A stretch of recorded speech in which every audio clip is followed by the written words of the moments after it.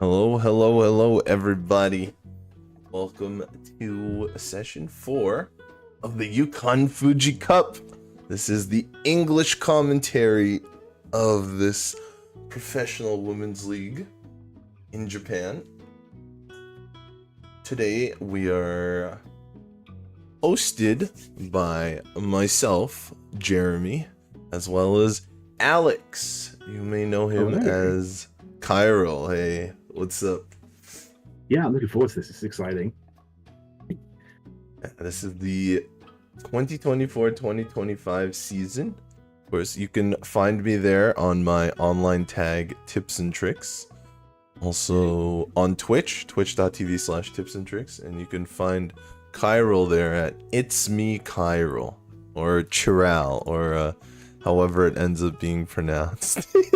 There was one person who called me Corak, and it was very cute. They were very small. Corak. Yeah, you stream on Tuesdays, right?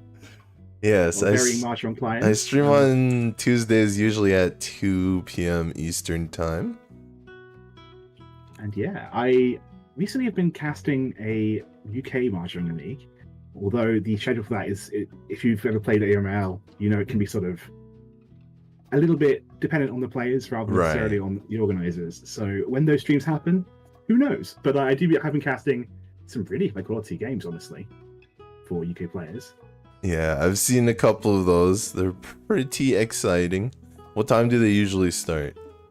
So it's usually around about 8 p.m. UK time. What is that over in your side of the world? It depends if daylight savings time is on or off.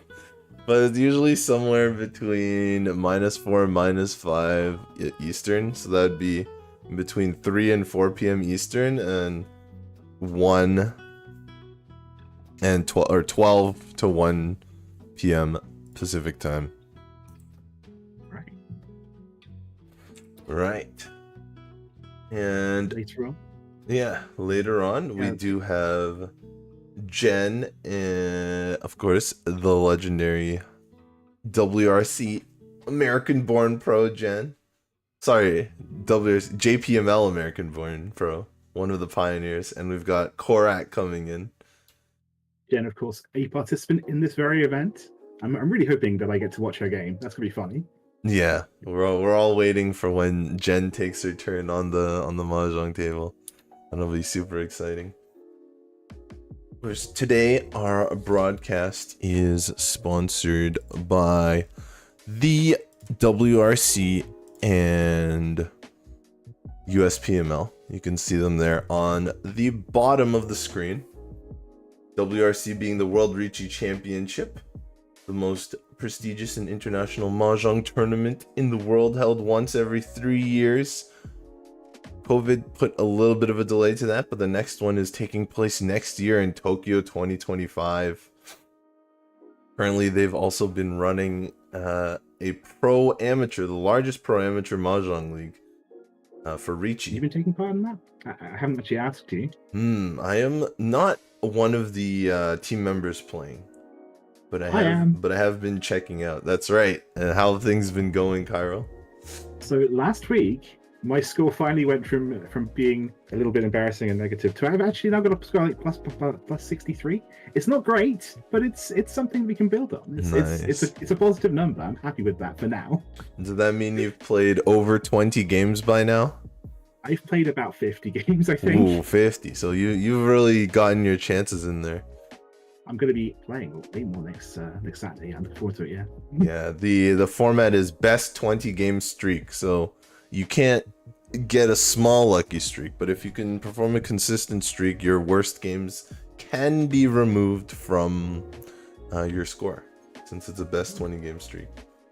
I think, speaking of other commentators in the league, I haven't played Tenyu or Corak or his days taking part. I did play Gemma and Jenn once, though. Got to see them in the wild. That was fun. That's good. That's good. There's a lot of pros in that. That's why it's a pro-amateur mahjong league. Yeah. And of course, go ahead. It's been both really fun and humbling to get to play against some really, really, really strong players. Yeah. Well, I mean, it sounds like you're a strong player yourself. You're digging yourself out of your hole there. Well, thank you. And of course, WRC will be starting the first Riichi organization outside of Japan, still in the works. They have a Discord in the description here on the World Riichi channel, World Riichi Championship channel.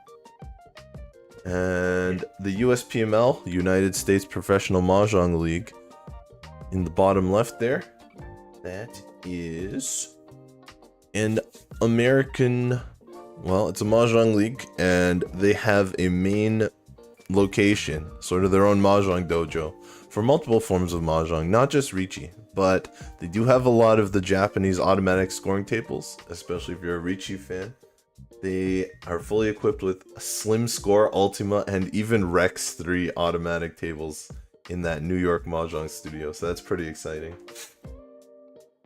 It's just a really, really nice place. Like, have you seen pictures? I have even been there. I've played on a couple of the tables myself. Yeah, that's pretty exciting. I think Jenn will be here to talk about more of the upcoming events at the Sparrow's Nest in the future. If I ever end up making it to America, that is going to be a place I have to visit. Yeah, in the very near future, maybe even. So you better book your tickets soon. But what we're here for today, the Yukan Fuji Cup. It is a 2-league women's tournament. They have the Scepter League in Tokyo and the Orb League, which covers Western Japan. So the Orb League is a little more split because there are a number of players in different geographical locations. Obviously, Tokyo is the most populated area in Japan, so it's easier for them to come up with the Scepter League. So Yeah, it makes sense. the Scepter League has 64 teams, 16 groups of 4. And if I can bring the standings up here just a second, you can see an idea of how it works. So this is an example of one of the groups. The group we will be looking at today. In each group, only the top team will make it to the final. Right So this now. is actually a really close battle. 1.4 points between the two. That's incredible. Only the top person can win. And there's still plenty of time, but it's so close right now. Right, and this group is today's session, Group 4.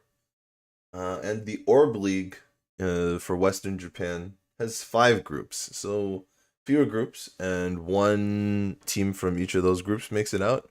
And then there's 3 wildcard groups, or 3 wildcard spots for the highest 3 remaining teams to make up 24 teams for the finals. And those wildcard teams will be coming from the Scepter League. I guess it makes sense, given that the bigger league of the two. Yeah, in fact, the Orb League only played their first session on Wednesday. So Oh wow! yeah, So it's a lot harder. 2 sessions behind. Yeah, they're a lot more split geographically, so it's a lot harder to get all the players together. Makes sense. There's also, I believe, an individual player final as well. So it's not necessarily even if your team's doing really badly, as long as you do really well, you might still be able to make it to a final. So there's definitely always an incentive to give it your all. That's right. The WRC also has a team this year in the Yukan Fuji Cup, a completely international roster. They have the WRC president herself, Gemma, captaining, although not playing this year, from the UK, while we have, of course, Jenn from the US, Mio from South Korea, and Lika from China on the WRC team. They're doing fairly well in their group. But I don't think I have the stats for them this week. You have to test it then. Yeah, so you'll have to wait for round 2. You'll have to wait for the second game where Jenn herself will be able to come in and update you on how the team is doing. And Yes, please tell us. that's right, they're playing next on October 11th, which is very soon. There are a number of games happening in October, so we'll have a number of these weekly streams, I suppose. We'll have 3 of them, so it'll be almost weekly in October. Whew. Yeah. But it's not just, we have, it's not just one day. We have it be able to stream it again tomorrow as well at the same time. That's So right. if you look forward to multiple streams, yeah, here we go. The schedule. That's right. Sorry, I correct myself. There's 2 in October. There's 3 in November. But yes, you can see we stream the Thursday and the Friday, same time, 4 p.m. Eastern, 1 p.m. Pacific, 9 or 2100 o'clock London time. Yeah, that's the important time. Oh, I see. All right. Go Team UK. Well, let's see what we have today. We've got 4 teams today. We've got Ampai there. Ampai runs a Mahjong app for keeping track of your stats on your phone or computer. We've got PSJ here, Mahjong Saron PSJ. So they're a Mahjong parlor, and their charm point is that all of their tables are private rooms. So for the people that like a little less noise, they want to talk to their friends more, or the people they're playing at, you rent out private rooms at PSJ. There's actually a place near me that does the same thing. I feel pretty lucky that I'm able to do that. But we don't have any Japanese auto tables there. Maybe soon, one day, right? It's a goal. We can aspire to it. Right. On the right here, we have Marsta Mahjong Study and Stadium. That is, of course, a place where you can play and study Mahjong. Straightforward name, Marsta. And we've got Hachioji Keio at the bottom there, which is another Mahjong parlor. Okay, so yeah, for teams of actual people who beat and play Mahjong, sounds great. I mean, obviously they're professionals, but I mean, in that like kind of like locations. Yes, which location is the best location? If you live there, maybe you decide based on who wins Yukan Fuji. Right. And they're going to be leaving it to their players to do the winning. Of course, here in our dealer seat, we've got Tomomi Okubo for Hachioji Keio in the bottom left from the JPML. In the south seat on the top left, we've got now Ogasahara for Ampai, also from the JPML. In the west seat on the bottom right there, we've got Rina Hirooka from Marsta, also from the JPML. And last but not least, we've got Neneko Kitagawa. You can see her there in her nurse outfit even, in the north seat from Mahjong Salon PSJ. And she is from the NPM. Nihon Professional Mahjong. Yes. That's right. I've got to cheer for Neneko. It's 3 against 1 here, right? League-wise, hopefully there's no collusion, right? No, there wouldn't be. There's no way. But yeah, I trust these are all professionals. And so it's time for us to be professional and start casting. Good luck, everybody. Right. Oh, we have logos. We have the team shirts. Yes. Well, some of the team shirts have logos, others don't. It's been like this every week, I think. But yeah, we can see the big PSJ there. Almost looks like a tech company. When I look at it, it reminds me of going into a computer shop. It does a bit. Yeah, I can see that. I can absolutely see that. With the very, it's like cyberpunkish font on the PSJ. Very cool looking. I like the little Ampai badge. Very professional. Like you're doing a 9-to-5 job. True, and the job is Mahjong. It's great. Yeah. Well, I wonder if that's actually the uniform. In the case of Mahjong, it's more like 5 to 9. Well, yes. On the all right, so for our first hand here, we are waiting to get our names on the screen, but our dealer here is opened up with a fairly average hand, I would say. We've got South player really cutting through the middle of the hand. So it looks like our South player is going to have the most interesting hand. Maybe even... it's a half flush here. Yeah, They're I'm not a big fan moving. of half They're flash. moving Like half. really, really quickly. It's one of those hands that always feels like it should be worth more than it is, especially if you open to make it. Just two Yeah. hand, but if you can call, Right. So here, Okubo is our dealer here. And we've got Ogasahara in the south seat. Hirooka we're just looking at now in the west. And Kitagawa with the half flush, making the open call, going for it in the north seat. Those Haku are Dora. So this is actually an enormous hand for north, right out of the bat. we're saying, yeah, sometimes half flush seems relatively cheap, but with Dora 3, it's 8,000 points. Yeah, and with the White Dragon being a Yaku here as well. It's up to 12,000, Exactly. the Haneman.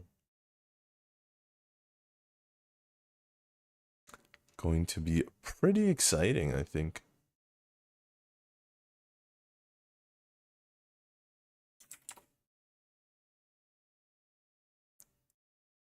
Although, let's say, maybe it's not the fastest hand. It's We true. see Ogasahara is Ishanten already. Right. Although Kitagawa seems to be the only player so far who can call tiles. So that might help her out. Oh, it's interesting. So yeah, I didn't notice with the 7 pair switch. This is one of those hands that I always say I love to see, but recently haven't been getting good results with. I think I said this last time I streamed this, and it's still the case. Hmm. But You have or you have setting up not a been sewage getting good trap on the. results. I do like the idea though of cutting that 5 so early. Telling players, hey, I don't have 3/4 so when you end up waiting on 2 for that 7 pairs hand, oh, but the 2s are already being held by the player. Yeah, and Oh no. so Ogasahara is going to just cut the pair there and go for a regular hand. Here's Tempai for Kitagawa. 3-mon Good play, wait. Senpai. But we know where the 2 are, so that's not going to win. Uh, We know where the 3 mans are as well, so that's likely not going to succeed either. This could just go to exhaustive draw.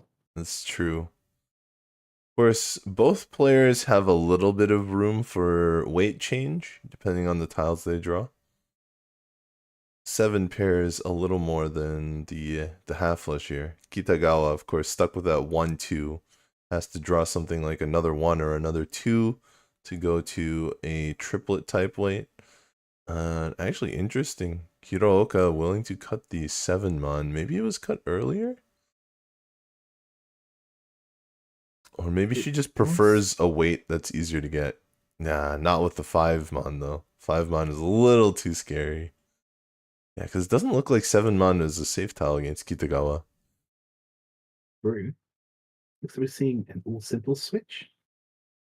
Which honestly is fair, especially this late in the hand. Just trying to get to Tempai, I think is valuable enough. Right. We'll see if Ogasahara makes Tempai. That's an interesting tile. It comes out though. Willing to discard it. Nobody's seen the Dora at all. Well, the Yeah, players... I'd be very, very afraid. Yeah, well, one player has seen the Dora, I should say, but... True. The rest of Oh, the them... weight was switched to 5-man. So Yeah. 5-man was not discarded. Yes, exactly. Yeah. She was Hirooka. She was willing to discard the 7-mon and the 4-mon. The 5-mon she drew in between and did not want to discard that one. Yeah, my assumption is because the 7-man must have been played over. There's the 5-man. Whoa! And that is it closed 7 pairs, all simples hand. Yeah, that's going to be 3,200 without Riichi, I believe. That sounds correct to me. And out go the tiles. In comes the next hand.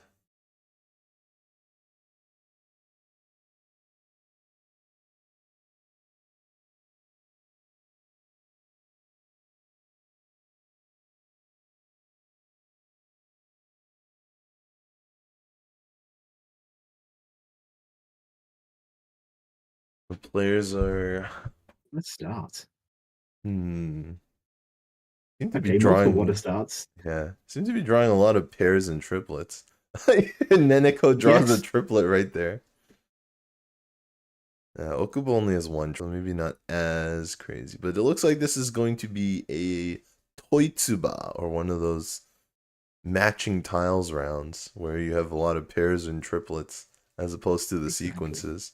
There's still a few sequences in these players' hands, so I don't think every player's going to go down that route. In fact, Ogasahara cuts the 1 pin from the pair of 1s in order to use a 5-6 shape. Kitagawa here holding on to that Itsu shape, 1 to 9, even though the 9-mon doesn't seem that useful right now. But of course, Ogasahara draws a pair again, even after cutting the pair of 1 pin. We'll see what that does to her hand. Ogasahara is actually a player in Mahjong, Konami's Mahjong Fight Club on the arcade. Jenn as well. Yes, I know about Jenn. Yes, Ogasahara is I one have of those. friends who are further supporters of Team Jenn on that game. Yes, there are a number of JPML pros in Mahjong Fight Club actually. And she has her own clothing designs on T-shirts Trinity. Her line is called the Now Factory, after her first name, Now Ogasahara, or her given name, rather. Sorry to bring things back to Mahjong, but I'm actually really curious about the early 6-pin discard from Okubo. Having that 6777 shape. I'm sorry for using you to get all the tips and the tricks, but I'm just wondering why that particular discard was chosen. When you have, I guess you can commit the 7 to be a triplet, but also the 6 being close to that 7 shape and allowing upgrades. I might have decided to keep it a little bit longer. Yeah, so one thing, I think I mentioned this on a previous stream, is that the shape where you have a single tile beside a triplet is a lot less valuable when you have a lot of pairs in the hand. Because the point of that shape is to either make a pair with a single tile. So in this case, 6, 7, 7, 7. If you pair up the 6, you have a pair of 6s and then you have 3 7s. Or we have a reach. Yes. Or you can make a sequence with the 6 7, like a 5 6 7 or a 6 7 8, and use the 2 other 7s as a pair. So generally the use of that shape is to make a pair out of the hand. And when you have so many other pairs, it can often be less efficient to keep that shape than to just play the hand. And as you mentioned, Ogasahara here with an interesting Riichi. It doesn't seem to be worth much, and the weight is not great, but it's a little difficult to improve here. Yeah, we see all 4 of the 7s, unfortunately. we do. So someone will have to deal in for a roan for her to win. Otherwise, she's not winning this hand. There are a few opportunities for Khan, and sometimes when you have these kind of hands that have a lot of foo in them, with the 9 so triplet on the edge, as well as the chance to con, even though currently you may only have Riichi Nomi. First of all, it's 50 fu, so that's a couple hundred more points. And second of all, the opportunities for con can quickly turn your hand into a Haneman if you flip over 3 Condora or a couple Condora and a couple Con Uradora and you win. Or you sumo, you get a Rinshan Kaiho. So if your chances to con are reasonable, sometimes you can think about your hand being worth a little bit more. And we see Okubo there, not the dealer anymore, not willing to discard the Dora out of her hand. So she's not going to push too aggressively into this hand. Currently 2 and 5 so all deal into this. Green Dragon only. Well, no, Green Dragon Dora 1. It's more than that. We do see a lot of the 2s and 5s were discarded, so. Yeah, we've seen a lot of closed tempai. Our first hand in East 1 being won by a closed tempai, and Damaten, as it would be known. Silent tempai. There's a 5, but it's not going to get played. Also, yes, it's a really good point. Knowing when not to Riichi, it's definitely a tough call. Right. Kitagawa I here. tend to. Out comes the 3 so. I should. Out comes the 3 so. I wouldn't be opposed to reaching this hand, honestly, in Okubo's case, especially after this con. I think after this, I absolutely would take that reach. The value proposition is high. Oh, she's not going to do it though. It's true, there really aren't many tiles left, so maybe that's influencing her decision. Or Play so perhaps, safe. So perhaps it's all the Tuso that are on the table already that are influencing her decision. There is a Tuso in the Riichi player's discard, so maybe she's still hoping she'll get the Tuso. She's willing to push some dangerous tiles, though. There goes a 6-so. So close to the 7-so that yeah, you have to assume Ogasahara that if needed. you're going to Khan, then the other players have to assume you either are one away from a really valuable hand or at least Tempai, right? Right. For Khan that late, as far as I'm Exactly. concerned, that's a reach declaration. Especially from a player who's not the dealer. But it did save her 1,000 points here because she did not win the hand. I guess if you know, you know, right? The tiles aren't Right. coming. And if you really know, we need to have a talk. Yes, yes, we do. Teach me your ways. I too would like to learn how to see the future. So our dealer here maintains Tempai. That allows her to maintain dealership. We can see one Riichi stick in the middle, that being hers, Ogasahara herself, as well as one repeat counter, one Honba. And the Dora this time is the 3-so. Sanzo Kitagawa draws it here, keeps it. Right as I call it out. I mean, exactly. If you've got Dora, you've got to try and use it. Right. Ogasahara has a pair of South, willing to discard the East, even though it's her double wind, because one has already come out. Kitagawa's going to hold on to it as a safe tile for later, potentially. Okubo's hand is moving fairly quickly here. It already has the red dragons. Yeah. Right. I guess that's another question as well. When do you open your hand for something like all triplets? Is it when you've already got 2 triplets in your hand and a couple pairs lying around? Like right here, for example? The answer to that question, not only does it depend on so many factors, but it depends on who you ask. Some people hate doing it. Like, they really don't like it. Especially... I definitely went through a 7 pairs only phase. I'm not going to lie. Yeah, and of course, when you have an open-ended shape like the 3-4 pin here, of course, here you get the 2-3-4, and that ruins the all triplet. So if she had called already, because she does have the red dragons, she still could have made a hand with Yaku, but that is definitely would be less valuable. A reason I would go for a harder to make Yaku sometimes is when you've already got another Yaku in the back pocket. So if it goes wrong and you don't get it, you still got something. You can still win. Yeah, Okubo's hand here almost looks like 2-3-4 mixed triples, the Sanshoku, but she already has a triplet of Red Dragon and North, Chun and Pei, so doesn't seem like she can do it. She's not going to con here because she still has a closed hand. Doesn't want to ruin her Riichi opportunity. Exactly. But perhaps if she had opened her hand already, that might have been a reasonable con attempt. We might actually see a 6-7-8 Sanshoku, though. Mixed triplet from another of these players here. Oh, but Ogasahara gets 6-7-8. I was more talking about Hirooka right here, but she is still missing a lot of the pieces. And the other players have been drawing it. You can see Kitagawa here has 2-6-0, 2-7, so it's going to be hard. Tempai, there it is. The reach comes out. This is waiting on the door at that Sanzo. Potentially big hand here. Could be a lot of points. It's at least going to be decent sum. I think it's going to be at least 3,900. Reach, Sumo, and oh no, both the Red Dragon and the North are Yakuai for her, and it's closed. So this should at least be a Mangan for her, I believe. By my count, there are only 2 tiles remaining, I believe. I think they're both the door, though. Well, does she believe in the power of Sanzo? That's what we'll be finding out. Will the Sanzo be delivered to her hand? We got tiles being knocked over. Oh, it's okay. What are the rules in that? It's just one. It's just one. It's just one, okay. They didn't even call the judge. They just played on. Sanzo! Well, but it's the wrong player. The dealer, Ogasahara. They can use it. So they're not going to cut it. They're going to use it if they can. It's true. Not much time left, though.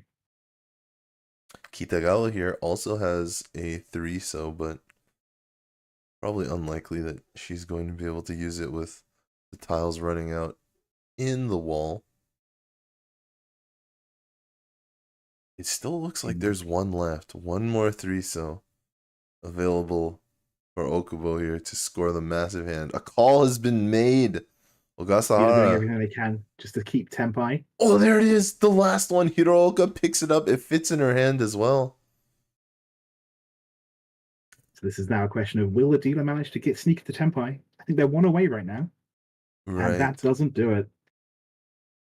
Yeah, and the 8-so they have to discard. I'm not sure if that's safe. Doesn't seem safe. We'll see if she's willing to risk it. If she makes it there. Really scary If she makes it there. She risks it. It comes out. No second thought. And this is one thing Jenn mentioned, is that 3 of these players are from the JPML, and she mentioned that JPML players tend to play very quickly.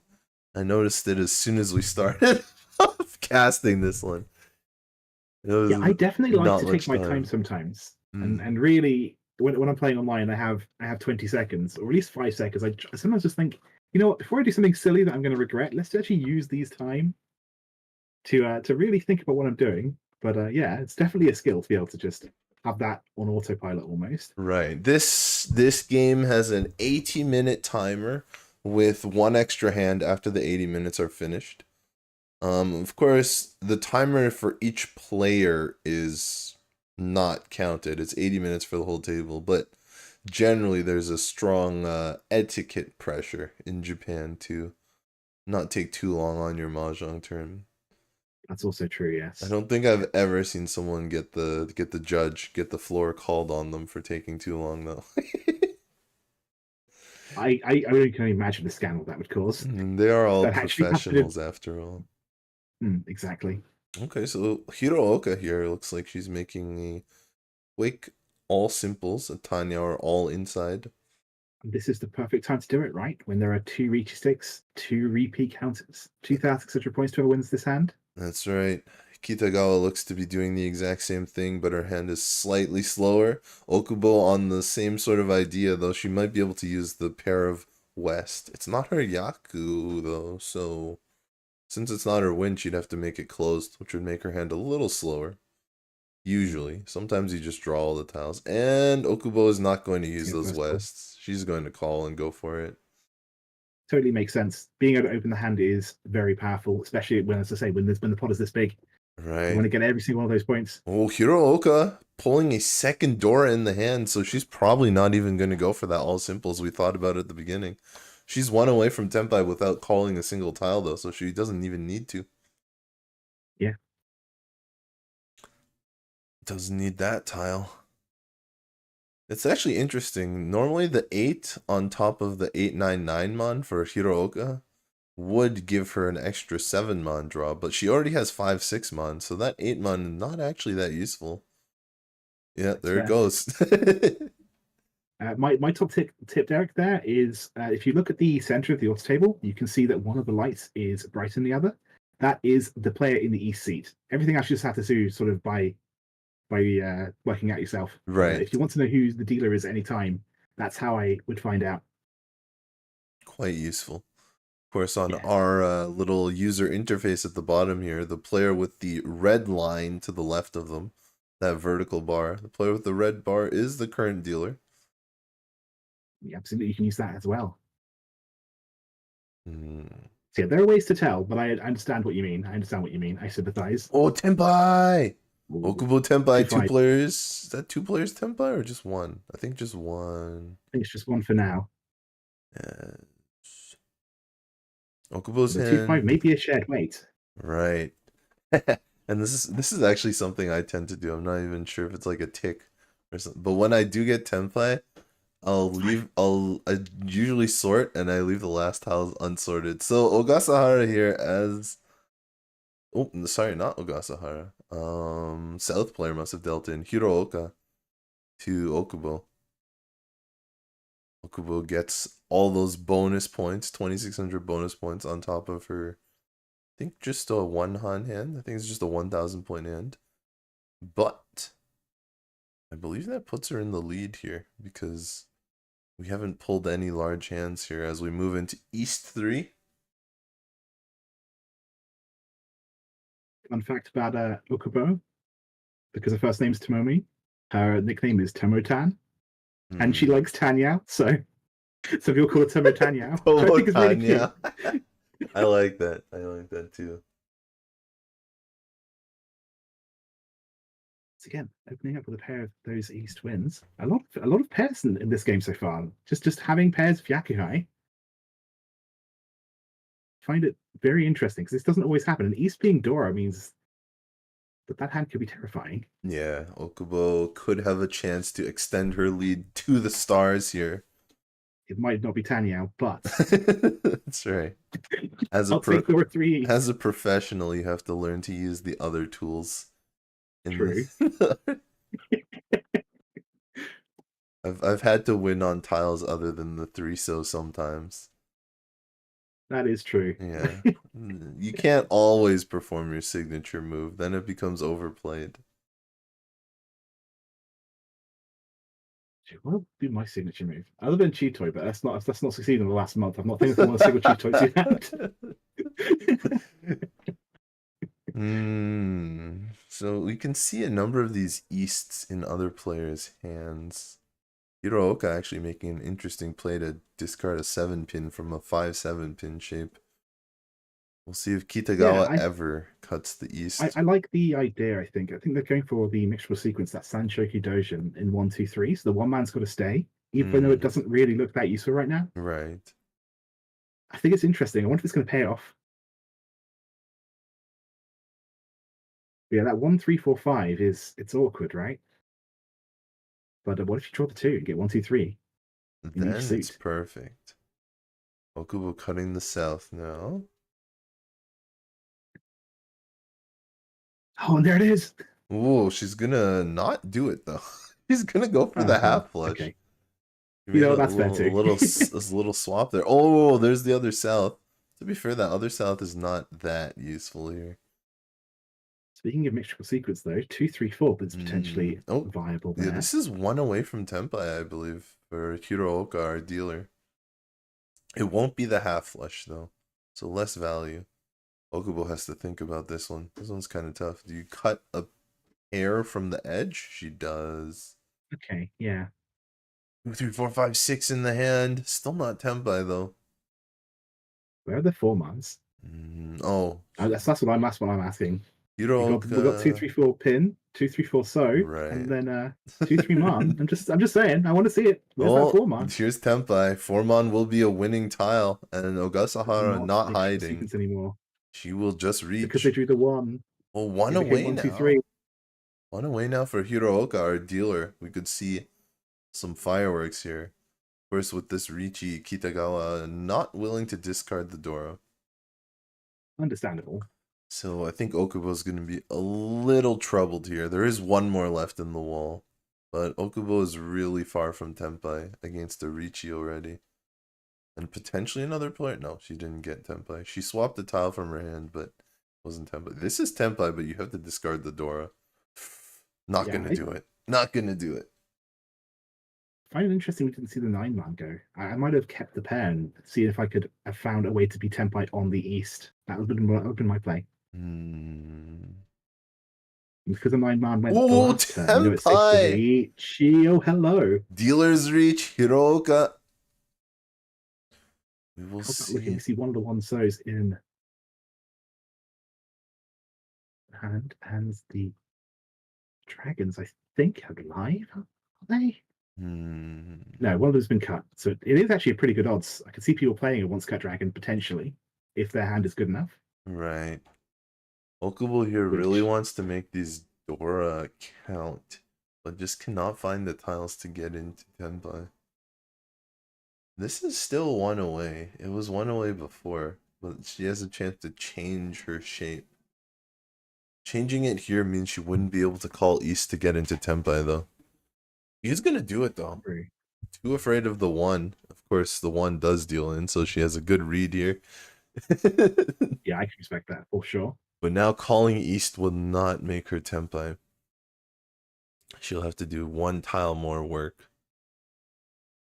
Willing to cut the 4-pin, though. Middle Suji to this Riichi player. Yeah, middle Suji, we see a few of the 5s out, so I can understand it. And But that before it one comes out, deals in. unfortunately, it's not Sanchoku because we did get the one side of that 2, 3, 4, 5, 6 shape. Right, but she did get one Urodora to make up half of it. Yeah, that's absolutely fine. I would not complain about that either way. It's still Right. plenty of points given the score situation. And here we move into East 4. You can see Kitagawa here on our dealer spot. And is looking okay. It's not the worst, but it's definitely not the best. Now it's sorted, we can tell even more easily. Yeah. I like to say there are no bad hands. Just some hands have more work to do than others. That's fair. Some hands take a little more love and care, a little more nurturing, I suppose. Speaking of hands that basically want to play themselves, Ogasahara has that half flush. It's already almost complete. It's so good. Yeah, Wow. that's kind of crazy. But Kitagawa, her hands are used to love and care. She used to work as a nurse. She's from Tokyo. She loves ramen and claims to eat about 100 bowls of ramen per year. So that's not quite ramen every day, but it's like ramen 2 or 3 times a week. Honestly, fair. Yeah, so It's far. something you like. It's something you can get away with. Go for it. Yeah, I love ramen. It doesn't seem to have given her that much luck yet this year. She's played 4 games so far in this Yukan Fuji Cup. No first places yet. But she has a very common favorite tile, the 7 of dots, the 7 pin. That's like the anti-Sanzo, right? Yeah, exactly. That's the rival. I'm sorry. Sanzo I'm rival sorry. from the rival club down in New York City. The 7. And her favorite Yaku is an interesting one, the Junchan Yaku, the pure outside hand with the 1s and 9s in every meld and pair. I know we've got at least one Jun-chan fan amongst our commentator crew. That's right. I like What's the hand. you? It's a lot more it's a lot cleaner when it's closed because it's worth so much more. But even open, it's still decent, and we actually have a huge hand here coming out from our dealer. Potential for 6, 7, 8 mixed triples, the Sanchoku. This could be an enormous dealer hand here for Kitagawa. She might be able to see her first win on these tables. That's Tenpai though. Hirooka not willing to fight it yet though. Think maybe no sense, Yaku. especially if you can sneak a Yaku in by playing a little bit slower. Yeah, so she's gonna go for the half flush there. Okay, this is an awkward situation when your hand's nowhere near Tenpai. Plays the 4. Interesting. Yeah. Oh, this. I would have been more concerned about folding, but if it works. The tile was decent for Ogasahara. Does not get the 8 man, so I think she got the smaller end. Still worth a decent amount though. Pinfu and all insides Tanya, of course Riichi, which she did, and Sumo, and she's the dealer. So never a flip, but I don't think you're gonna mind when the rest of the hand is that good. That's really good. Yeah, not quite Mangan. I think you probably do mind there because when you have the Sumo Pinfu. The Sumo Pinfu on the 20 Fu, and you get the 4 Han, you really want that 5th Han to make it a real Mangan. It's worth so many points. You obviously want more points, but sometimes if I win, I'm just like, oh, okay. Right. I'm just happy to have had good results. Right. Sometimes. Yeah, I guess that depends on the player. Maybe we can ask her after this how she felt about it. We have an interview for someone, I believe, in the next game, I believe. Right. Something to look forward to later on. Yeah. It's a little bit of content that we tried last week. You might have heard it on the Friday. Our first, I really enjoyed that. Our first player interview. We have some more of them coming up this week as well. So we hope you guys enjoy. You can give us feedback. You like the interview? How it made It you had the feel? unfortunate side effect of making me really want to cheer for one player in particular last time, if I remember correctly. I think that's just a commentator issue, personally. Maybe. But okay. Still in the East round, but South is the Dora. And I do think someone has a pair of them, I believe. Now, you were talking about Yes. Chanta, the for half outside hand. We might be seeing one right now. The hard part about those Yaku is they're just so difficult to make. You're stuck with a lot of edge weights and inside weights. Like if you have a 7-9 or an 8-9, you need a single tile. And then even if you have the two-sided weight, the open-ended weight, like the 7-8, if you are making Chanta, it doesn't even really count because the 6 the 6 is not a Chanta tile. So you're That's stuck with a true. lot of Yeah. difficult weights. I guess for them, at least they've got the 1-2, the 1-3, so we're not going to be seeing any That's right. unfortunate backfires like that. But it is going to be hard to draw those tiles. I guess if they get it close, though, a closed Chanta and a closed Sanshoku would be very, very valuable. It's just really hard to make. Yeah, that would be enormous. It could even be a So, Junchan, which is what Kitagawa was talking about. She might be getting hit with her own favorite Yaku. Do we have two players making Junchan? Kitagawa's hand is kind of moving towards it as well. Tenpai! Ogasahara with the Sanshoku Junchan Tenpai. Guaranteed. Guaranteed mixed triple. Pure outside hand. 2-pin. I'm just doing We'll a bit see of if she draws it.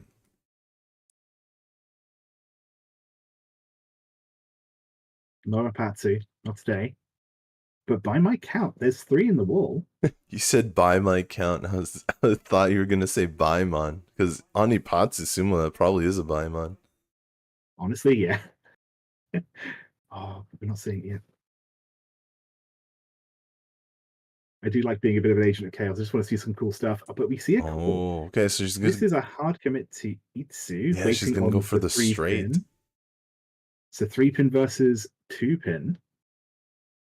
I think 2-pin has the advantage. Yeah, I see a lot of 3-pin in these players' hands. Wow, the 3-pin wins. The pure straight is only worth 1 hand if you call, but it shut down that Riichi, claimed the Riichi stick. And definitely is worth it if you can stop the other players from winning. Yeah, especially winning a hand of that size. Whew. For sure. Oh, I feel bad. I always want to see cool hands win. That's my one dream as a commentator. I want to see like a massive win. As a player, it feels so bad to see another player win a massive hand. Like you have to cheer them on, but you also feel like, oh, right. Me. But no, I just want to see cool stuff. Well, our dealer's in first now. Kitagawa has a chance to collect her first place of the league.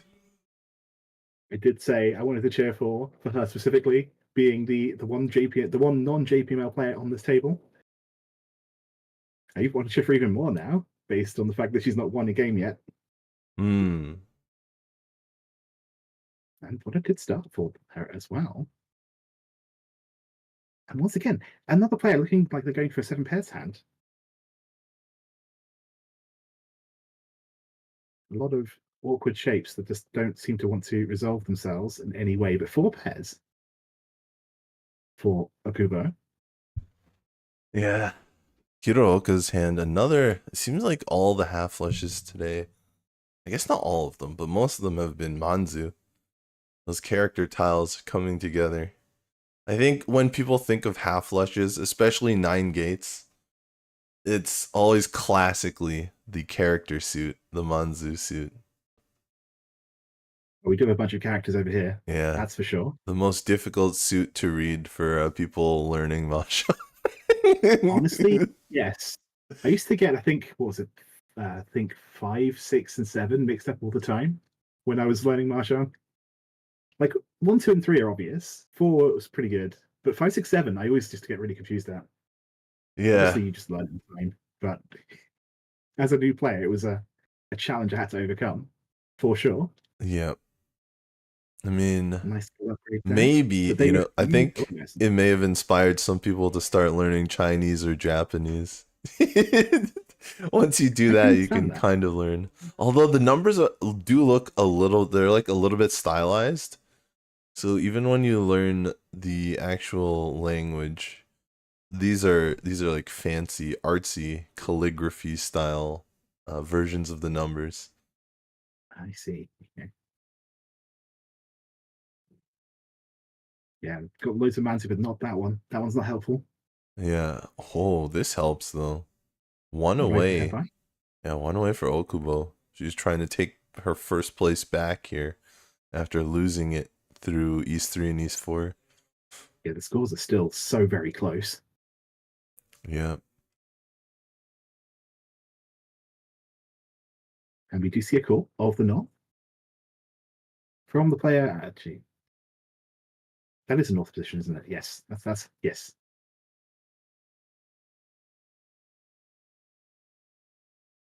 So they have a Yakai as well as everything else going on in that hand, of course. Right. The half effect being Tenpai on the 3/6 mark now. Oh, okay. I didn't notice they were Tenpai. Yeah, I don't think any of the half flushes have actually won this game yet. So we'll see if one can actually pay off. That's true. And as you say that, we immediately see that someone's got a pair of threes, someone's got a pair of sixes. They're not coming out, which means that this hand may be a little bit doomed, perhaps. The four comes, but the three doesn't get played. Nearly there. Nearly there. Oh! Not a great weight, but it has Dora. Yeah, Okubo. Willing to fight this. A little difficult.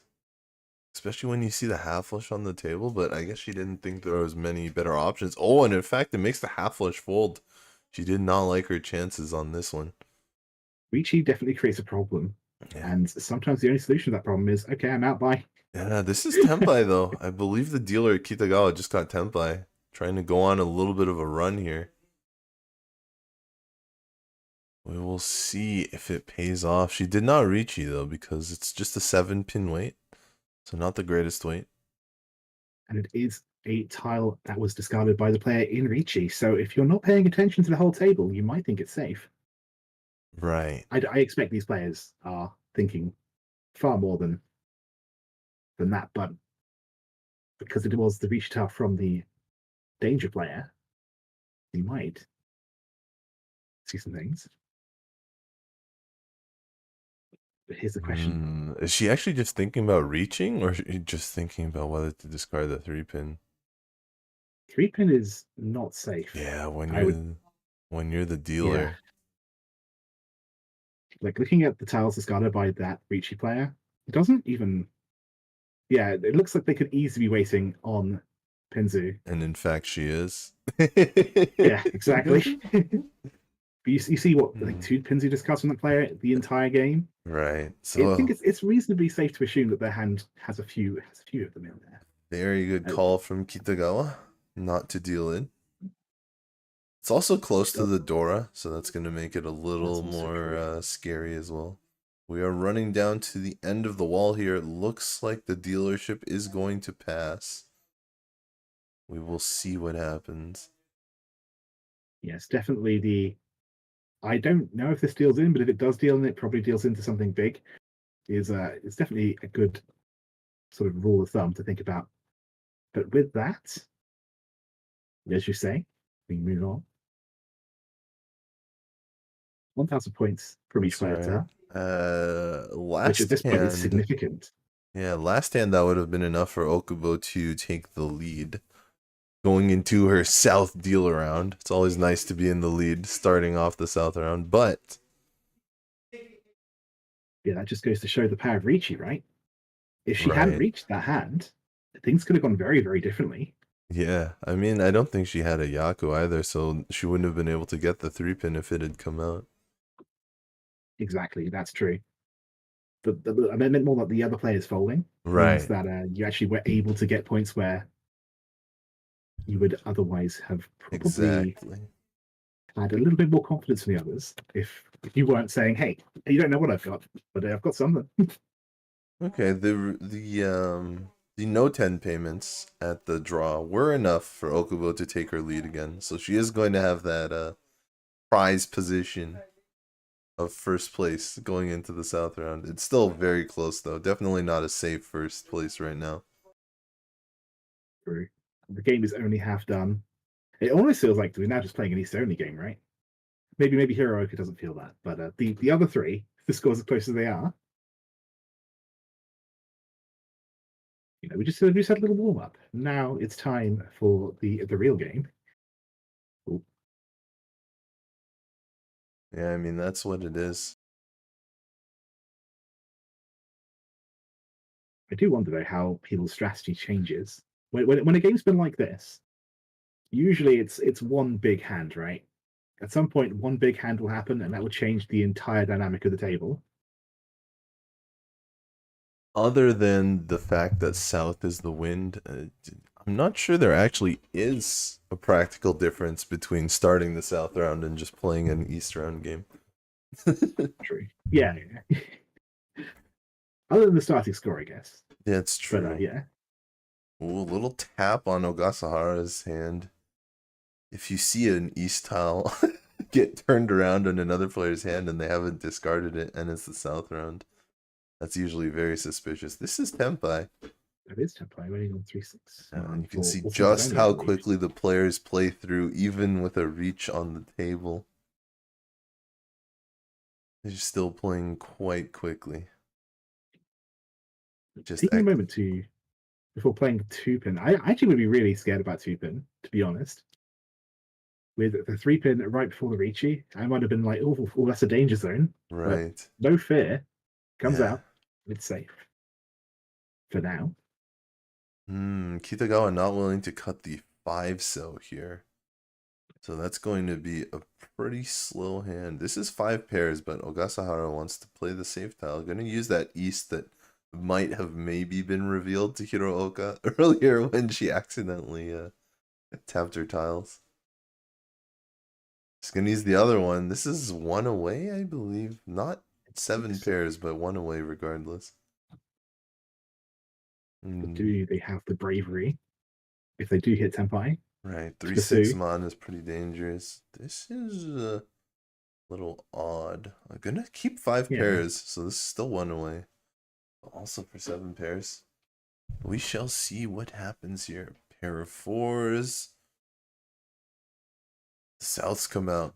Ooh, the Yaku high of the round. It makes sense. Interesting. Okay, so 6-0 safely there as well. Hirooka has been pushing a little more against this Riichi. You can see the 6-pin was even the Dora tile. Yeah, it's another point to say, like, with the scores this close, I think folding is just that much more important. Because if someone else deals in, you are gaining a position. Right. Kitagawa here, unfortunately, drawing the 3rd South after discarding one. Unfortunate. But yeah, it's always about tactical play sometimes. Sometimes it's okay just to not be aggressive. I hate to say it because I'm a very aggressive player, but sometimes it's okay to just sort of let someone else take the risk, so you don't have to. Looks like Okubo's dealer Riichi is probably going to scare off the rest of the players here. Dora out again, but it is a safe tile against the Riichi. And I think the players have kind of picked up on the fact that nobody else is really pushing here. Although Hirooka could still pull out a sneaky 7 pairs. Speaking of pushing, this is still 1 away. So Kitagawa not there yet. I wonder if that was a call specifically to change the draw order, just to decide who gets the last draw. Because they are nowhere near Tempai. That's right. It looks like there's 4 tiles left. Does not find Tempai there. Yeah, that's something that I never think about when I'm actually playing, but you always got to think about it when you're watching someone else, because you don't want someone to get the Haite, and get that extra value. And sometimes just calling someone just to move the to shift the draw by one person, it definitely is tactical, I think. Right, Okubo here, the dealer, the only player in Tenpai, so she's going to increase her lead and keep her dealership. She's also going to move her tiles out so the other players have an easier time drawing their starting hands. With a triplet of 5-1, I see. Very exciting. Yeah, karma for her good etiquette, I suppose. Now, are we going to see the 6 come out? We were talking about this shape earlier when you've got a triplet and a tile next to it. That's Obviously right. not straight away. But because she only has one pair in this case, I think she'll keep it. That also makes sense, yeah. Tends to be when you start having 2 or 3 other pairs, you don't really want that shape anymore. Of course, there's plenty of time to draw another pair, but for now, we'll just complete the 7-8-9 shape. Right. Ogasahara has 3 wests, but they are not Yakuhai for her. She is the double south wind in this hand. She does have 1 south, but has not paired it up yet.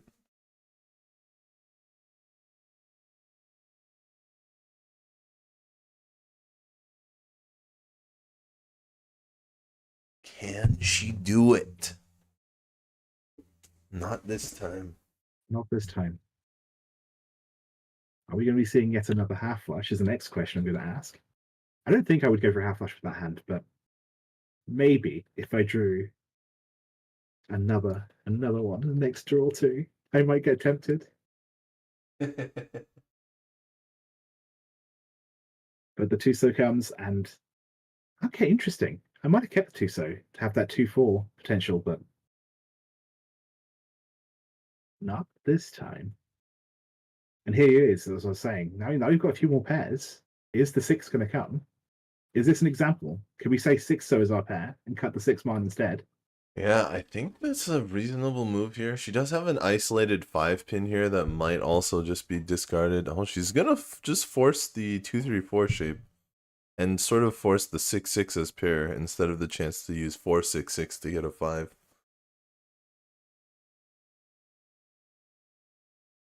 We are seeing that 4-6-6 so get broken up. I think it might be a bit too slow, but I'm curious to see if it becomes a flush, especially a full flush would be very exciting. That would be quite exciting. Actually, Okubo here also appears in Mahjong Fight Club. As we mentioned, a number of JPML players appear in Mahjong Fight Club. Here's the 4-5-6. Not exactly the greatest shape, but it is Tenpai. Okubo from outer space. That's right, no Riichi. We have an alien in our chat. First contact. But for now, she's in Tokyo, like learning how to play Mahjong, enjoying herself. Maybe one day she'll go back to her space friends. Oh man. Oh, that's interesting. Okay. Choosing to reach on the 7 so. But we've seen like the weaker shape Riichis set the tone for the entire table this so far. These players do seem to fold quite easily. Yeah, she preferred the 7 so weight to the triplet type weight because there's a little bit of overlap since she already had one of the 5 mon right there. So the 5 mon 6 so shape. This does have like a kind of a Suji trap. Suji trap on the 4 connecting to the 7. So far it hasn't worked though. The counterpoint though is the Riichi tile's a 6 so, right? Yes. And oftentimes when you do play Riichi, the tile you discard is around about the final shape that you didn't manage to complete. Right. So you have to be a little bit scared of tiles around that 6 so, at least I would be. Yeah. And this time it's true. And if the Suji trap doesn't work here, there only remains 1 7 so into the wall. 1 7 so is left for her to draw and win. Oh, Tenpai! Not a super exciting Tenpai, yeah, so she doesn't reach. Hirooka does not reach either. It's always fun when you decide to take a Tenpai, because obviously you like being Tenpai, and get a sumo only.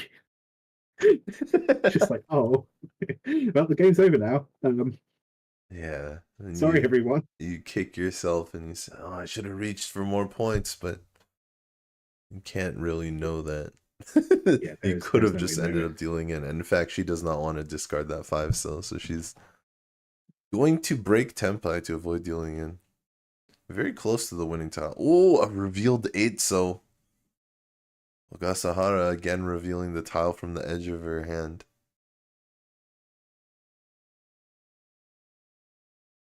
I believe it is exactly the Hirooka who won a high school tournament. Absolutely. The second high school women's tournament. Ooh. She's won plenty of events, though. She was on the winning team for last year's Yukan Fuji and That's pretty won the fourth exciting. Orisen for She, women 29 years or younger. So we do have a proper professional here.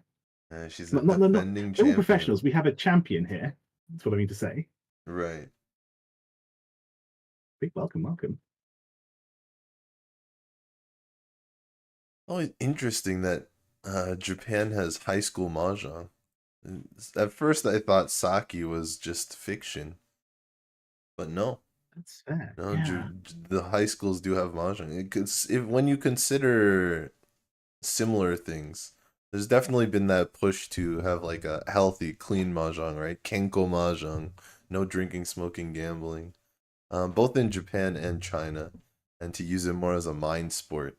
Whereas, like in the West, we definitely have like chess in schools and things like that. But if you tried to play something like poker, you you came to your school principal, you came to the school board, you're like, let's have the kids run a poker tournament, even if it's not for real money, You'd probably get some pushback.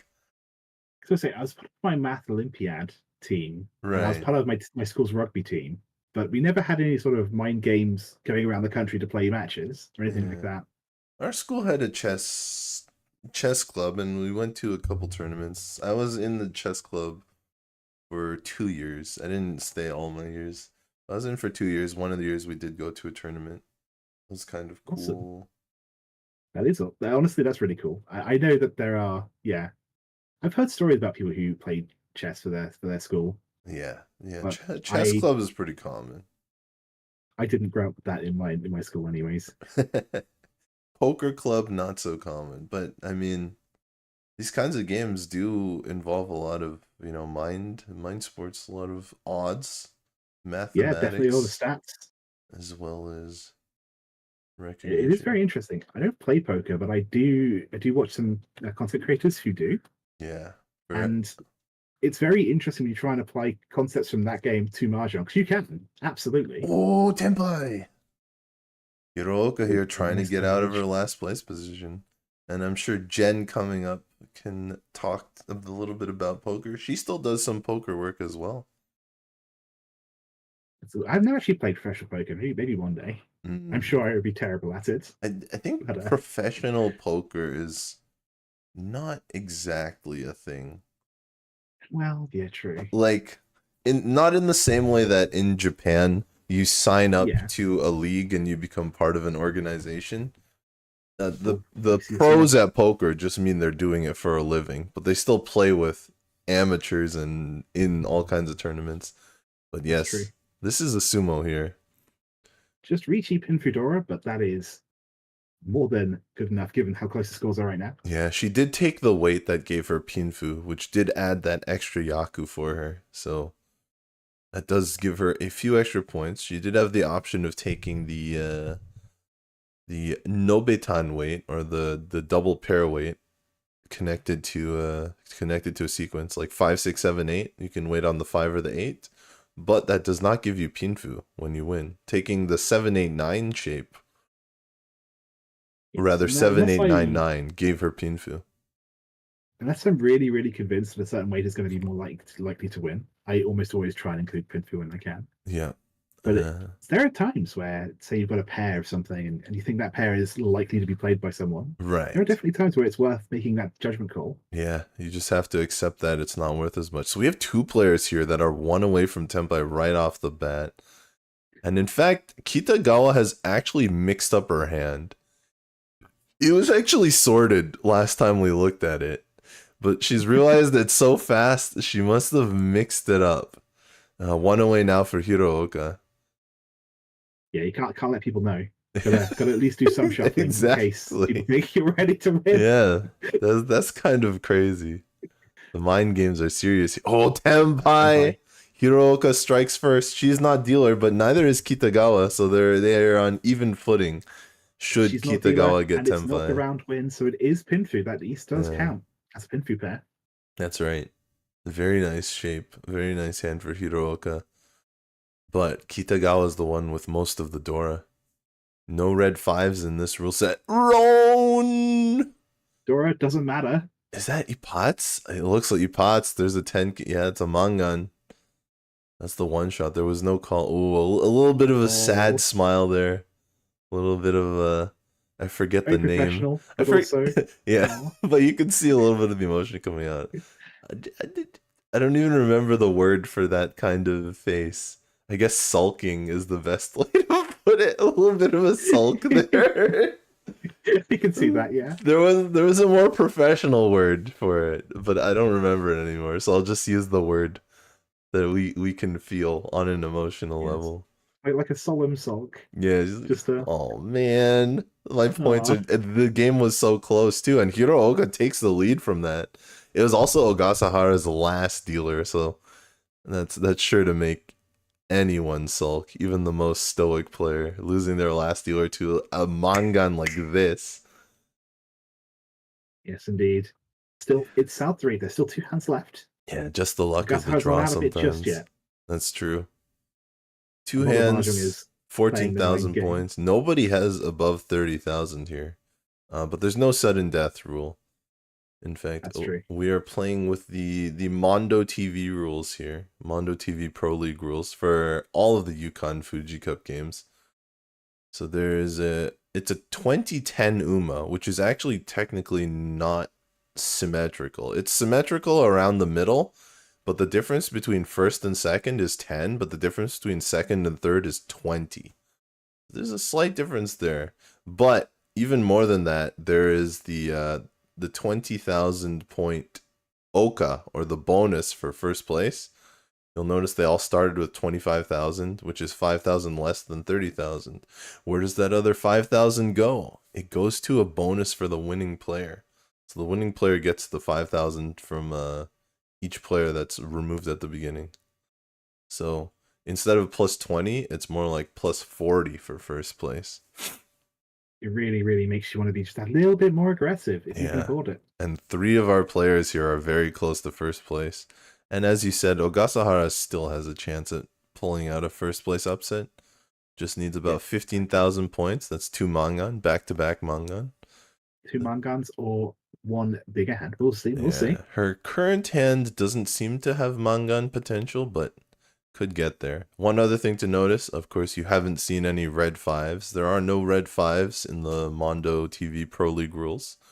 But there are Ipatsu, there are Uradora, there are Kandora, so there are a lot of other ways to still make the big points. Hirooka, 1 away, not going for the Sanshoku, going for the Pinfu weight. The faster, more efficient. I think speed is being way more important than value right now, I agree. That's fair. Well, a chance for a pure sequence here. Although with the Sanshoku would have given her a chance to open call if she needed to. She's going to hold an east. That's a decent safe tile. She tries to find Tenpai. Oh, Ogasahara. This time we haven't called. Yeah, not yet anyway. It's not yet, yes. True. This is an interesting draw. This is desperately needed for that Itsu. This is you could really have a what would you discard question there. That was a tough one. No, not Tenpai. This one's also a little bit tough as well. I think. Yeah. It might seem like 6-mon is the right one, but 6-mon is also very dangerous. Yeah, it goes out. It doesn't want that extra 2-pin, no help at all. This time Hirooka tapping her rightmost tile. Hopefully that didn't get seen. Well, in this case it's not that big of a deal. That east doesn't matter too much. Oh, Tenpai. Chance for both Itsu and Itsu being full straight and the white dragon. Still not that many points, but yeah, 2-hand isn't great, but at least it sets you up for the last round. That is Tenpai, Okay. I believe. Yes, rating Dama 1-4. 10, silent Tenpai. I Was it think the 1 one 4? doesn't count. I thought it was the triplet weight, the shampoo. We'll have to see. We're coming back It around was to her hand, so for we'll see. being cured of a sequence, I think. Uh, Maybe I misread that. I'll have to check. Sumo! Yeah, it's 2-mon and 3-mon weight. There's the 2-mon. Oh, yeah, of course. The 4, 5, 6. They got rid of the 6. Sumo Yes. only. Okubo not reaching. Missed an Ipatsu there, but still takes the lead with that, so she's probably okay. But we are going to go into South 4, which means she's not going to have the big Mangan lead that she would had she reached. Maybe she was looking for, like you said, the twin sequences, the pure double sequence, the Ipeko. Maybe that's what she was looking for more points, and just happened to draw the winning tile there. At that point, you still reach it though, right? Because if you're going to take the win either way, maybe it's. I don't know.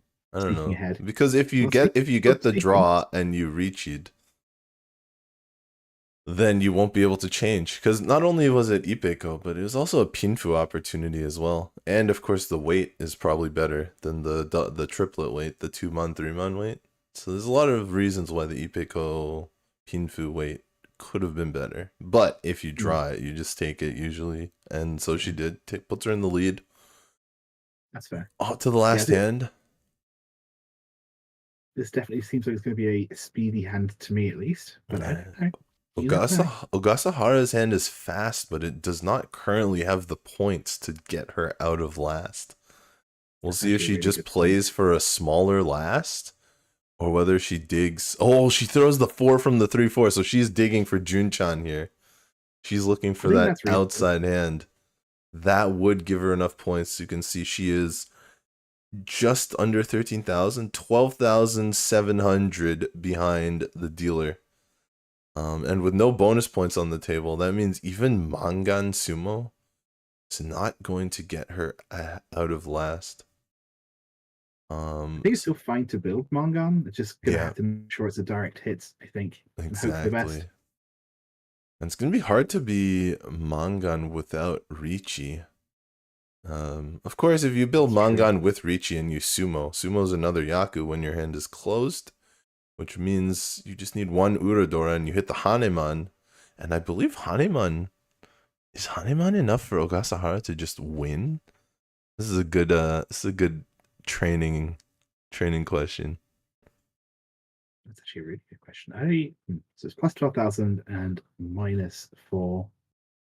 I do believe it is not by 1,000 points. Yeah, it would be 3,000, 6,000. So she would end up behind Okubo. Yes. Yeah. A total swap of 15,000 points. Would leave her in second though, which would be much better. And she is moving. I don't think she has Sanchoku though. I don't think she has the mixed triple sequence, which would be one of the big things that could get her immediately to Haneman, even without. We can see Okubo keeping a half flush shape, but I think it's more defense than anything else. Problem is with such a small lead. Maybe she wished she had reached it on the previous hand. Honestly, yeah. Yeah, look at all these weird tiles. It's going to be tough. Being in a situation where one big sumo makes you lose a position, it's awkward, isn't it? Yeah. At least you're not last dealer. If you were a last dealer as Okubo, I would absolutely be. Oh, Ogasahara is moving towards the mixed triples. She is getting it. She's one away now. Was that cool? I think they're Tenpai, but they need the South to win. And right. I don't see the South coming out from anyone. This could be a huge comeback for Ogasahara. She doesn't find it. In fact, throws that tile suspiciously, like nervously fast. She didn't want anyone to figure out that maybe it could have been swapped with a 9 in her hand. Maybe 7 pairs for Kitagawa as the dealer. We're looking at 4 very different hands here, but all exciting. Oh, she almost didn't see. She pulled it. She was about to grab a different tile, and then actually Sumo. Hirooka with the huge win here, getting her just above 30,000 for the win. What a draw! Only the South won, as you said, and she finds it right there. Heartbreaking for Ogasahara. Oh, she saw her dreams right there. After the sulking in South 2, her dealer robbed from her unfairly, as they would say in Mahjong. But you can't say that she didn't give it a good go. She really did. Oh, It was yeah. definitely a chance. And sometimes you've got that goal. You need to go for it. Right. She did as much as she could, honestly, on that one. Whew. But it was not to be for her in that game. It was so close until that one Ipatsu, right? It Yeah. was the entire game was. I mean, it was even at the end. It was still close. Just unfortunately, there was a player in fourth. Yeah, I mean, they kind of swap positions. Hirooka was the one coming up in the rear before that, and so it's actually her big comeback because she was down. She got that East win and was able to push it through with another win in South 4, tiny one, to win for Team Marsta. Marsta Mahjong Study and Stadium. Study Stadium. That's like, yeah. I bet they wrote it in English because it sounds very alliterative. Study Stadium, as opposed to writing it in Japanese. Might not have the cool wordplay. I wouldn't call it. Why do we call them study halls or schools? Why can't we call them study stadiums from now on? Study stadium. I'm going to the study stadium. I want to go. Yeah, I'll do my degree at the local study stadium. I love that. That's great. Honestly, some of my exams, they crammed so much of us in the big room. It did feel like a study stadium. That's fair. Oh man, but yes. I do love how that game. I believe everyone was at least first at one point during the match. I do love that. Okubo was definitely first. I'm not sure if Ogasahara was ever first, but it was definitely close. I know Neneko went from last place to first place at one point. Yes, on her East 4 dealer. And I just love how you didn't know who was going to win until the end. Sometimes when you watch Mahjong, you'll see a person get two really lucky hands and then just be able to coast the rest of the match.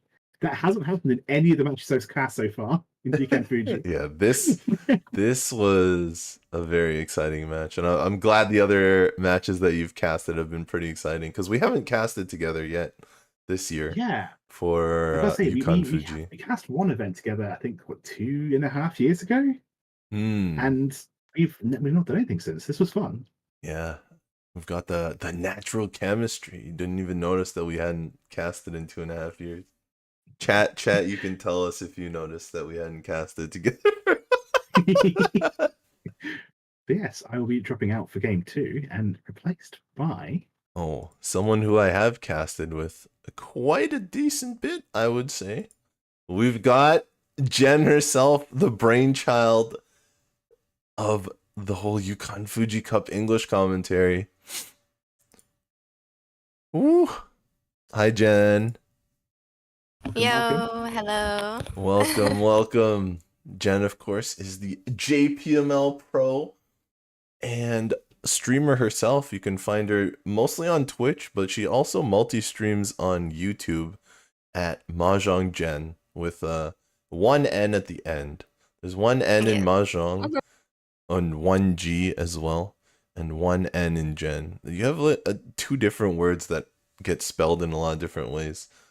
So it's true. We got to make sure everybody knows that they don't go to the wrong place. Yeah, what did you think of last game, Jenn? One N and everything. Excuse me? So what did you think of that last game? I know you in chat. Yeah, it was kind of long. It wasn't that long actually, but it's a little bit long. It felt long because the scores were really close the whole time, I think. I think like the East took a long time and South went faster, it felt like, but yeah, poor Naochan. She kept getting so close and then that was a very tense game. Yeah. And I think that she felt it. If you saw her at the end, she was kind of looking around like because her team was in a really good position. So she really didn't want to get last place there. But yeah, because we did see, I think at the start of the match, they were, was it 1.4 points separating the top two teams in that? Yeah. So yes, obviously we can recover that Any small gap like that could be recovered. Yeah, it seems to be seen right there. Yeah, this is our And standings before the first game. I'd be very Yeah, curious to she's see in the how. Ampai team. Be very curious to see how it looks by the end of today. But yes, for All now, right. this is the end of me. I will be back tomorrow, same time, for game one on. It will be game, I believe, 4 of this group. Right. Yes, game 4 of this broadcast session. Game 1 for group 12. Yeah, thank you for having me, and I will wish you luck in the second game. Hopefully, it'll be as exciting as this one, as close as this one. I'm looking forward to it. Yep. And thank you, Chiral, for commentating on this Yeah, you guys WRC did. channel. You did sound good. Thank you. Yeah, see you around. All right. All right. So I guess we should do some plugs for Sparrow's Nest real quick. I will be in New York at Sparrow's Nest next month on October 15th. If anybody is in New York or planning to be in New York or wants an excuse to go to New York, you can come. You can sign up on the Sparrow's Nest website through the shop. You can just go ahead and get in and pay and save your spot. And you can get a copy. If you come to the event, you can get a copy of my new book, which is basically how to play Riichi Mahjong. Not just how to play though, right? It's got some strategy and it's got a few stories from Jenn, right? True, yes. Yes, 10 essays and 100 new pages of strategy. It's a second publishing, so the second version. And we made a lot of changes. I think like 2,000 changes total. Ooh, it's almost a new Between book. all the, yeah, updating the new term, or updating terms to things that are more used in mainstream. Because when the first book was published, there wasn't really like decided English. And I guess you could say there still isn't completely decided English, but it's a lot more consistent now with what terms that people use. So updated all of that, and I think it's good. I worked hard on it. Yeah. I hope it's good enough. I've seen a bit of it as well, and I would say it's also modernized now from what it was before, but it still has the Jenn charm to it. It's still definitely a Jenn book. I hope that's a good thing. Yeah, I hope so too. You're the author. Jenn, the USPML is also going to be at New York Comic Con, right? That's the big event. Yep. Yeah. Yep, I'm getting all my cosplay ready. I got 3 new cosplay and 1 that I wore last year. And Garth will be there, and I'll be there. So that's gonna be super exciting. Yeah, we're gonna make even better videos this year, I think. Ooh. Last year, we made some last year. They got out kind of late, but I think they're still pretty fun videos. You can see them on the Ron Ron YouTube channel. That's gonna be exciting. And before game 2, Jenn, you also in Japan, you were able to get an interview with one of our team members here. One of the members from the next game. So our first dealer, Yurika Aoi of Hachioji Keio. We've managed to lock down an interview with her. Of course, we've got... Yeah, she's... We've got Salad Sorakawa in the salad seat there, posing with the salad for Mahjong Salon PSJ. We've got... She said she loves vegetables. Very exciting. I think those are some eggs at the bottom too, like half eggs. A lot of salads have eggs in them here. And we've got Yamamoto for Marsta Study Stadium in the west seat, in the bottom right, and Tomi with a 10 and a 3, 3-10. That doesn't look like the greatest poker hold'em hand, but maybe she's got a secret story with them. It's suited. It's true. Suited hands are the nuts. But Tomi from Ampai there posing with not the three pin, but the 3 of hearts. And the 10 There's no tens in Mahjong. Not that I know of anyway. No. There's one set I saw that has That's 10s that I true. I really have want, but seen it's a set with tens. expensive. Yes. But as we're getting back, it sounds like you're very eager to tell us about Aoi-san, Yurika Aoi. Oh yeah, she's been in JPML almost as long as I have. And like Tina Crow says, yes, she's going to Paris next month for the 10-year anniversary of the WRC. Oh, that's exciting.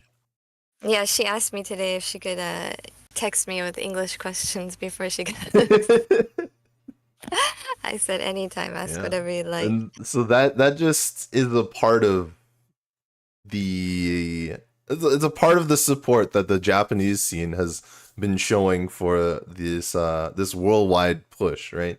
That you've been doing, that Gemma's been doing with the WRC, as well as other organizations as well, have been pushing to spread Riichi to a world audience. Like we've been here, but we've been smaller and we're starting to grow, and I think the Japanese are taking note of it. They're also taking note of the skill of some of the players coming from the other regions now. Yeah, Yeah. skill of our excellent commentators. But also Yurika she's played in Yukan Fuji, I think, every year, but she's on a new team this year, so we asked her about that in the interview. Ooh, well, let's not reveal too many spoilers, so I'm just gonna start the interview right away before Jenn gives it all away.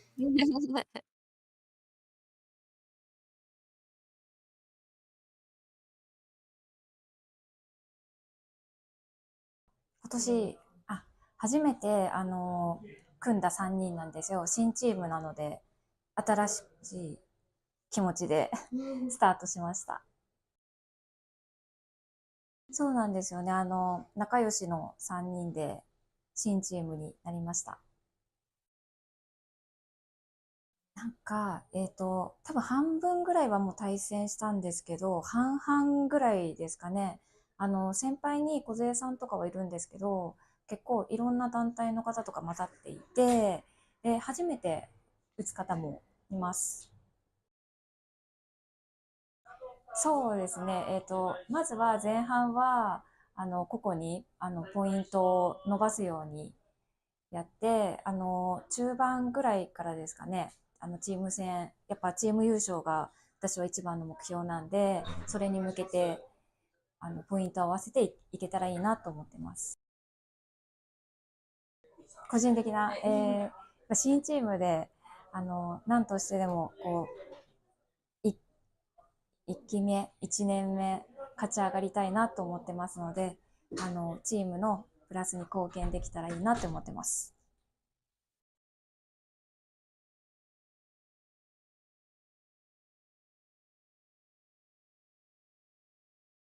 Well, it sounds like she's got some very, I guess, what's the word? She knows what she wants to do. She was very confident in what she wanted to stay. No stuttering like I'm doing right now. She's very composed and very able to talk quite well. Even with her new team. Is she actually the captain of the new team? I don't think I'm not sure if they have a captain. Not all the teams necessarily have a captain. I see. So, yeah.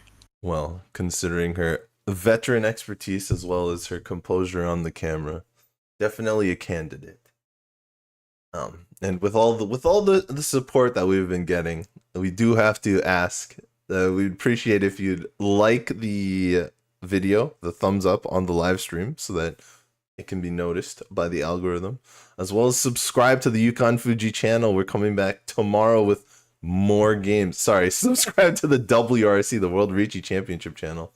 Not only do we have the Yukan Fuji Cup coverage over this season, but also many other announcements concerning the pro leagues, the WRC pro organization, the pro amateur leagues, the online team leagues, as well as some of the in-person events in Europe that have been taking place as the WRC rolls out their pro campaign, basically.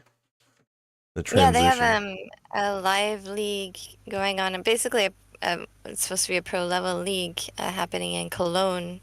Happened in August, and the next one's happening in November. So they are moving along, and those results will count as Donny points once the pros are start to get their qualifications.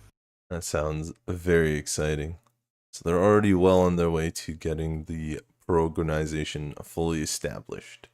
Speaking of pros, let's watch our pros here get started in this second game.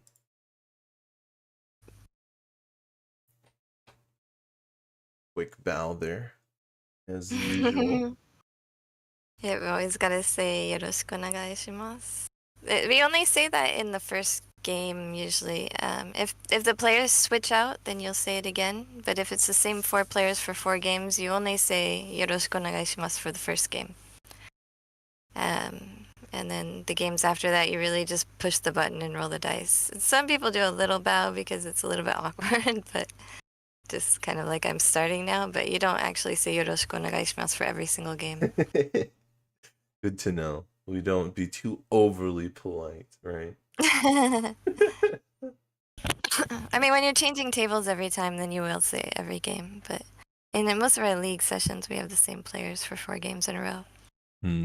So Aoi here is our first dealer, currently on the leading team. We can see after that previous game, the huge comeback in the end by Hirooka.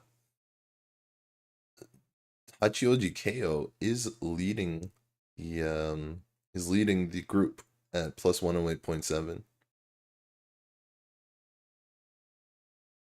Yeah, and Ampai was up there, but they for now got their last place. And so they'll have some coming back to do.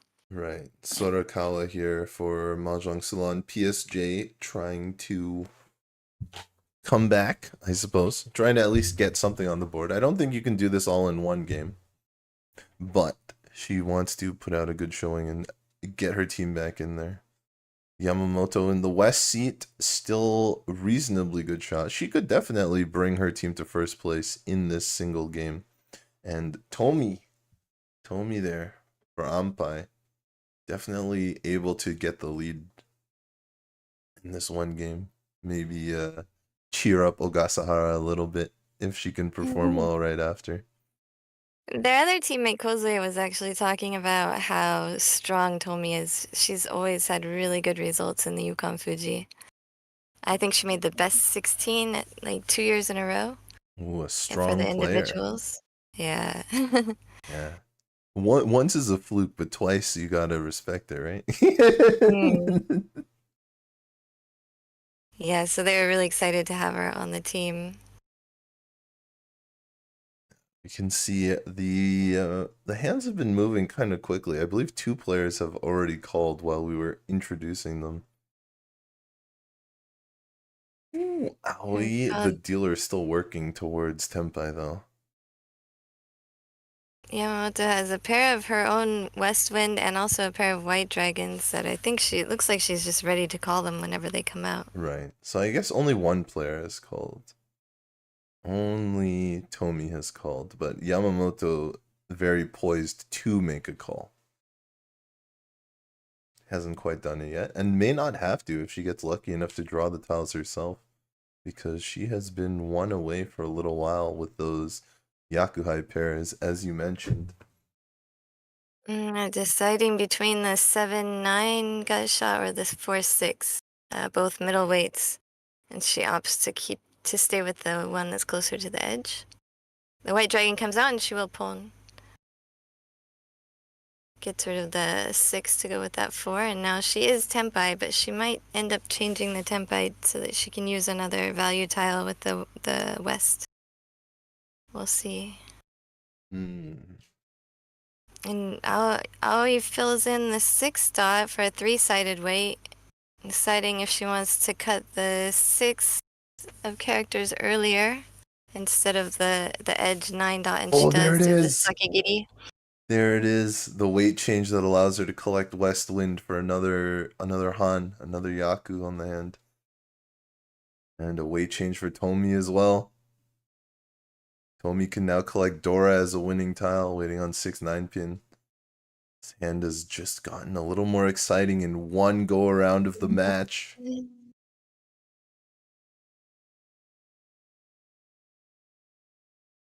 Aoi is over there trying to decide what to do with that Dora.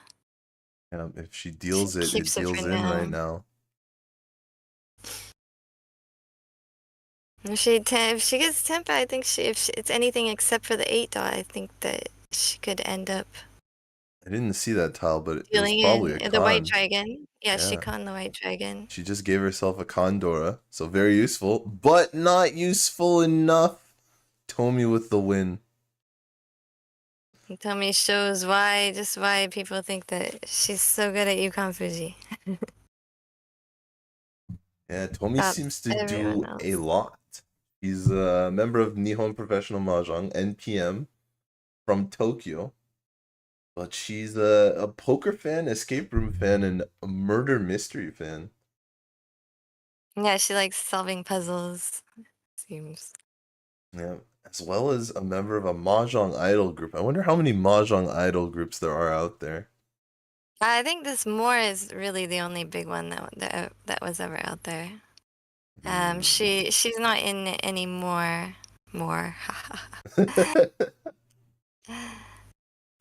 But she was. I think she was one of the original members. Oh, that sounds very exciting. So, not only great at Mahjong, but also good at the showbiz side of things. Sorakawa going for Kokshi here. We'll see whether it pays off, but sometimes you draw the hand and you have no choice. A Kokshi Muso would be very good for her score, though. Her team score, rather. They could use a big win. So Yeah. when you need a big win, you gotta take big risks. Another pair. So that gives her only 2 pairs so far. So a lot of times with the Kokshi hands, sometimes you get 7 pairs Honroto, all terminals and honors instead, depending on what you draw. Yeah, or like me, you get 6 of them and then some weird middle pair. 7 pairs is still a Yaku, even if you don't get Honroto, so it's something. Doesn't look like Kokushi is coming together for her yet. The 13 orphans. See, Tomi's hand is pretty fast. She had 2 double middleweights, and she decided to get rid of one to push more for the Chanta, the outside hand. Right. Instead of getting rid of that one bamboos. Yeah, we can see the one is still there. I wonder if she'll call for open Chanta, because the 3-mon is Dora, so there's a little bit of value. As we can see, Salad Sorakawa here has gotten that random middle pair that she's holding on to. Just like Jenn was talking about. She has that pair of 2-pin. Just happens. It's how Mahjong tells you it hates you. But Yamamoto will not keep her extra pair. Almost and there. Tomi fills in a middleweight that helps her with the outside hand. And Tomi's nearly there. Sorakawa fills in pair number 4. A little bit slower than... Oh, never mind. Doesn't even And she's want the going pair for of the 2. outside hand as well, and she has a possibility of getting small dragons. It's just going to be that much slower, though, as we have the luxury of knowing that Tomi is really hitting it off here with her hand. But Sorakawa doesn't know that the other players are quite that fast. Yamamoto's one away now. The call's being And Tomi made. calls for the outside hand Sanshoku with a Dora. That's right, not bad for an open hand. Sorakawa's gonna have a hard time discarding Dora, so maybe Half-Flush on Manzu? What a rotation Yeah, on looks this like hand. she's going in that direction. It's getting pretty late to switch to that right now, but she's a dealer. She wants to do something to try and get at least Tenpai. Yeah, Aoi not afraid of the Kokushi. Just cutting the 1-so right there. Interesting draw for Yamamoto. Gonna cut the 5-so out of the middle. avoids dealing in here big. That's a really solid read. I mean, she saw the 1, 2, 3 get called, so 5's got to be less safe than the, or 5's got to be more safe than the 2, at least to that player. We will see if Tomi can get her 2-so though. Oh, what's the play here for Yamamoto? That 2-so is still very dangerous, but so is the 3-so. So she's gonna have to discard one of them when she gets Tenpai. We'll see if she knows which one to discard in this case. Yep. Sorakawa decides to pull in the green dragon. That's right, She's one pin still comes like out. 3 away from ready. Oh, there it goes! Reach! Ah! No! Tomi starting out with 2 hands in a row. 3,900 points for this one. That's right. Ogasahara has got to be a little bit happy for her teammate there behind her. And no big Kokuji hand this time. It would have been exciting to see. Or is the 4-pin on this new hand? As the players draw in their tiles. Our third dealer of the game. We haven't talked too much about her actually. Yamamoto. Yamamoto. She is also a member of NPM from Kyoto Prefecture originally. She's a voice actress known for being able to perform a natural Kyoto dialect. Yeah, she's actually from Kyoto, so it comes, it's probably her first It comes naturally. language. Some of her more famous roles: Rodea in Genshin, Akiko in Yakuza in the new one, Infinite Wealth, also known as Like a Dragon nowadays, the Yakuza series, Akiko. Noemi in Final Fantasy VII, and Hong Mei Ling, the Toho character in one of the fan games, Valkyrie of Phantasm.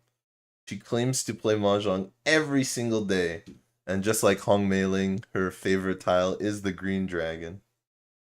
Is that Hong Mei Ling's? How do you know Hong Mei Ling's favorite tile? Well, Hong Mei Ling is a big fan of green, so I would assume her favorite tile is the green dragon. Except for I'm a huge fan of green as well, but my favorite tile is West.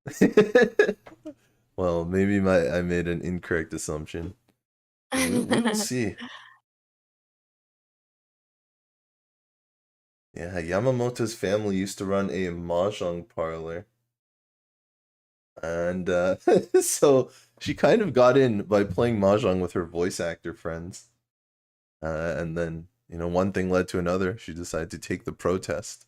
And currently... Yeah, they're like an industry, like mahjong club, like a circle. So we've got the Mahjong Idol group, former Mahjong Idol on the table, as well as the Mahjong Voice Actor Club. This is a star-studded table here. But here they're just here to play some serious Mahjong.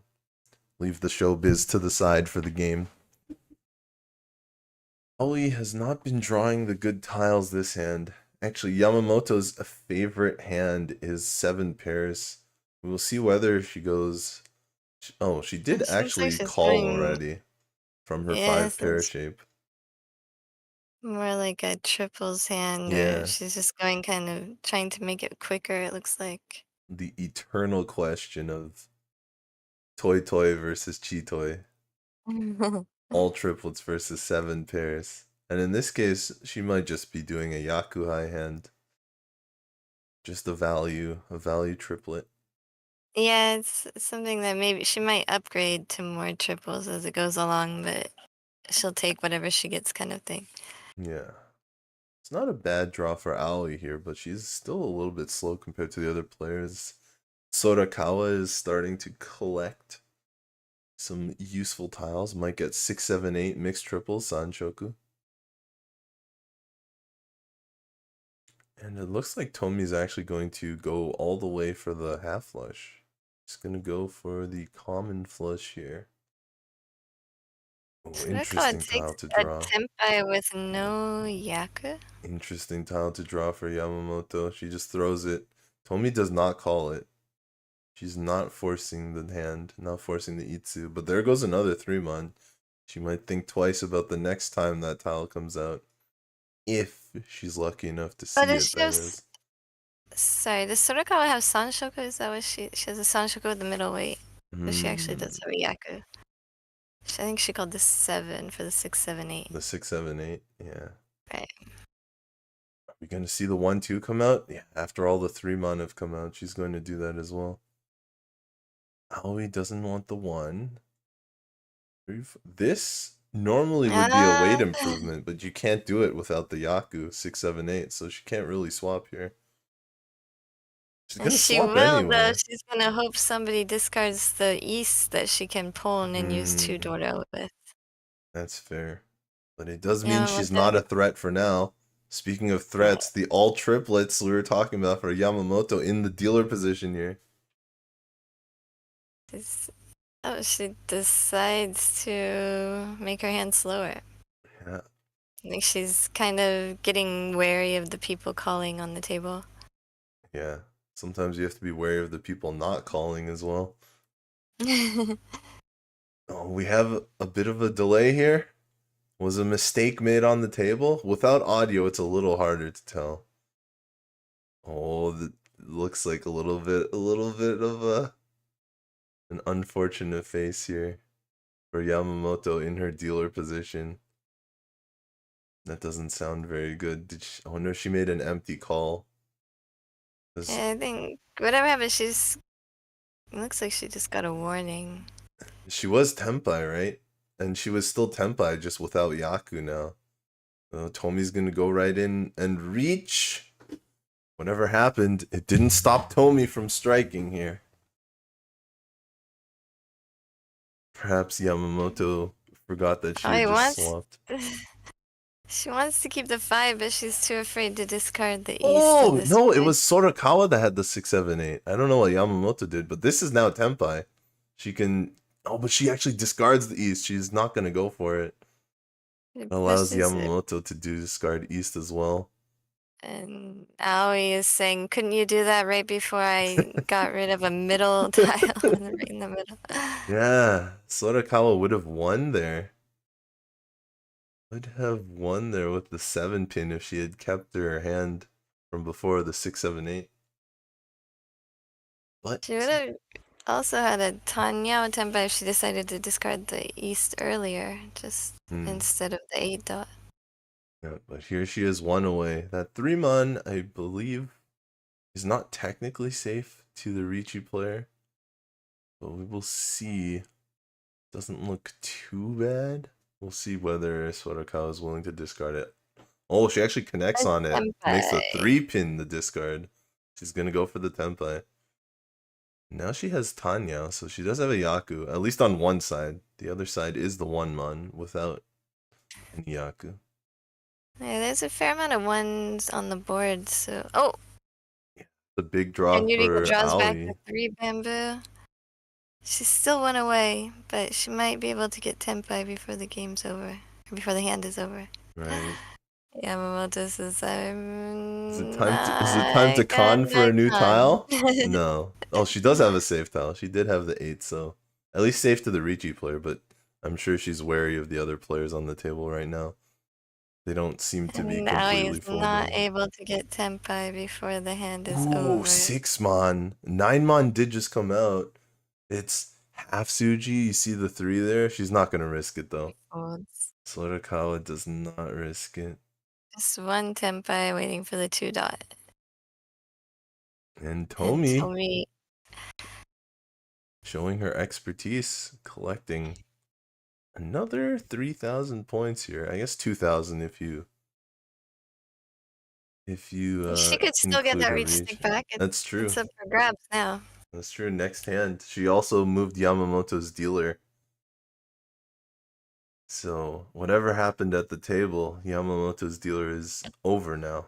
Now it's Tomi's dealer who's been showing the strongest performance so far on the table, but it has only been less than half a game.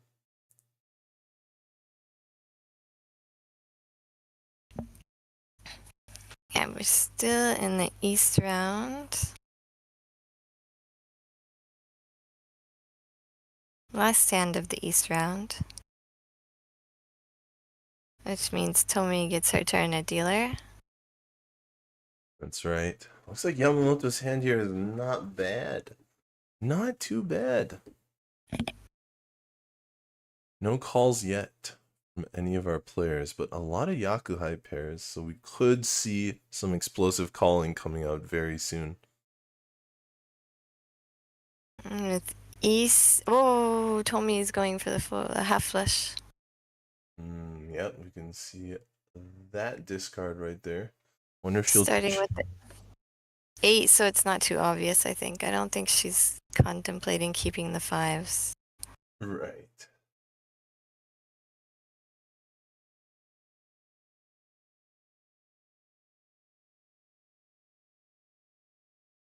I think Yamamoto wanted to keep that white dragon, but just did not know what other options there were to discard. And Sorakawa wants to discard the Dora, but it opts for the red dragon pair drop instead. Yeah, I mean, her score in this game is not that low, but maybe just trying to get as many points as possible considering her entire team's score overall. And Tomi commits to the flush with that chi of the 8 characters. Right.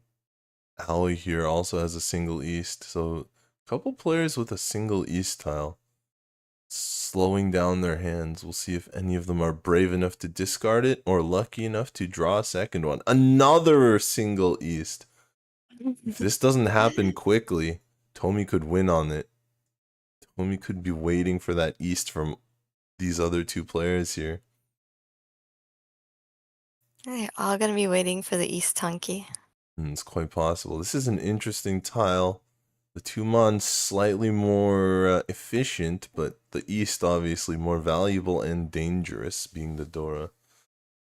Oh, I thought she had just reached for the Dora right there in a quick, but no, she reached for the Tumon. So Aoi's still keeping the Dora. Very scary Dora. Sorakawa now went away, filling in the middleweight with the 5 characters. Also reaches for a tile beside the Dora, scaring us but not discarding it. Tenpai, not with the Dora though. Out it comes, and this will probably convince everybody else. Well, I shouldn't speak too soon. Consecutive There's East another discards. one. Sorakawa? Yes. Although at that point, it's kind of a decent safe tile. Safe tile, yeah. So an extra 5 so could be more troubling than an extra Dora.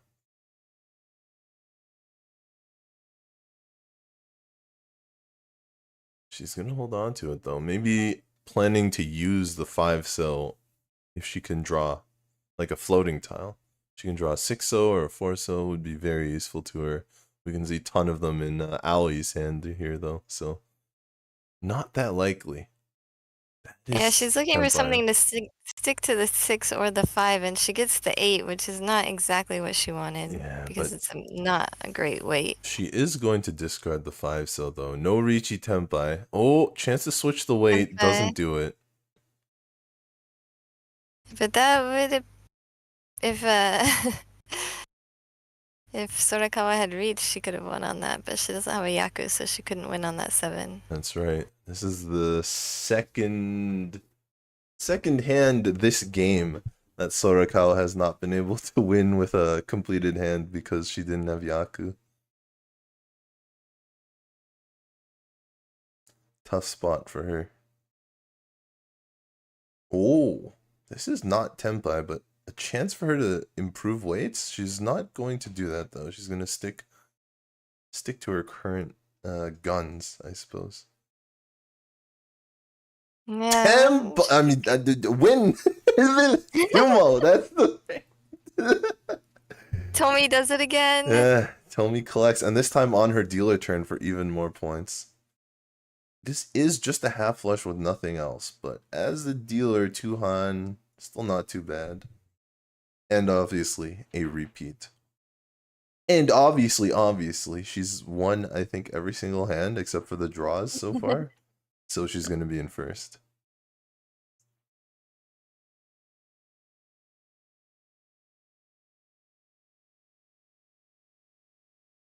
So She got a full straight out of that, I believe. oh, she got Itsu. Yeah, it's 2,000 off. Yep, I think you're right. Yeah, it adds up. I missed it. Good Yeah, call. she was waiting for the 5-8, but that was the Right. extra sequence. So she had 1, 2, 3, and 4, 5, 6 in her hand, and she'd called the 7, 8, 9. Luckily, we have a professional here. And this professional has also written a bunch of those kinds of tips in her book that she was talking about. The second edition of Riichi Mahjong, The Only Way to Play, to catch things like that when you're scoring. There's a whole section on scoring, right? There's 2 sections on scoring, I think. Because they actually Double the go fun. into like how the scoring, like where the scoring came from, even. Historical I like look. the old method, I guess. Yeah. It's Riichi Mahjong scoring nowadays is full of so many strange exceptions and other rules, like sumo pinfu being 20 fu, then like mangan being the limit, but also you can get multiple copies of the limit for more points. Yeah, there's a lot. There's a lot to go through, but I think that's what makes it interesting, personally. Yeah. When you get I really like Yurika's hand. It's hard to work with, but it just looks so nice. So many pairs and triples. Yeah, I like Yamamoto's hand here. She's got a pair of Dora with an Itsu, like a full straight, and she has all the inside tiles of the straight too, so she doesn't even have the difficult weights, which means she doesn't even have to use the straight. She can potentially use the 5-sil if she gets something connected to that instead. So a bunch of good hands here. Tomi Tenpai again. First to the post. Oh, he gives up on the triples and discards the 4 to fix in the open-ended weight in the but she is getting characters. closer. Speaking of closer, Yamamoto 1 away. Tomi changes her weight. This is going to be an exciting hand. Sorakawa is still 2 away, but she does have that Dora sticking out in the middle. Yeah, she chooses to keep the Dora Suji 8 dot tile. It does deal in here, so good eye for her, but can she still keep it? Oh, thinking. Oh! Her brain. Her gut instinct. There Oh, not enough. Tomi wins another hand. Very reluctant on that one. This one isn't too big either. Oh, it is double East, though. It is still East round. So it's a reasonable size. This one is actually 2 Han, as opposed to the last one I thought was 2. It was actually 3. It's hard when we don't have all the studio screens, so we can't see the board. It's hard to tell who called. Yeah, Chiral was saying that the I believe it's a sewn patch onto her shirt for the team Ampai. Looks very, very professional. Nice. And Tomi actually has a little metallic badge underneath. Yeah, so the Ampai uniforms are actually like based off of a golf uniforms. Ooh. Is that how they golf in Japan? Well, it's like a golf skirt and top. The top is supposed to be based off a golf uniform, and then they were all wearing skirts to match it. I wonder if all of the players have the metallic badge underneath the name tag, or perhaps Tomi's the captain and that's her captain's badge. Yeah, I'm not sure. I didn't actually get to talk to Tomi. So I talked to Kozue today. She'll be playing in the 3rd game. Right.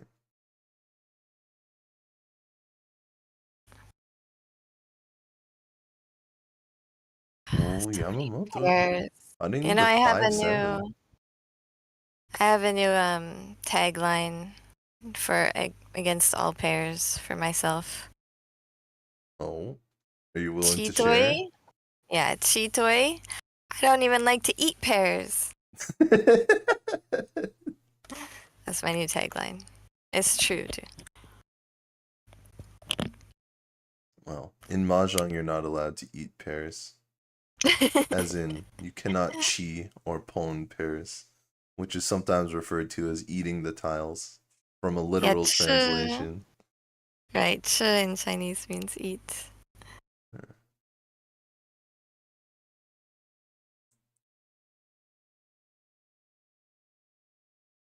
Sorakawa is just not getting any help to dig her out of the hole. Yeah, well, she's not the only one. Nobody's getting help except Tomi on this table right now. The idol is stealing the spotlight on the table. Oh, okay. That will help Yamamoto. Yamamoto. One away Now she here. can pawn to Tenpai. Oh, big draw for And Tomi, though. Maybe not Tomi as big answers as it I back. thought. Not good enough.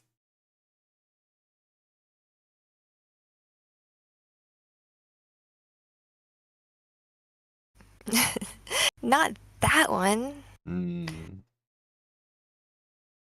Out comes the West. Could She's use gonna keep it. the 5 or the 8, but it has to be the 2. Right. And Yamamoto gets the 8. Oh, one away for Tomi.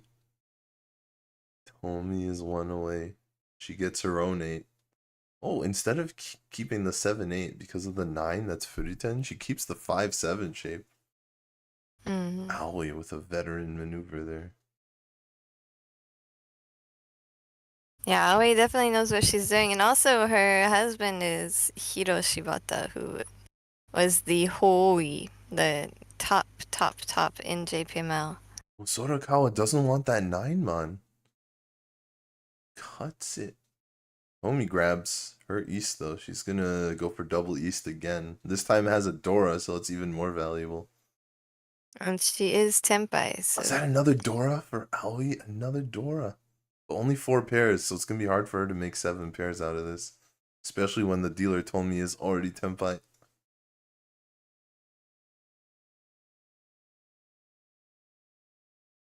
Yamamoto thinking, how come nobody discards the tile I want to pawn? Only Tomi gets to pawn everything Oh, she the 9 wants. comes back again, but once again, Sorakawa discarding it. Riemann kind of scary. Yamamoto goes right on ahead. Tomi still looking for 5-8 pin. 5-8 are the numbers of the day. Out comes a 7, still not 5-8. There's an 8 though. Sorakawa gonna trap it. She's been playing pretty safely on this hand so far. Yeah. She remembers what happened last time she discarded the 8 dot. Oh, here's the 7 though. That did just come out from Aoi, but Sorakawa did change her hand, so possible Sorakawa could have won on that 7 with a sneaky play. 8 again! Tough one for Aoi. Just discarded the 7. Out it goes! There it goes. Dealers, 3 Han, 3 Honba. Only 30 Fu, but still, that's 5,800 plus 900, 6,700. Yep. Nice. See, Jenn's book is useful. Jenn's book helps us calculate score. It's got not just learning to play, but there's also like a drill section. Yeah, there's quizzes. like a little workbook, a little tiny workbook area. Maybe not that tiny now that I think about it. But I got lots of answers wrong, so I had to have it checked and triple checked and quadruple checked. Yeah, but now they're all right? I think so. I hope so. Yeah. So nobody is gonna worry about that. Aoi's still in the south seat because Tomi is still in the east seat for the 4th repeat in East 4. This is the East round that never ends. 4 home but East 4. And nobody's hands are particularly fast. Tomi's just crossed the 50,000 point marker. I don't think she's even gotten a Mangan. Tomi's hand is kind of fast. Yeah, yeah, it is. I don't think Tomi has gotten a Mangan this game. But still managed to cross 50,000 with little by little striking. Yeah, if you win 2,000 points 4 times, it's the same as manga. That's true. And Tomi, this actually could be her chance to get a mangan though. She's got a nice Kinfu Tanyao hand as the dealer. Of course, dealer mangans are worth more than non-dealer mangans. And there's 4 Honba just to add a little bit of sweetness to the pot. She even has 1 Dora there. Oh. Not gonna keep the Sanshoku, rather keep the Dora and the improved shape. Yeah, she likes the open-ended weights, and she's in first place, so speed is definitely her friend at this point as Right. dealer. Salad here is 1 away. But that 4-mon doesn't help that much. But she was 1 away from the beginning. No, Oh. the Foreman, all it really does is give her the chance at maybe getting the perfect Ishanten Right. on a future draw. Okay, but our Aoi here gets a better draw. Okay. The 4-mon did help out here. In a way. Yeah, she has perfect Ishanten. Ooh, doesn't take it. But she doesn't take Doesn't take it. Gonna use the 4-mon in order to try and catch the Dora. I guess that's one thing I did not mention at the beginning is that 3 4-mon waits on 2-mon, which is Dora. She does need a lot of points, so trying to squeeze every point she can. I mean, she still could have discarded the 6 dot to keep the option of using she Dora. does do that now. Yeah, but now keeping the 6 dot is the same as what the 4-mon was a little while ago. So, as far as efficiency goes, but in that case, she might end up having to discard something close to the door, which could be dangerous later. Right. And this allows her to keep a safe tile. Because these other players have been very explosive on the table. Tomi's been the only one successful, but Yamamoto has had some very dangerous hands here. And Aoi's had some pretty valuable hands, but they haven't come to Tempai. They've just been too slow. Okay. Interesting for Tomi. Doesn't seem that useful. And yeah, she's going to keep the safe tile instead. This is slightly more efficient, but quite a bit more dangerous. Dora! There's the Dora. Sorakawa finds the Dora she's been looking for this entire hand. 369 weight. Yamamoto has so many of her tiles. Just drew another one. Oh, Tomi Tenpai Reach. Waiting for the 1-4 of characters. Oh, this 369. It looks so good. You barely see any on the table, but Yamamoto has so many of them. 1 4-mon. I think Yamamoto even has like a 1-mon or something. Oh, there it is! Tomi wins again. Finds an Urodora. I believe that's going to be dealer Mangan. That's a tough one. Dora. No Tanya because it's the one that came out instead of the 4. That's right. So I guess it's 11,600. Almost Mangan. But then No, it rounds up to Mangan. Okay, so it is Mangan. Yeah, Kiriage Mangan. Yeah. Another one of the Mondo TV Pro rules there. I do have a list of them here as commentator. But it's hard to remember every single one. I feel like all Mahjong players have had that. But that was one of that's one of Jenn's tools, Jenn's tips when you go to do a protest. Or honestly, even when you go playing Mahjong, you should really try and memorize the rules of the place. I mean, the thing is, every time you go to a new parlor, they're going to explain the rules to you. Right. Wait, they sit down and they go over every single rule. Right. Because there's just so many variations. Yeah. So there's no. Yeah, that's definitely the first step. Yeah, even the Yaku list, which we have generally grown accustomed to playing online or in professional or tournament settings. When you go to parlors, even the Yaku list can be very different, right? It can be, yeah. There's a general set Yaku, but sometimes you'll go to a parlor that has Some Yaku you've never heard of. Right. And that's what makes them special. That's what gives them their own mahjong flair. Yeah, like, oh, the red 5 dot is a Yaku. And only the 5 dot, not the any other red 5s, only the red 5 dot is a Right. Yaku. Like, what? But that's like a whole entire chain of parlors uses that rule. And you definitely have to remember it when you go there. Yamamoto here, sitting on 3 pairs. Gonna keep that floating 6-pin. But Tomi's Tenpai again. Tomi is Tenpai again.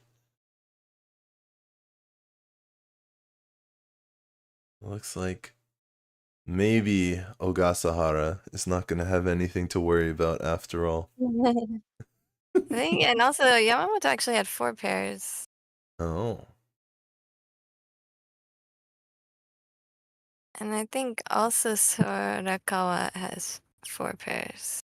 Yep. Oh, And now Aoi Aoi has has 4 5. pairs. That's Aoi's 5th pair she just drew. Oh, yes. So this, it doesn't really look like a Toitsuba, one of those pairs rounds. Because a lot of our players have their pairs inside like sequences, like a 6-7-8, 6-7-8, a twin sequence. But for Yamamoto, definitely, this is a pairs hand. And of Yeah, course, she just went away. yeah, of course, Tomi does not have all pairs because she's called it a triplet already. Aoi also wary of the 8 dot. She remembers what happens when people discard 8 dots on this table. Yeah, this is pair number 5 for Sorakawa. But she does have a fairly solid regular hand. She's gonna hedge her bets though. Keep 5 pairs. But Yamamoto is not going to. She's going to cut the completed run and just go for pairs. He does an empty discard there. Switches out the 4 bamboo for another 4 bamboo. Yeah, the old swappy doppy. I don't think we have Dave here today to call that one out. 8-pin. 8-pin. It's been the mine on this table. It doesn't deal in this time though. Oh, Sanzo doesn't deal in. Is that? It's not. I thought maybe it was a paired tile. There is a paired tile though. And so Sorakawa be getting paid off for going for pairs instead of sequence hand. She's still 1 away from Tenpai though. 3 people 1 away from an all pairs Tenpai right now. I still think there's a lot of 3-pin and 6-pin available for Tomi. Of course, we can see Sorakawa has 3 of them. And there's 2 more for Yamamoto, but there's still a number of 3-pin left in the wall. Should be 2 left.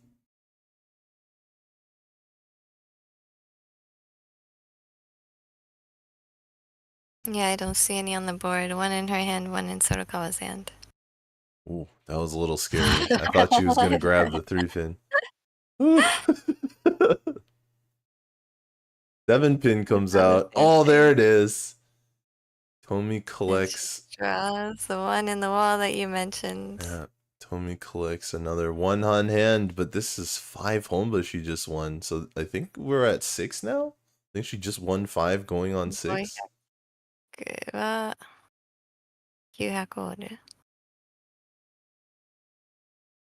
Sorakawa kind of looks upset. I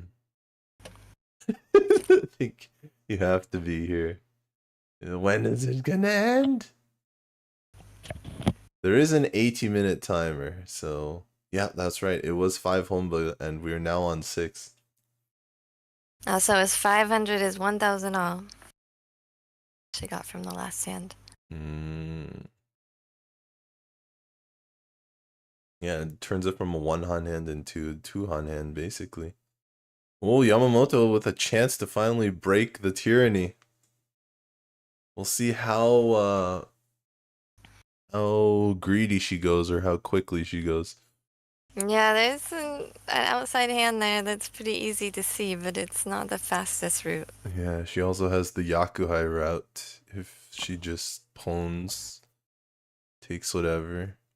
She did throw the 2 from the 2-4 shape though, and is gonna throw this 1. So here, Oh, but now Tomi's got a Yakuhai. She's got skin in the game.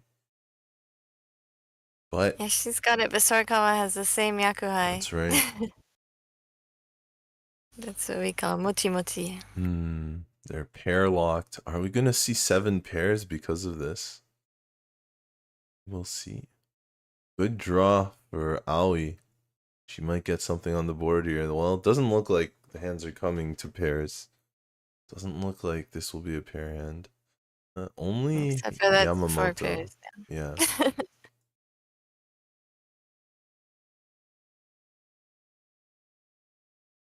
Oh. This could be Aoi's chance to make a big break here. Big draw though for Yamamoto. The hands, they're not even 1 away quite yet, but there's a ton of potential here in all these hands. Yamamoto might actually be willing to cut one of her pairs and try and make a crazy big shape here. Either the 1 pin or the east. No, she's gonna go yeah, the efficiency. 7 or the 8.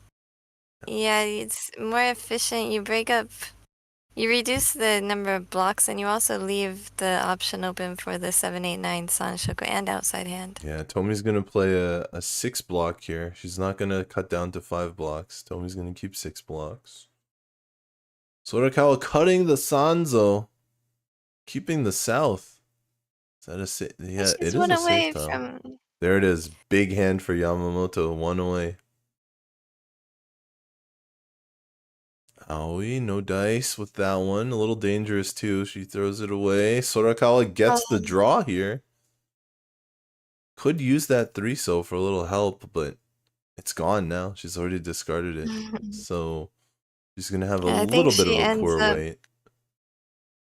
Maybe if she tempais, I think she ends up on the Shabo waiting for the the red dragon and the 2 bamboo. Oh, Aoi with another 1. So is that what I think it is? It is. Reach. Boom. Yamamoto looking for an absurd amount of points here. Does she have 3 Pandora in that hand? I can't remember. Yes. Yes. 1, 2, 3 in the dots. So it's closed Chanta for 2. Sanchoku closed for another 2.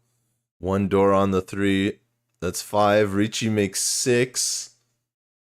I guess the other side is actually not worth anywhere near as much. The 6 one. Yeah, she really needs the 9. Yeah, well, looking at Haneman at least on the 9. Potential for Baimon with Sumo and 1 Ura. That's not it. That's neither side of her winning hand. Yeah, it's just the same color. It's also not Pinfu because the Easts are, it's still East round, so, and obviously she can't call that. She's already reached. Not that you should. Oh, 6-mon! That's the winning tile, not the one she wants, but it's still a winning tile. Sorakawa, what will you do? It comes out! Does she take it? She takes it. She took it. Just Riichi and Dora. The red dragon turned out to be the Ura Dora. If Sorakawa had made Tenpai, that could have been a lot of points. We are going to take a bit of a delay here for the bust sticks to be distributed. No, they're already there. No, they have Yeah, they have to do change. There's two in the table. 2 in each tray. It's just because the bust stick is worth so much, they had to involve a third player in order to get enough change for it because she didn't have enough herself. Oof. Like we often play without any bust sticks, and you're just the top player loans 10,000 to the player that needs it. And you just make a note of it so the top player doesn't get suckered out of their points. I mean, everyone just remembers. I don't think anyone writes it down. Oh. They just remember. As long as nobody tries anything funny about that. We are professionals. So Tomi's dealer turn finally ends as Yamamoto collects. What was that? Without Chanta, without Sanshoku, that's just Reach Dora because no Pinfu either. And there was no Yep, just Urudora. 26. Yeah. 26, but with 6 continuances, that makes it 34. I mean, 44. 26 plus 6 times 3, 18. Yeah, that's right. 4,400. Not bad. Not bad. But it's... Sorakawa is making a Sanshoku there, 1, 2, 3 in her hand right now. Yeah, she was already going for big hands right out of the gate, but now that her score is below 0, she has even more incentive to go for some big hands. Got a ponier from Yamamoto. This looks like, it looks like a small hand, but she's hiding 2 Dora on the inside. So it's actually a decent sized hand. Now I want you to notice something about Aoi's camera. You notice how everybody's camera is on the left side of them except Aoi's. Oh, I remember this from the first year of M League, when Kondo from Team Sega Sammy, Seiichi Kondo Pro, he was the captain in that first year, and he was one of the rare lefties. So, and yeah, indeed, Aoi is one of the rare lefties. Yeah, she actually has a nickname. I didn't write it down here. She one of her nicknames is Southpaw because she's left-handed. Smiling Southpaw. Ah, there it is. Yeah. Why doesn't it? Is it an English? There it Is is. it an Yep. English nickname? Southpaw, or is it like No. a Japanese? Well, I mean, I think they use it for pitchers. Oh, interesting. Left-handed in pitchers are. baseball. Yeah. Yeah. So obviously it came from English, Southpaws. Right. Yeah, but I think they use it probably in baseball. Yeah, mostly fighters in English. You don't really call a lefty pitcher a southpaw pitcher, at least not nowadays. I've never heard it used for pitchers. I'm not sure. I thought I heard it used in baseball here, but I can't remember. Could be some waseigo, you know. The words loaned from English that take a different meaning when used in a different language. The same way we have a bunch of French words in English that we don't use exactly for their French meaning. Well, she was very scared to cut that form on, and indeed, that's an Ipatsu win for Aoi. An Ipatsu win for Aoi there. Yes. Riichi Patsu only, I think, right? 3,900. But Yamamoto was in a very tight point race with Aoi, so she's not happy about giving those points up. Probably puts her in 3rd place, if I remember correctly. Leaves Aoi with another dealer turn.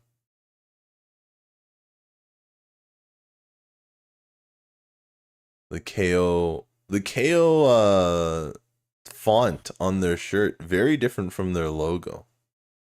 Their logo's very rounded, a little anime-ish. Yeah, bouncy and fun. And the KO font on the shirt, very sharp, very professional looking, especially the white on black. Yeah, true. I think because the teams choose their own uniforms, so maybe they wanted it to be more sophisticated. Yeah, 2 very different vibes. Although I believe that's the KO logo, the original logo, underneath the big letters. So a little bit of fun still underneath, I think. I'm actually going to KO tomorrow for a guest job. After tomorrow's commentary is over, I'll be heading over to Hachioji. Wow. I'll probably be wearing a yukata to be a guest in a tournament. That sounds exciting. Sorakawa tournament. Sorakawa is on the next Japan M League team. Right. So 4 of us will go to be guests in that tournament. That's pretty cool. Does that include Aoi? Or was considering Aoi's on the team, is she even considered a guest at that point? She's actually a guest at the parlor, I think, a couple times a month. I see. And here she's the no guest to Riichi, as she puts one on the board. This is a But Tomi will not be stopped. South is the Dora, but it's also it's also Yakuhai here, since we are in South round. So I think Yamamoto's going to have a very difficult time discarding it, even though she doesn't have any more copies of it. Tomi was 1 away and decides to go back to 2 away to discard a safer value tile, honor tile, instead of one of the numbers. She has such a big lead that I don't think she wants to deal into any dealer Riichis. So you can see Yamamoto kind of folding here as well. So Yeah, I think Yamamoto's decided she's gonna end up waiting for the Dora, or she's just not gonna wait for anything. Right. Oh, the Sanzo. It was so Sanzo. important in Oh! Sanshoku. Collected! Yamamoto's got another pair of the Dora, so maybe she can turn it around. Of course, Yamamoto and Aoi are on opposite sides of the table. I wouldn't really expect a head bump situation to occur, considering it's Dora. But they both have a chance to head bump each other, depending on which player discards the South, if Yamamoto can reach Tenpai. So far, she's not able. Yeah, there's no way Tomi's ever gonna discard it. So we'll see if Sorakawa draws the last one.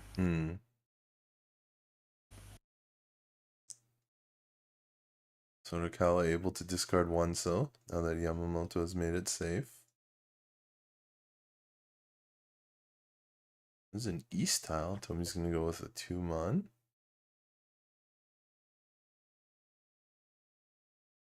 Ooh, 1, 2, 3, 4, 5. Sorakawa still able to make a hand, but hedging her bets, being a little bit safe. This is a difficult tile. Now for Yamamoto. Yeah, should she stick with pairs, or is she want to try and use some sequences? Or maybe I think just a the fold. 9 is a... I mean, we know the 9 is safe. Yeah, I think this might just be a full fold. And okay, Suji is played. 8-mon Suji for a chance of making a 7 pairs hand, as you're talking about. Did Tomi just get Tenpai right there? I think Tomi just got Tenpai. Tomi's always Tenpai.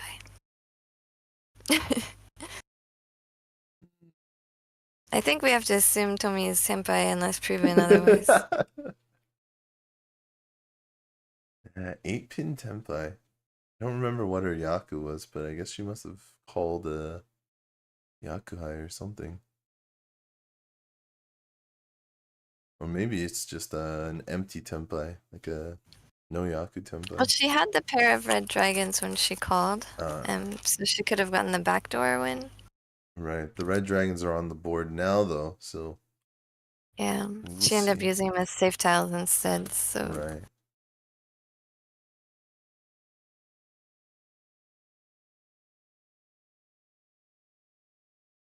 Still one more South in the wall. Anyone could draw it.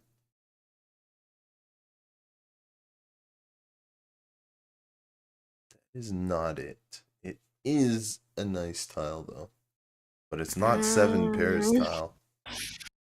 It's not 7 pairs, and it's not safe. And what in the world do you do?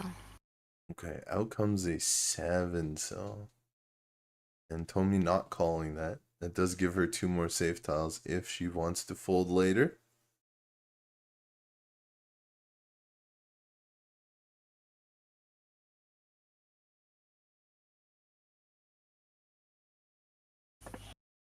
Sorakawa just getting tiles that make her fold. Yamamoto as well. Tomi isn't too scared. But that one deals in. It's the 8-pin again. Oh, it was Sanshoku. It was 2, 3, 4 Sanshoku. That's what her hidden call was. I think Sanshoku come later. Well, I can't remember what she was that's Tenpai how with. she got her win. Yeah. Yeah, she won on the 8-pin there. Another 8-pin win. But she had 2-3-4. She had the 2-3-4, and as you said earlier, she did have the pair of red dragons before, but she did use them as safe tiles. So wins with the 2-3-4 Sanshoku. Tomi sneaks another hand out. Interesting hand for Sorakawa here, and she's gonna need it. Is a solid amount of points. No Dora, but potential for maybe Pinfu, maybe a Ipeiko, the twin sequences. Oh, maybe Sanshoku with that draw. We'll see. Yeah, it's still far away, but everything could come in perfectly. Right.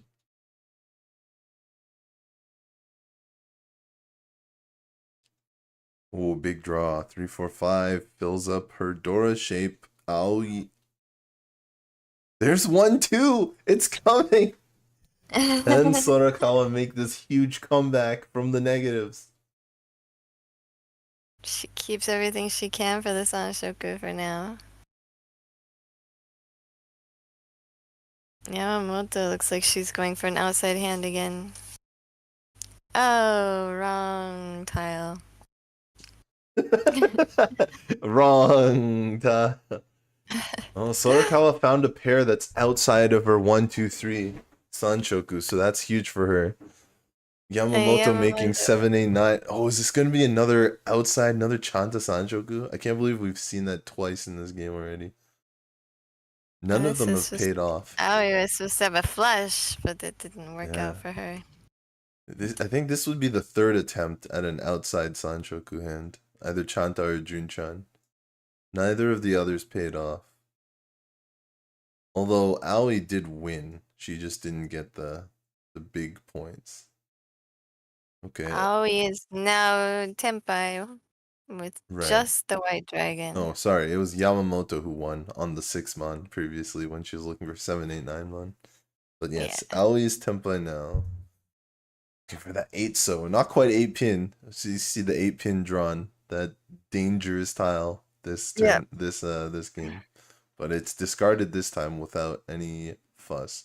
That's Tenpai. Tomi's gonna go for the silent Tenpai. She has so many points. Oh, Chi has been called. That's unfortunate that she has to make the call, but still a wise decision. Only one Han now. Just one Han for her.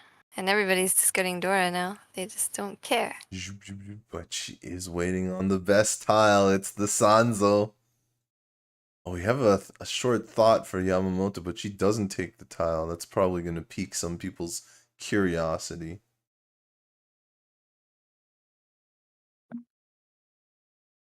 Oh, Yamamoto going to play safe now after Aoi lost those points?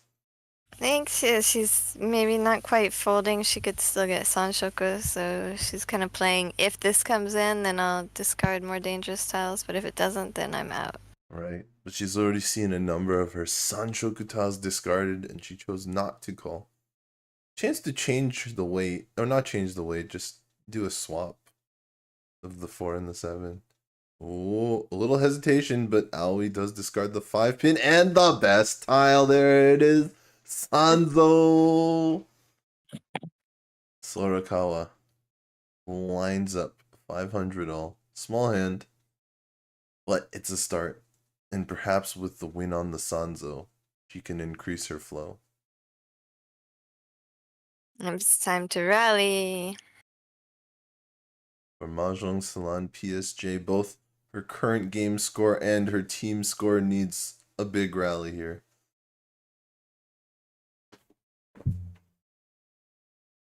I think as a fan of Team Raiden in M League, I think Sorakawa knows about having to cheer from last place a few times.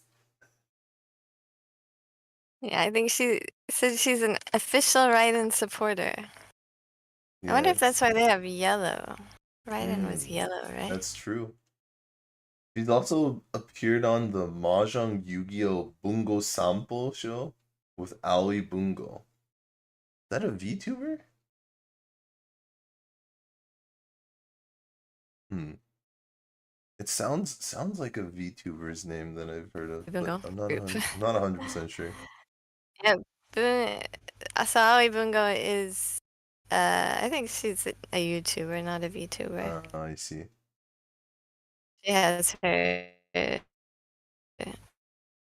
Bungo Sampo show, and everybody on the team, I think, appears in it with her. That's pretty cool. And she is one of the members of RMU here. Actually, didn't mention it earlier, but the one RMU player on this table.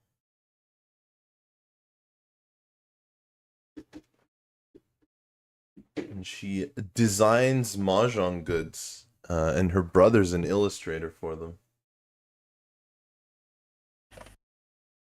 Yeah, she has like lots of stickers and I think it's mostly stickers actually. And maybe she had some shirts and stuff too. Like Ogasahara. So we have 2 calls here from Yukari. She's putting on a big bluff show right now because the rest of her hand is not so great. Sorakawa's gonna give it all she's got. This could be a big Sanchoku. It's closed Sanchoku this time. Last time she had to open for cheaper, but with the flow of the Sanzo win, she's starting to connect. Tomi's 1 away from her own Sanchoku. And Aoi is in a little bit of a tough spot because she's called so much. Sanzo appears again. Unfortunately, she's not waiting for it this time. Called so much and still 2 away. Yeah. It's gonna be I know for sure that I've told people in this commentary not to do that before. Well, we're seeing some professionals do it. Even some who are going to Paris. So surely there's some merit. No con. Does not con. Seems it would be a pretty tough spot to con from, I think. At the reach on the table, you just give them extra Dora. Yeah. So it's Is better that pair not 5? It's pair 5 for Yamamoto. And she has a leftover Dora. She really might contemplate going for it. Doesn't go for it. A little bit hesitant about the 7th still, but really didn't have many better discards anyway. Oh! There's 1 away.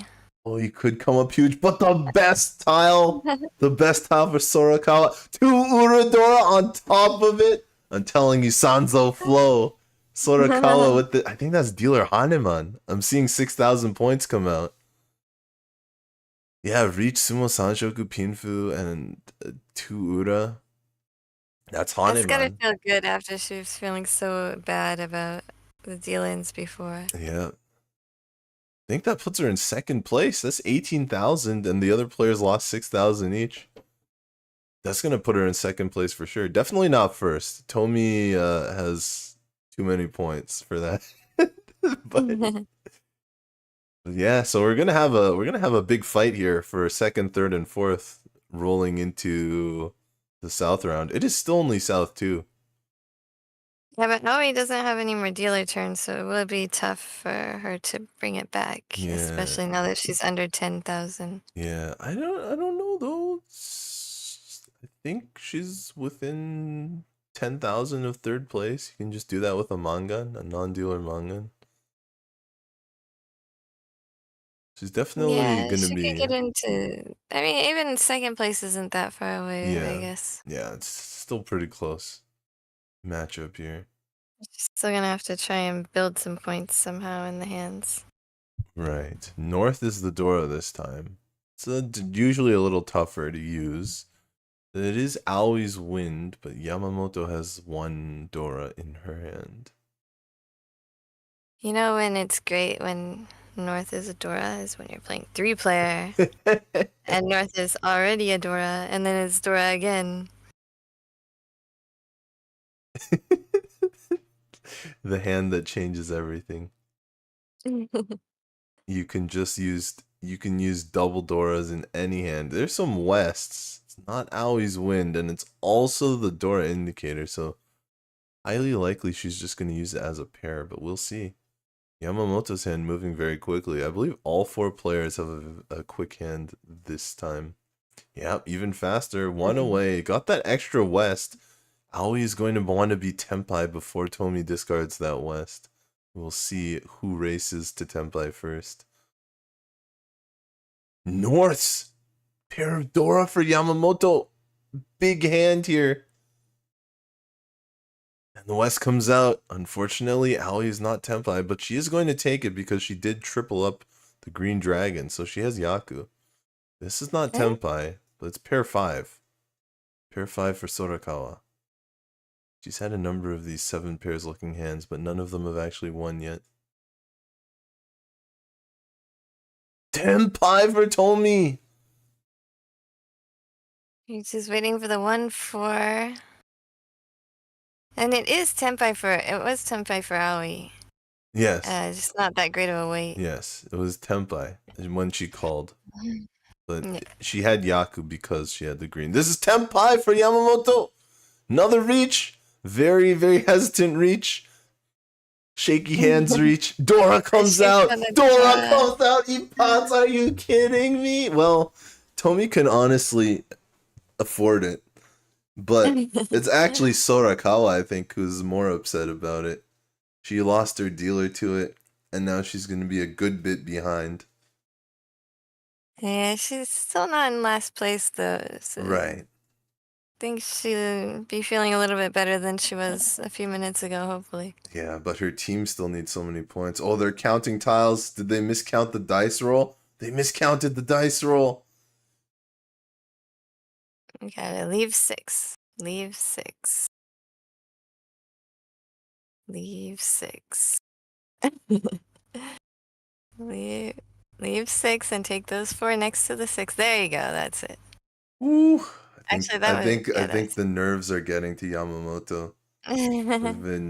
She's definitely like she's playing a little more shakily. You can see it in her fingers. But even as pros, a lot of players have not played on broadcast tables very much. True. A lot of especially in Yukan Fuji, a lot of people are playing for the first time.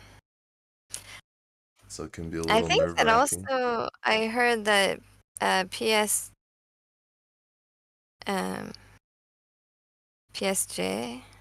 Mahjong Salon PSJ, the team. yeah, had not actually gotten a first place yet this season Mm. in Yukan Fuji at all. Nobody on the team has gotten a first place so far. Yeah, well, currently their score is kind of showing that, so we will see. They can make a turnaround here. So far in this game, it doesn't look like they'll get a first place, but definitely still within Yakuman range, so it's possible. Definitely within double Yakuman range, and Mondo TV does have the double Yakuman as long as there are 2 separate Yakuman. Not one Yaku that counts as double. Just a Tenpai already for Tomi, are you kidding me? Reach! White Dragon, 7 pairs. Tomi, even after dealing in right there, I think it was a Mangan deal in. Even after dealing in Ipatsu with the Dora, she's still going extremely strong in this hand, in this game.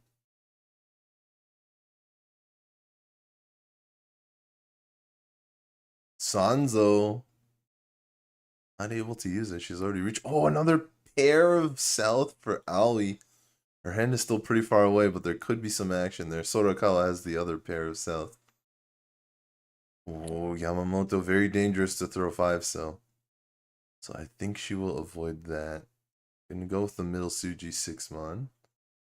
Where Suji is actually irrelevant here. Oh, because that is the winning tile. It was 7 pairs. No Ura. That's gonna be tough for Aoi. Even further in last on this one.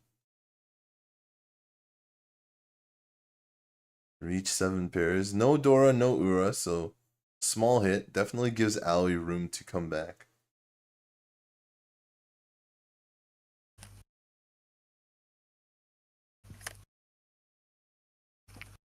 But it's definitely going to make it harder. 1 hand left. Actually, without Agariyame. So because it's a league event, even if Tomi wins, we're going to have to play more hands. Yep. But I think she's going to be playing fairly safely. So, oh, but she might win Oh, here. she has a quick hand. Oh, double south for Aoi. This is exactly what she needs to come back. Double south, outside hand, possibly. 9 so is Dora. Make that a Mangan, basically. Oh, either her or Sorakawa are going to be upset about this one. Aoi with the current leading score, upset to lose the lead to Team Ampai.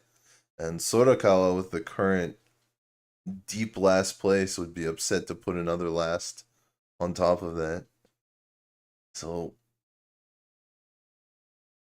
someone's not going to be happy, but that's how Mahjong works. Aoi's hand is so fast here. Is that a pawn from? I was not gonna try and get it without calling tiles first. With closed and a Riichi, Aoi's looking at Haneman. Tomi's one away. Aoi's one away. Wait. Oh, sorry. Aoi was not one away. She's one away now after drawing that. She pushes to an outside hand Yeah. instead of keeping the open-ended. But so far, it's looking like she's going to have to use south as pair, which means no double south in the hand. That could be tough for her score. I guess if she uses south as a triplet and uses 2-2 Mon as the pair. But she would lose outside hand in that case. She would lose Chanta. 6-7 Sanchoku? Doesn't take it. Not willing to look at it. Tomi already has enough points. She's just playing quickly. Okay. Sorakawa one away as well. Well, so you're definitely not ending on a lull. We're definitely ending on a bang here. Even Yamamoto's hand is one away now. No pair yet. But lots of places. That's still not Tenpai for Tomi. It looks very nice with the extra door, but still not Tenpai. I just want always Sanshoku to be complete. Right. Oh, south right tile there. comes out. Any pawn? No, that's the last south. That is the last south. No more south wind for Aoi. She's going to have to play Chanta, I guess. Yes, that's right. She's playing the outside hand. So, Chanta closes 2. Riichi is 1. That makes 3. The Dora is another one. That makes 4. We're looking at Mangan. Tenpai for Tomi. She reaches because she's the dealer. Perhaps if she's not the dealer, she wouldn't reach. Oh, Aoi finds it. That's Sanchoku. This could be huge. Aoi could get all the way. Chanta Yeah, one Dora as well. and Dora, so it's minimum 12,000 points. Right. She could move. Sumo brings her all the way into second place here. Yep. Minimum. And then any Ura gives her Baimon. And even a direct hit on the dealer because the dealer's Riichi. That puts 13,000. Oh, it would be just short of Yamamoto if she directed the dealer for Haneman. Aoi directed the dealer. That would be a little bit sad, but you gotta take it. I mentioned that because Tomi's in Riichi, so she's the most likely to discard it right now. But, as you said, hit the Ura on the direct hit. I believe, is that Tenpai? It doesn't seem quite Tenpai for Yamamoto, but that was an improvement for her. Sorakawa's just trying not to deal in here. Yeah, Yamamoto's not quite Tenpai. Still no pair. But so many shapes. Still, this tile is very dangerous against 2 Riichis. So she's gonna back out here.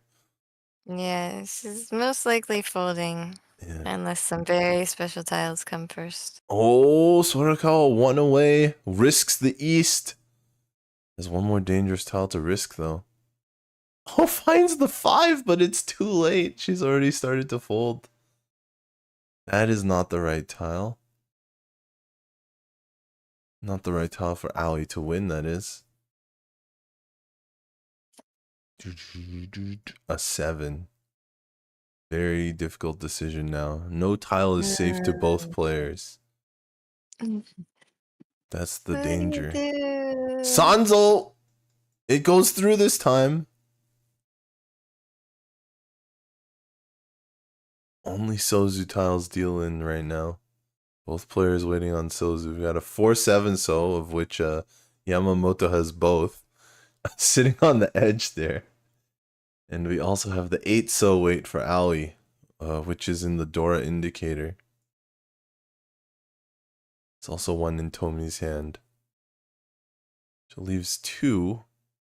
Oh, there's one on the discard pile too, which leaves 1.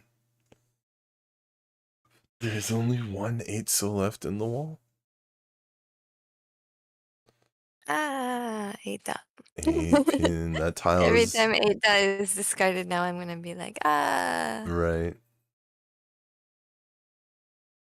If Yamamoto thinks about pushing, it's gonna be deal in almost certainly. Oh, Tomi finds it. We're playing another hand. This match might go to the time limit. Finds an Uradora as well. Is she back up to 70,000? Not quite.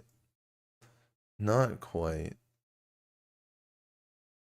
That is a lot of points.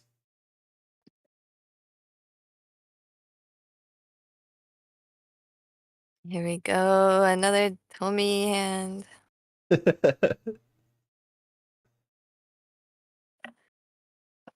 Did you know Tomi's favorite tile is actually the 8 of dots? It's actually the 8 pin. And that's I'm what she was not even making killing this everyone with. up. So she's playing her game here. It's working out. I guess I have to start waiting on West more.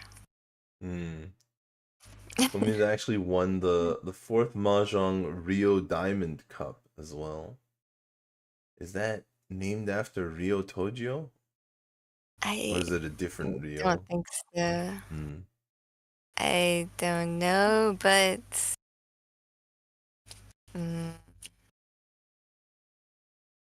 yeah, I don't actually know what the diamond one is. I have like all these thoughts in my mind that it could be. Right. But I don't think any of them are correct, so I'm not gonna share.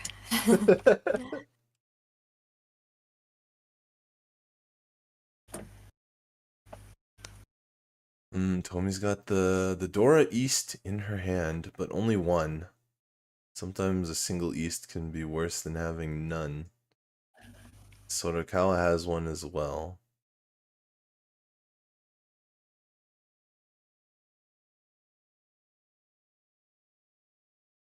So many honor tile Dora this game. That's true.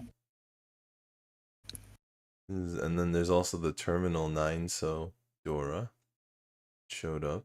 Out comes But the Dora. last time when East was Dora, it was actually the round win, so it was like it made a lot more sense to kind of hold on to it longer. Right. Sorakawa's gonna use it. Might be able to pair weight on the East at the very end. One Honba Yeah, here. but there's much less likely, like possibility that it would be pawned in the South round. Right. So you really have to, I think, want to use it to justify not discarding it. Yamamoto does not discard the red dragon. She discards the white dragon. So Tomi does not get a chance to pounce yet. 4 pairs for Aoi here. Aoi going to cut the 8-9 So shape. Sorakawa gets rid of Dora. No one can call it yet. Will we see the red dragon come out? No, still being held. I wonder if Yamamoto is going to go for a half flush. It really looks like it. Really looks like she's going for, like she wants to at least. She's heading in that direction. Green dragon. Red dragon comes out. Not even called by Tomi. Oh, she's going 7 pairs. And it pays off with a Sanzo pair. Pair number 5. She could just feel the Sanzo waiting for her in the wall. Didn't call the red dragon. Ah, I could make it 3, 4, 5. Looks like Sorakawa saw that as well. It's gonna be a little difficult with the 2, 3, 4, 5, 6 in her hand, but Yeah, definitely that possible. Looks like a full flush maybe? No, cutting the 3. It's just gonna go Itsu. Yamamoto's just gonna try and take second place. Tenpai! Tomi's Tenpai! Tomi Senpai once again. Here's the 3 for 5. Sorakawa cuts it. This is what I get for saying that the last hand was long. Hmm. 'Cause that was nothing compared to this. This is long. Yeah, I'm not even sure when the timer gets called on this game. It feels like it should be getting called right about now, but they haven't stopped. I think they get to play one more hand after. Right. You always get to finish the hand you're on for sure. Yes, and then they usually get to play one. Ooh, owie. It's Tenpai herself. This is not bad. Pinfu, Meet Ipeko. Mm. Oh, Sorakawa reach. 3 players Tenpai. Yamamoto having a tough time here. Yamamoto's still only one away though. Is it folding time? Or does Tomi continue to wait on the Dora? With 2 players Riichi, there's a chance the Dora can come out. And Tomi could become even richer. She's gonna reach! She's gonna reach! Sumogiri reach! Oh, that's Ipatsu for Sorakawa. Unfortunate for Aoi, Ipatsu dealing. There's 1 Ura for Sorakawa as well. So that's gonna bring Sorakawa to second. What a crazy turn of events. She was running in the negatives. She had to give out her bus stick, bring second. Tomi, no surprises there. She won the entire first East round until her dealer was broken. She won every single hand. But Sorakawa came Sorakawa, back. Yeah, from she was in negatives, I think, before that. Oh, this is fourth Aoi.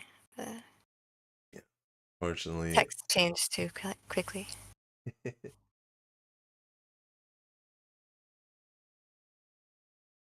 That's it for game 2. yeah, that was a long one for sure. Yeah. But there was a lot of changing. Of course, Yeah, but Tomi, no surprises. And she, I think, made up for any deficits that Ampai had coming into this game. Right. Yeah, Ogasahara being upset about the last place in the first game. Tomi wiped it away and made even more points in this dominating performance. And Sorakawa not giving up, finding her expensive hands. I think 2 different Sanshoku hands, mixed triples, to come back in the south round. Salad Sorakawa in the south seat. That works in English. I don't think it works in Japanese. But it's a really nice alliteration. Sure. I mean, they could say south. They say southpaw, so they could say south. Right. And Aoi, we had the interview with her, but unfortunately, a little unfortunate turn of events in the south round. It just did not work out for her. Actually, I promised I took the interview after, so we definitely did not affect her game at all. Little behind the scenes secret. I see. There. And I need to take a quick break, so maybe you can bring in Corak while I sure. just run up for a second. I'll be right back. All right, and Yamamoto there, of course, sitting in the west seat from Mahjong Study Stadium, ending in 3rd on that game. But really, Tomi there, collecting all of the points. And the rest of the players fighting over the scraps. But it was definitely a battle for those last positions, even if we knew the position of Tomi. Woof. And as Jenn teased once again, we do have another commentator for game 3. We'll use... Hello, everyone. Oh, welcome him in advance. It's Corak. What's up? How are you doing? A little frustrated after my last tournament result. Just a little short of the final table. Can't complain too much about 5th out of 104. Yeah, that is not easy to perform. Congratulations. But, I mean, I don't know if it can ease the sting of missing final table. No matter how many players you place ahead of, when you miss the final table, it's still pretty annoying. Oh, yeah. Well, I just want to say, the end of that game, I love the Sumigiri Riichi there by Tomi. just you're not in any danger of losing. Your dealer, you have so many chances to rack up the points, ends up losing the stick on the end. But I love the aggression. And remember, this is always difference that people run into. It's just different when you're playing for plus minus. Right. She's also playing for her whole team's plus minus, and it's continually summing up over the course of the league. So it's essentially just a full EV play, expected value.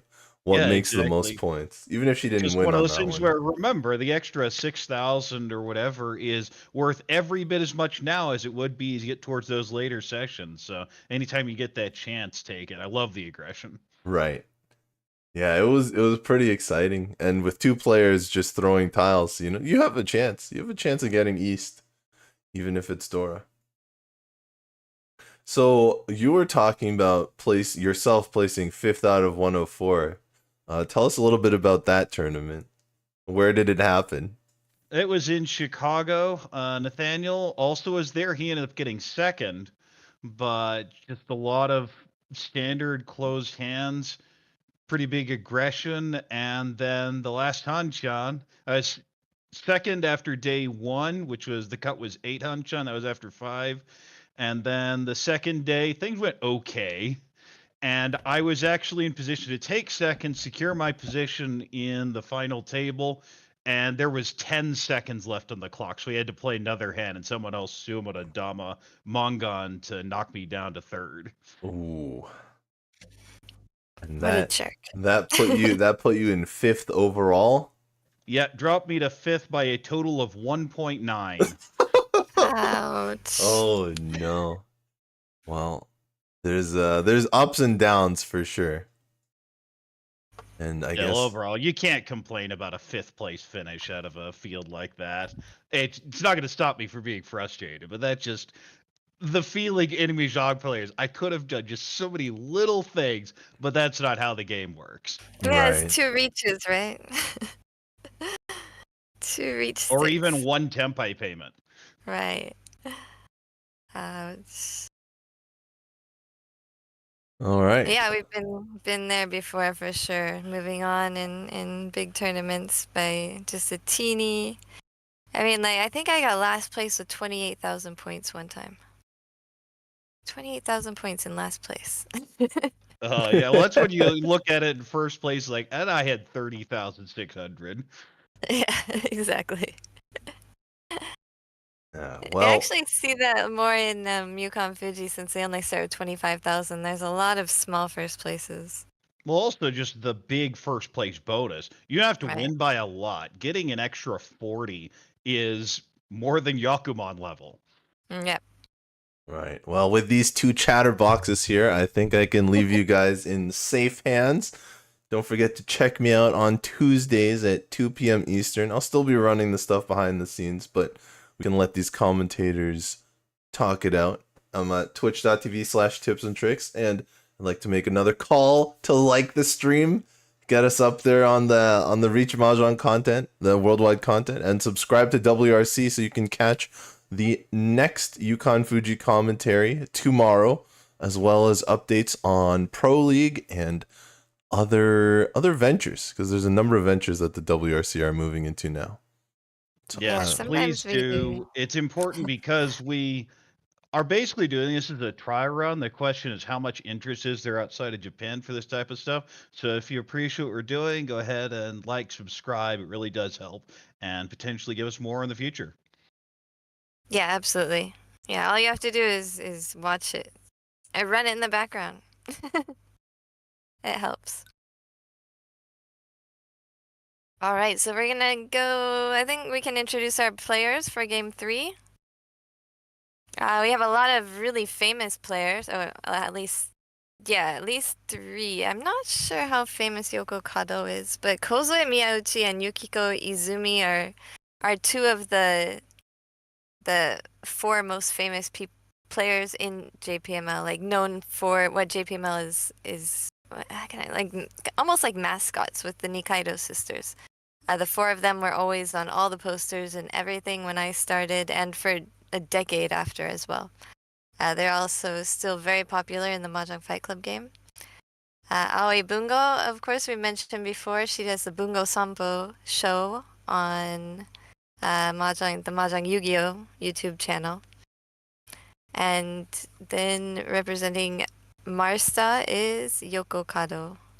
So, they call it Marsta because when when they try and change things from Japanese wording into the like English phonetics, they sometimes just assume it's AR. So they actually spell it MARSTA, but it's supposed to be Mahjong. The Ma is for Mahjong, and then Sta stands for both study and studio. So they just put them both together for Masta.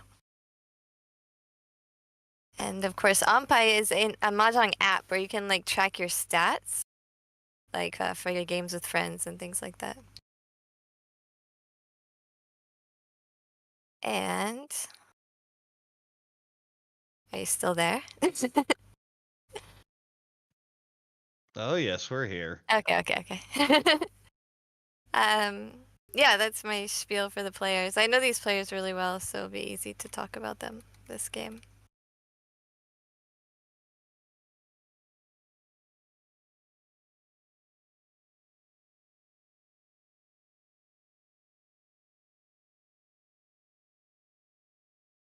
And the first dealer will be Kozue Miyauchi. It's, of course, Yukiko Izumi. Kozue Miyauchi, she said that she actually chose this group because Yukiko Izumi was in the group.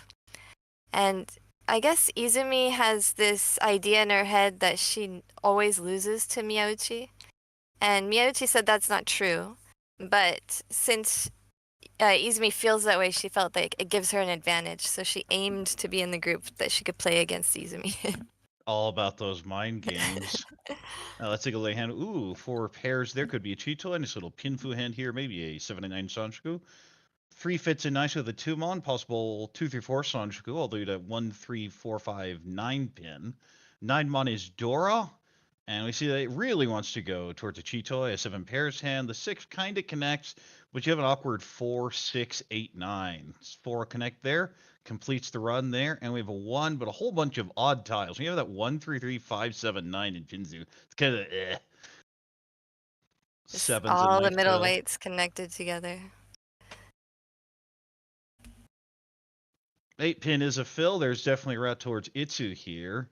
Gonna go ahead and hold the 9 for potential Sanjuku along the way, and of course it being Dora, always nice. And now with that 4, so plans to go regular hand with this, kind of abandoning the Chi toy. We see the 6 so held here, possibly Peiko. 3 so also goes towards possibly Peiko. We'll need 2 of the 2-5. And we see a bunch of those 2-5s so here in this hand, so gonna be hard to do anything with it. Trying to maneuver it around towards Itsu. Oh, well, there was the Chi toy, but out it goes. Speaking of pairs, we have Ishunten and more pair-ups. And Kado's hand just nothing connects. She finally releases the Dora. And the 5 fits, and that is Tempai, that is Riichi, Pinfu, Dora 1.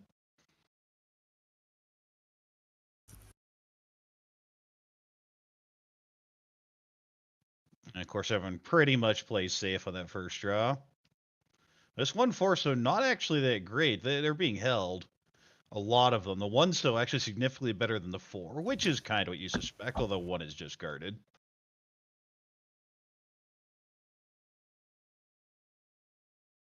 I think the players are playing really fast. These are really experienced players. Oh, And there's they a just chase. don't take time to think. Riichi, Pinfu, Tanya, possibly Peiko. 2-5 so versus 1-4 so. And we'll get to see here if Izumi is correct and that she always loses to Miyauchi or not. There's the 1. And there's the deal in. And her theory proves correct, at least this time.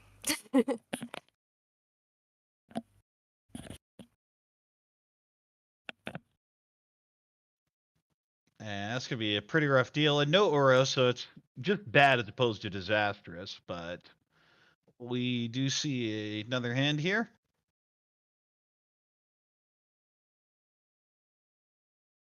Push the button. Oh, there it's back. Yeah, dealing a dealer never feels good, really. Oh, thank you, there's no aura. Just 5,800 plus the extra reach stick from Izumi. Whole bunch of Mazutas. Pretty nice hand there. That is a west pair, so possible Yakuhaing. And a bit of disconnected mess other than that 6, 7, 8 pin. 5's going to fit in fairly nicely, but you have that 3, 5, 7 Ryankan. There's the west, there's the call. The question, you get super greedy for Onitsu, and the answer is not yet anyway. Pairs also they're good to it's good to pawn into Tenpai so that she can move the dealer along as well.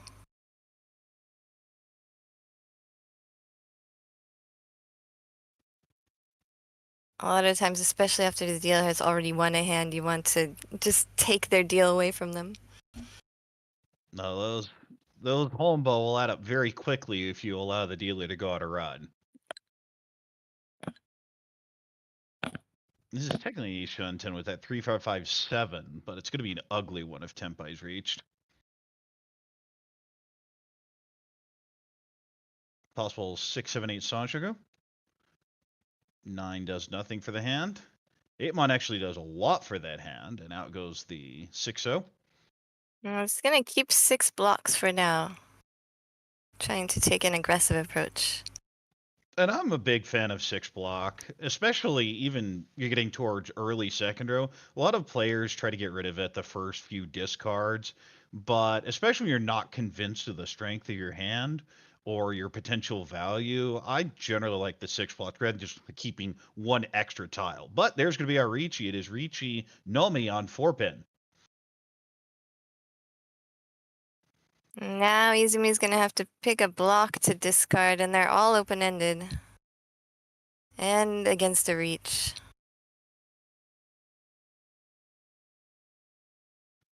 They'll just fight directly into it, throw the 3 into the 5 Riichi. Out of folds. Straight fold, discarding the most middle tile that she could possibly discard from her set.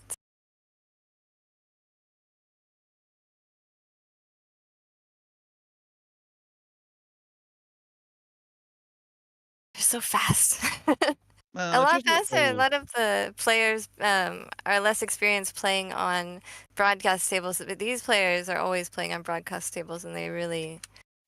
Yeah, they're just going for it. Of course, we've seen the 5 come out, 2 not pushed. Of course, never that thrilled with taking a Tsuji into the Riichi. But now if you Peiko upgrade, getting the 6-mon now, can push the 4 if Tenpai is reached. And that just looks like a fold. Still waiting for that 4-pin. They're actually decent. Well, as I say that, Kado's hand. there goes one of them. But at the same time, there's one left in the wall still, even with that having been drawn. But this was the shutdown, try and stop anyone from progressing their hands, Riichi's. You're not even necessarily expecting to win. You're hoping to get 3,000 from it.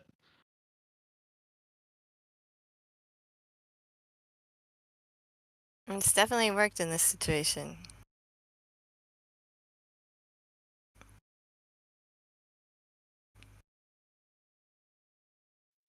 Now we basically have 2 people folding directly, and of course one who's looking for any excuse to get back in here. Ishanten now with that 3-pin draw. Will not likely have anything other than that west that was called earlier.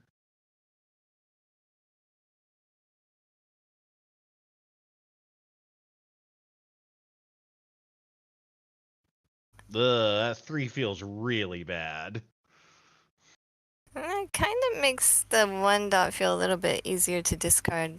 Yeah, but it's still Dora. It does make the 1 significantly safer, but I really am never looking for an excuse to throw Dora. Unless we're desperate in South 4, and that I just don't care. That's true. I have a visitor in my office here. Do you want to say hi, Mia?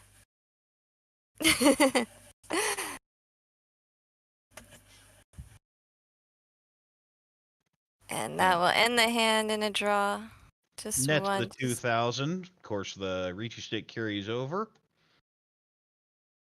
but succeeds. And as I mentioned earlier, the idea that Riichi isn't necessarily to win; it's to pick up exactly that result and stop everyone from fighting with significantly better hands.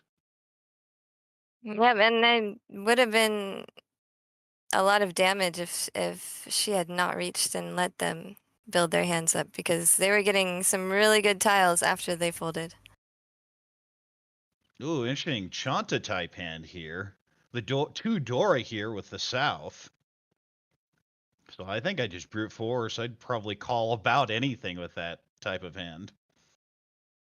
Nice little Pinfu hand. This hand, few pairs, kind of hard to decide what to do with it. Oh, and that 4 is a really depressing draw. If you get the 1, use brute force the Sanjiku with the Chanta and 2 Dora. But with the 4, even Chanta is significantly harder. You see the Anko there of the 3 so. We'll have that floating east to get rid of. Of course, you see 2 of them out, so not that much of an issue.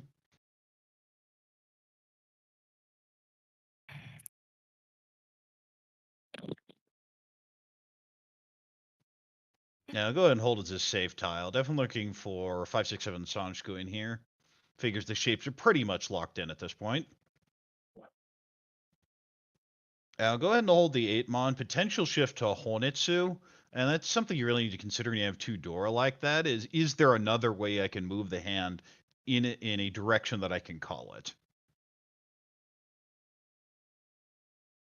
Especially when your shapes are very less than it. A 3-pin, a huge fill there. 6 draw kind of moves towards Itsu. I'd probably cut the 9 so. We'll go ahead and get rid of the 4, keeping the 7 and 9 Sanjiku available.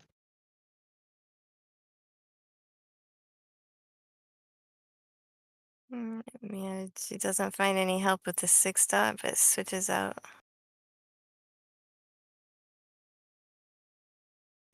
4 is a huge Oh. connection. That is now Ishanten for likely Riichi Tanyao.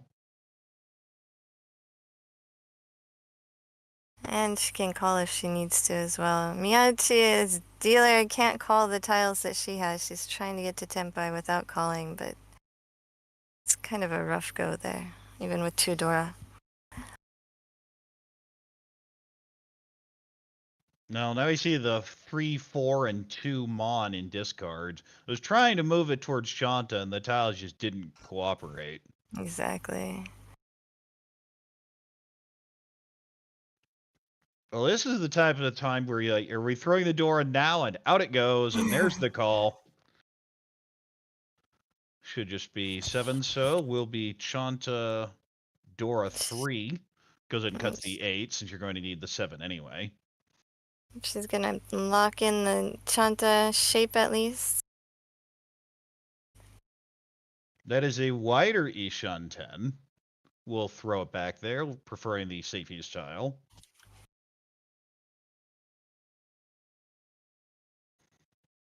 Oh, and now I have an Anko, so you pair up either of those 9s in your Tenpai.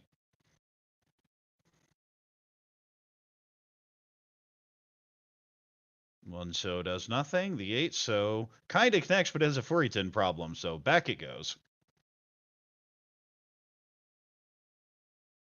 That is Ishan 10 for Riichi Sanshoku.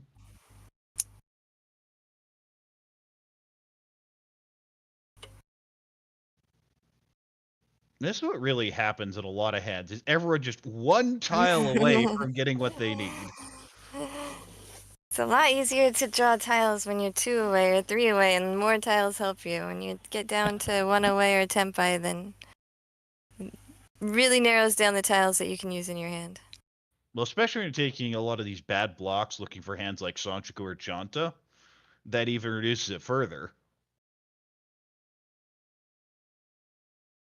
Of course, Right, it's worth remembering there is still that Riichi stick left over from the last hand, so even a cheap hand's effectively doubled. Possible 5, 6, 7 Sanjiku, but same kind of problem there. There's going to be the Chi. Now the question is, do you wait 9-pin Tanki or do you throw the North wait on the 8? The 9-pin is pretty dead. There's 1 8 out, but going to wait on the last 9-pin. Of course, you can switch that potentially to something else later.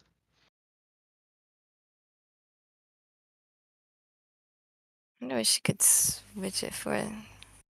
Yeah, Yeah, I I could just see see the 6 call just for the Tanya 5-8, so Tempai.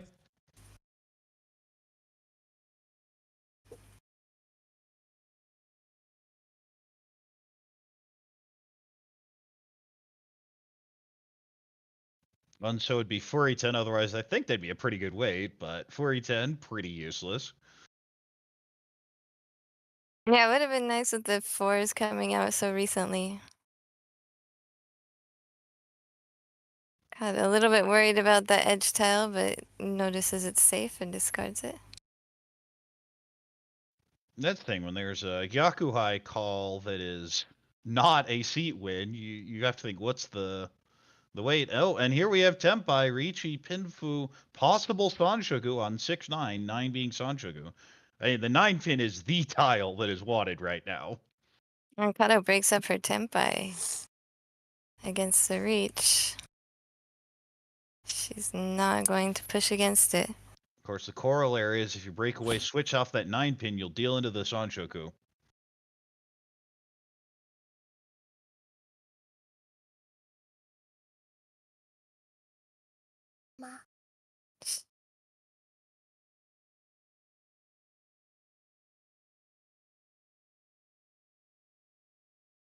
How many tiles? We have just one more draw each after that. Question is the last one dead walled? And it's looking that way. 2 draws left.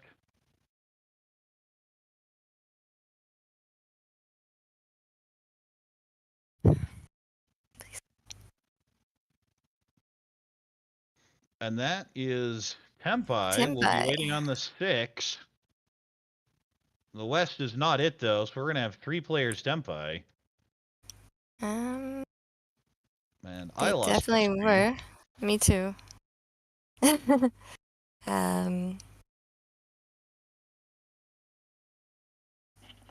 Yep, seems the we have the names, but the video file is a little black right now. Let me take a look. Okay. Did I do something wrong? Oh, Okay. No, we it's just coming thought back. for a bit. Yeah, it's coming back. Looks like there's just a drop in the camera feed there. But Darren, hang our on, camera that has was the returned. feed. That was the feed itself, but we're off to another hand here. As mentioned, we have the 3 players Tempai. Nice little Pinfu hand here. Possible 6-8 Sanjiku developing. Chun is Dora. Tanya, we have that West pair though, so may just go Pinfu. 1 will connect nice with that 2-3. The 8 connects with the 7-8. That looks a very fast hand.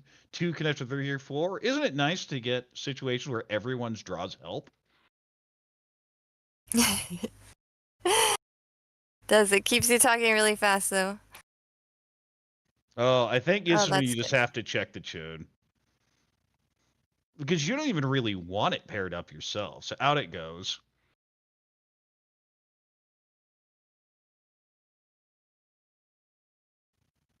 Six connects with the 5-5-6, potentially Peiko on a 4 or 7 draw.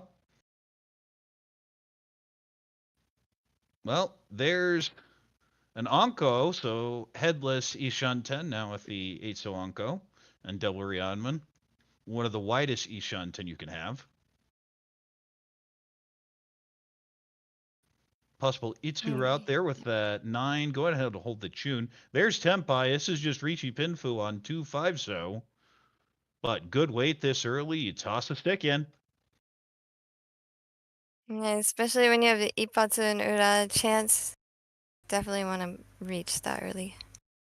At the same time, there's so much in the middle here.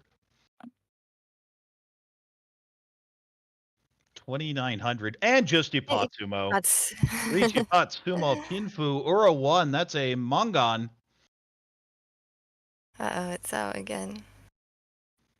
I think we lost the feed again, but we saw the important part. There's a Mangan and all the repeat sticks from the previous hand. It's going to be a huge win there. I think that this might have been a video cutting issue on my part. Uh-oh. Hold tight. There's still a lot more video to go. Because it is pre-recorded, but it is from essentially the day before. Yeah, but I think maybe I cut the wrong part of the video. Oh, here we go. We're back. We're kind of back. No, it's black. And now we're not. Hold on. Yep, there we are. Thanks for holding on through the technical difficulties. And, ooh, that's the type of hand I like seeing. Nice callable, possible Honroto. West is Dora here. Three will connect loosely. Bunch of bad shapes, but can't just turn it towards a Pinfu. Ooh, now you see, how much do you believe in Honroto? Not much.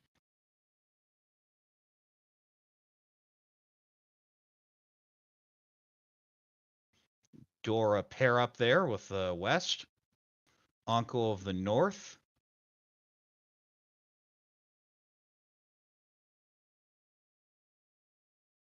More pairs. That's actually Chitoi Ishunten.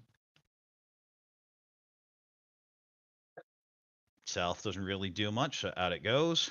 Well, there's an Anko of the East. I mean, you have to go 4-6 you're doing. Oh. I am utterly disappointed.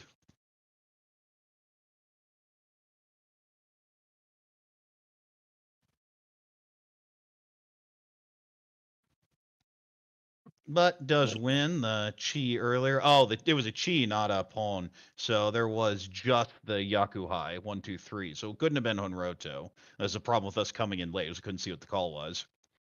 Okay, so I know what the issue is. So I accidentally cut the video instead of the names. But we should be able to see all of the hands. It's just in between the hands is kind of cut out. I think it happens 5 times. And then after that, it will be normal again. So, apologies. This was my issue that was not checked. At the same time, what time is it for you, Jen?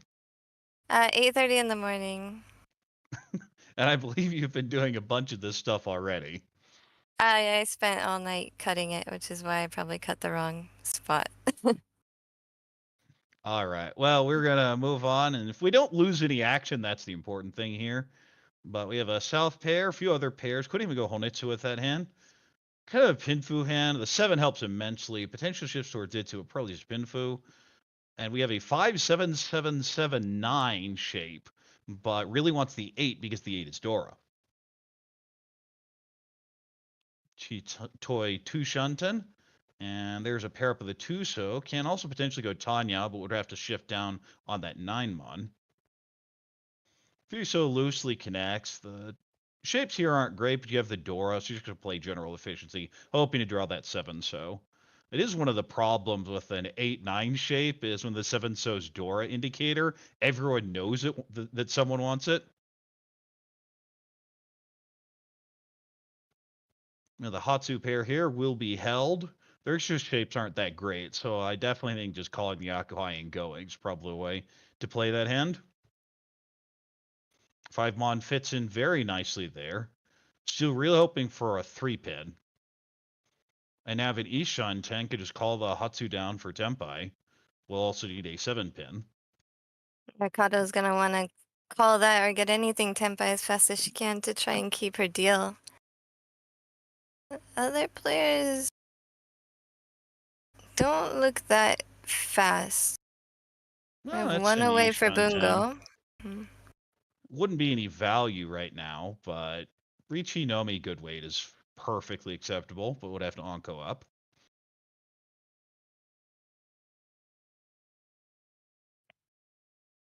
To get a hand like that, I would always joke that, hey, I'm going for Sun Anko. Yeah, how do you do that? Well, then you draw 4 of the same tile or something. Ooh, potentially Get rid of the open. Chanta Sanshugu here. Also keeping the open-ended over the middleweight. Ooh, 4 is an interesting time. I think the 7 goes out. There it goes. This also keeps possible Rion Peiko. And that is Tempai. Will she reach? And she will. Yes, you also have the Suji on the Tumon. So it is Tumon and Hatsu. And there's going to be our chase. Did Anko up, as I mentioned.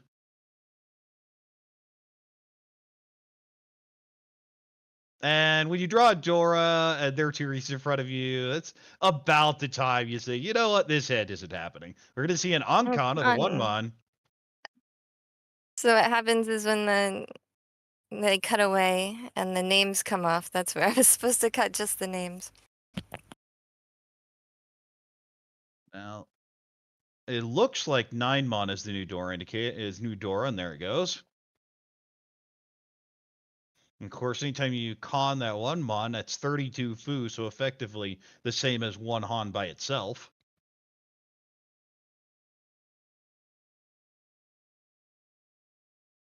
And that's fine when you're reached, but when another player is reached, and especially the dealer is reached, then you do kind of worry about giving them extra Dora. When you have a good weight, though, usually the con is the play. With a bad weight, I am much more willing to just throw the 1, but the 3 comes out.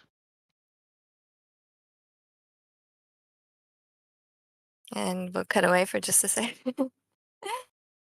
We're almost past it.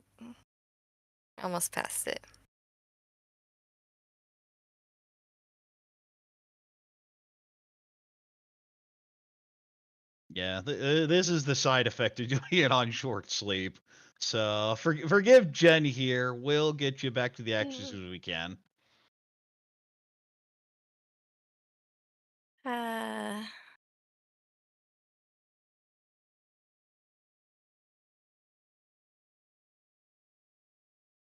Should be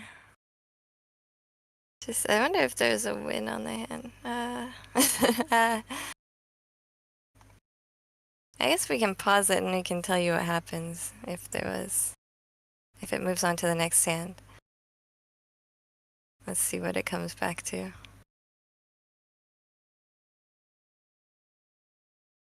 Yeah, can we skip forward 10 seconds or so? Oh, there we go. And it's a new hand, so let's go ahead and pause it and I'll tell you what happens what happened on the last hand. I don't know what else to do. I guess we can look at the scores. Just 1 second. Alright, what hand was it? East 4?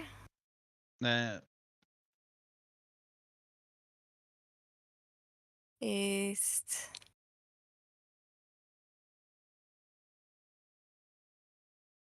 It was either East 4-2 or I think it was East 3. What was Yeah. it, Dora? It's Sorry. currently East 4 on Zero Humble right now. On the new Then hand. it was East 3. Okay, so 8-Mon it's is the new Dora. 3 with... No, what was the Dora for the last hand? Hold on. There were 2 of them because there was that 1-Mon Ankon. There was a 9-Mon, which was... Yeah, 9-Mon was the second Dora.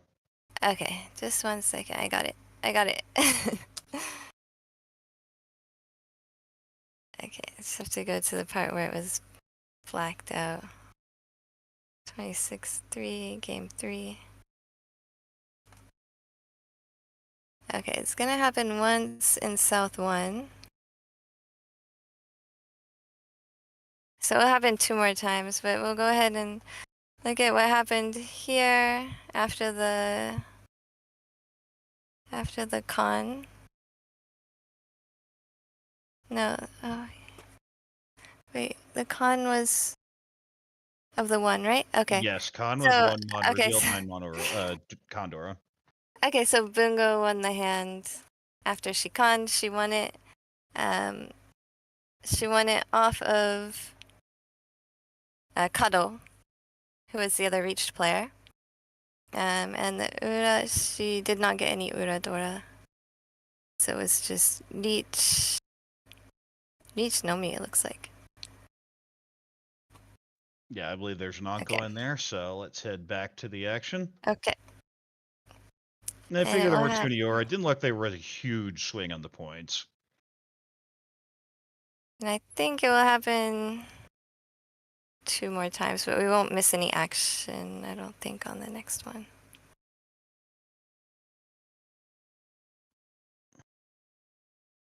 No, we won't miss any action. Okay. So we're set. You can move it forward. Yeah, I'm not seeing anything on my end.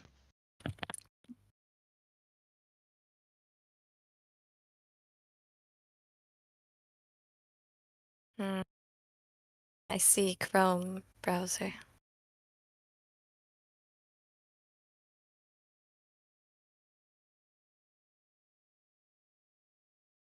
All right, here we go, back up. And we are in East 4. The Dora is the 8 of characters, the 8 mon. Sorry for the delays, everyone. Trying to get everything realigned here. Nice little potentially Peiko here with a 6677. Also has 2 of the Dora. We see a call here with what looks like a Honetsu. Of course, there are 2 Haku here. And that looks like a pretty standard Riichi Tanyo type hand. Do see the upgrade. Can just go Tanya with that. Kado discards the 2 first. Keeps the 1 as more of a safe tile to discard later, since she plans on using neither of them. There's Tempai. Will Dama here. Waiting on 4-pin for Tanya. Probably looking for some sort of Sun Anko, or at least a good weight upgrade. Miyauchi's hand is just a mess. Nothing connecting there. And normally I'd hold onto that 4 and break Tempai, but there's a 3-mon in the discard, so you can't even go for the Peiko shift.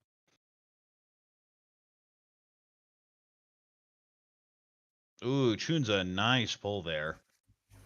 Out goes the Haku. It is the first one, and there it gets called. Not too much value here. Still 2 away, even with 2 calls. Is it But just we 2 see calls, the right? 2 has also been called. I guess just 1 call.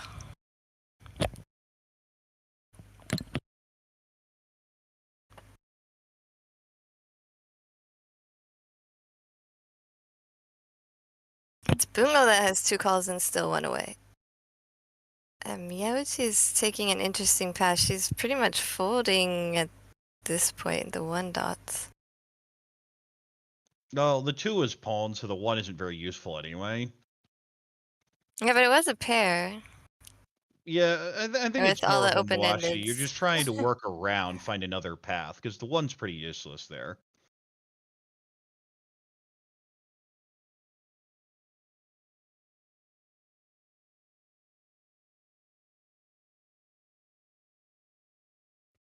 Five doesn't help. 1 would lose the Tanya, so out it goes.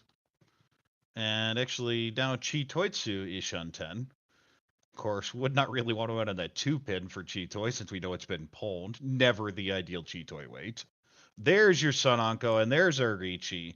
Riichi Tanya Sumo on either of these 5s is a Sun Anko. Actually, draws a tile that she would have been a lot happier with before the reach. And the 2's a miss.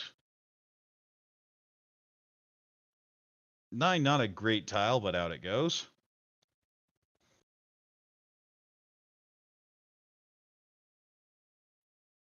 And that's definitely a fold. Draws the 4, but goes and breaks the 7, 8, 9. Just trying to end this. There's Tempai. Waiting on Hatsu and Chun, and as they say that Chun's drawn, that hand is done.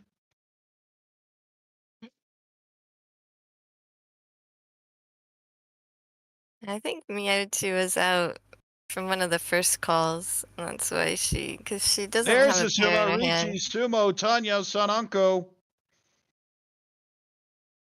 All right. And don't get to see the Uradora, but it was at least Mangan. Ura. The Ura was the 6 of characters. Don't think that was in the hand, so we'll just be He the did not manga. have it. Nope. But the indicator for the Uda was 5 of characters, which is what she drew. So she was drawing really thin there, and still got it. All right, and a few pairs there, probably Tanya, 2 Monis Dora. Just getting rid of some of those extraneous honors for now, but that's going to be called, as there's the East Pawn. Speaking of extraneous honors, that looks like a Kogashi hedge. Gonna go ahead and get rid of the 1 from the 1344. 6 connects to the 455. 8, so a very loose connection to a possible Tanya there. The 6. Back it goes.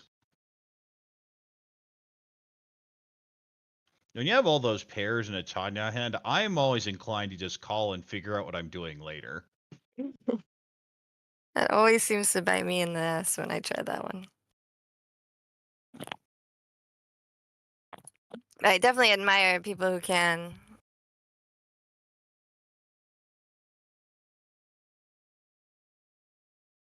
No, that Kogashi may be shut down because there's a door in that hand. Not really interested in getting rid of it anytime soon.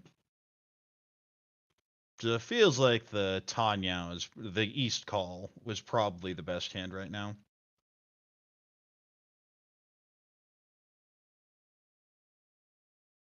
I think Bungo is just trying to collect as many Oh, well, Tanya now tiles that as possible, but that pairs up 9 the shows a 9. huge pull. Possible Riichi Pinfui Peiko.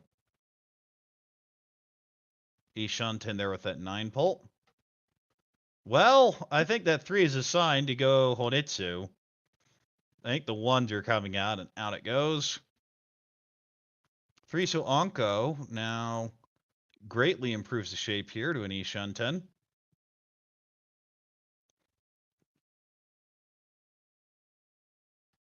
And speaking of unwanted Dora, there's 1, and out it goes. Yeah, I think some of the younger players would hold on to it longer because they're kind of afraid to cut it so fast on a broadcast table. Well, it's one of those things where if you don't cut it now, you're going to regret it. It's either, if you don't throw it now, it never comes out. Yeah.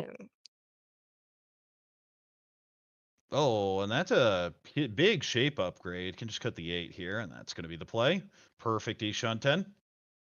And the 3, not the ideal draw, but a slightly wider Ishanten.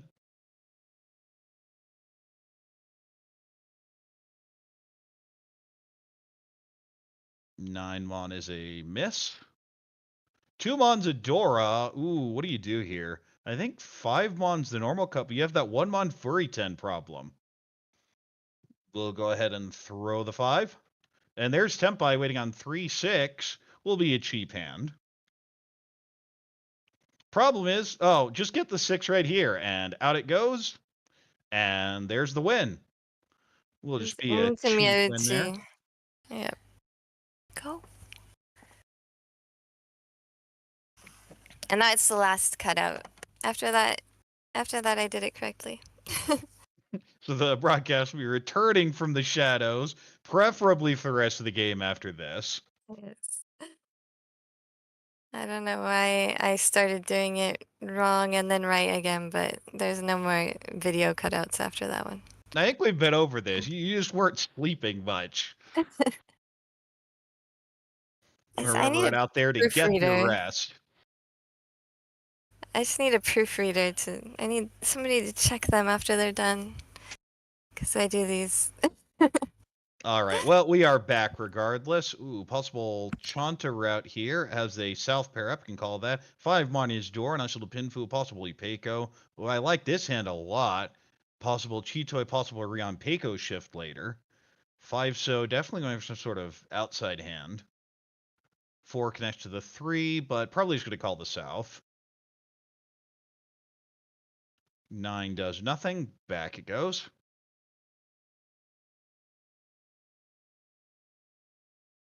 3 so pair. And speaking of 3 so, there's a 2 so to connect to that one.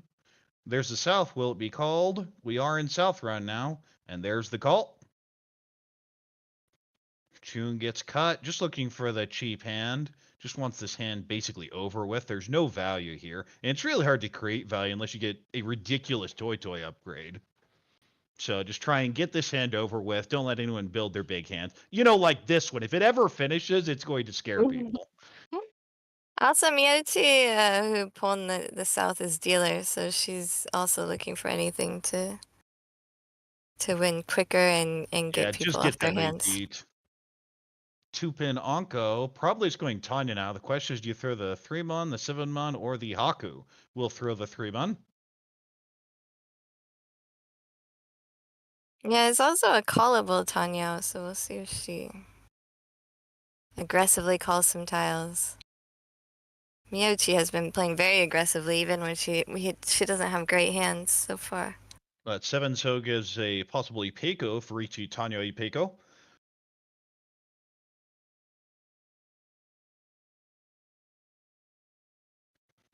Five so is an interesting draw. Like you potentially lose the Tanya with the most efficient 8-mon cut. We'll go ahead and lock it in though. Throws the 7. Of course, this also means you cannot accept a Dora anymore. But a little bit more options for pawning. I think keeping the 8 means that she can pawn either one of those. Yes.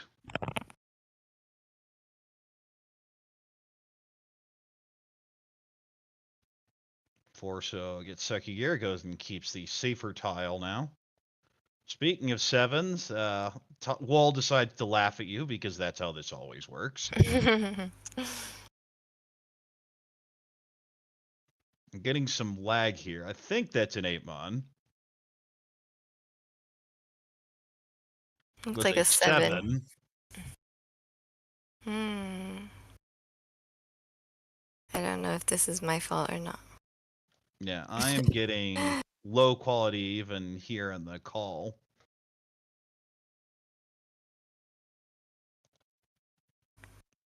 And there we're back. Okay, the North has been called.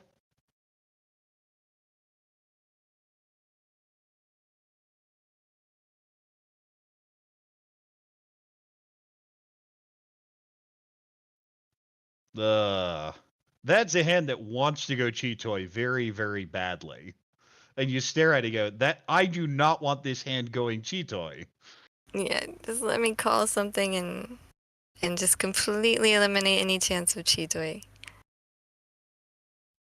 3-pin connects to the 3-4.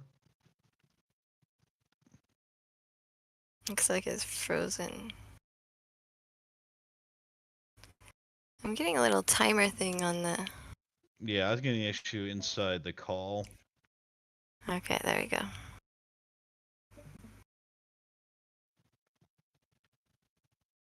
Okay, I'm back now. 2-mon. We have a Riichi, of course.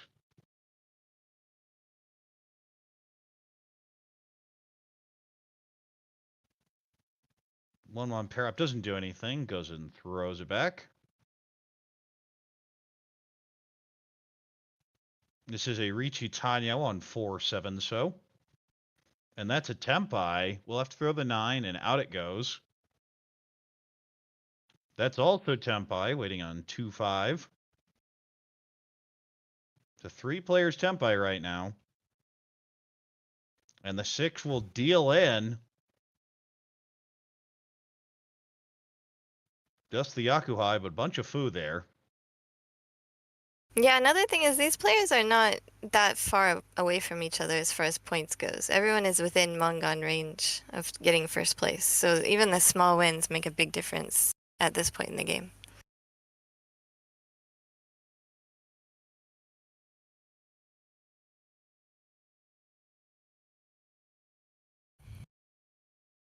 Izumi will be the next dealer. Nice Pinju draws, but not quite enough to go Honitsu, probably. Dora is 7-mon, and with the 7-8, you don't have to worry about Honitsu. Ooh, a bunch of pairs, an Anko of the 5-mon, pair of 9s, looks like pair of North. Nice little Pinfu Tanyo hand. We see the Chun pair here. Holds the 9 just in case that turns into a 7-8-9 with the Dora. 2-pin fits nicely, connects to the 3. 8 connects to the extended 5, 6, 7. So basically, any upper pinzu will help that hand now. Well, more pairs. This is the question: how committed are you towards a pair or set-based hand? Throws the 6. 5 so held probably at Heijitsu. The 1-pin fits, but that makes this hand really cheap. It's one of those where you look at it and go, I think it improves the hand, but I'm not sure I wanted it.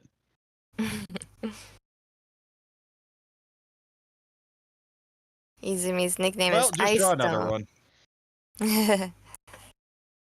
Now, Ishanten for Chihoitsu also can go towards an Ipeiko.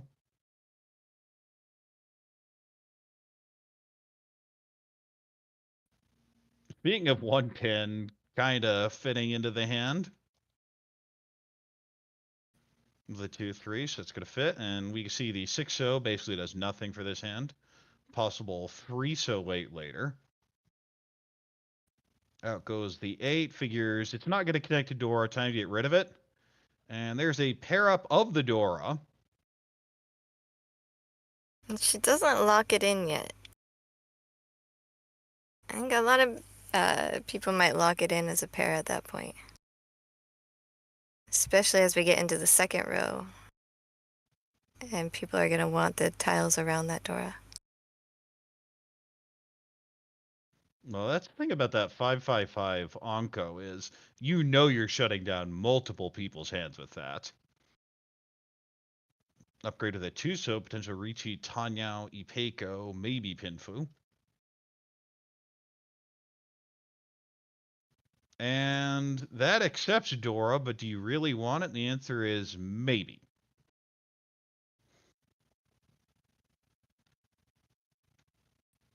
More pairs. A bit wider. 4. And there we see the 4 Onko, but it's connected to a 2-5. Not ideal, but if you call the tuner, you just cut the 2. Izumi kind of stuck. Her nickname is Ice Doll because she's known for remaining cool and calm at the table.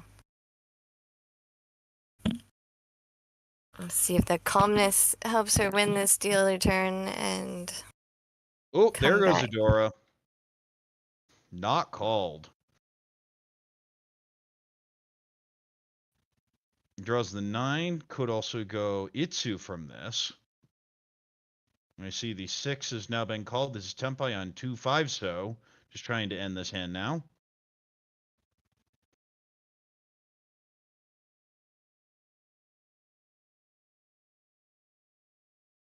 Yeah, Izumi or Kado are getting any of the tiles that they want.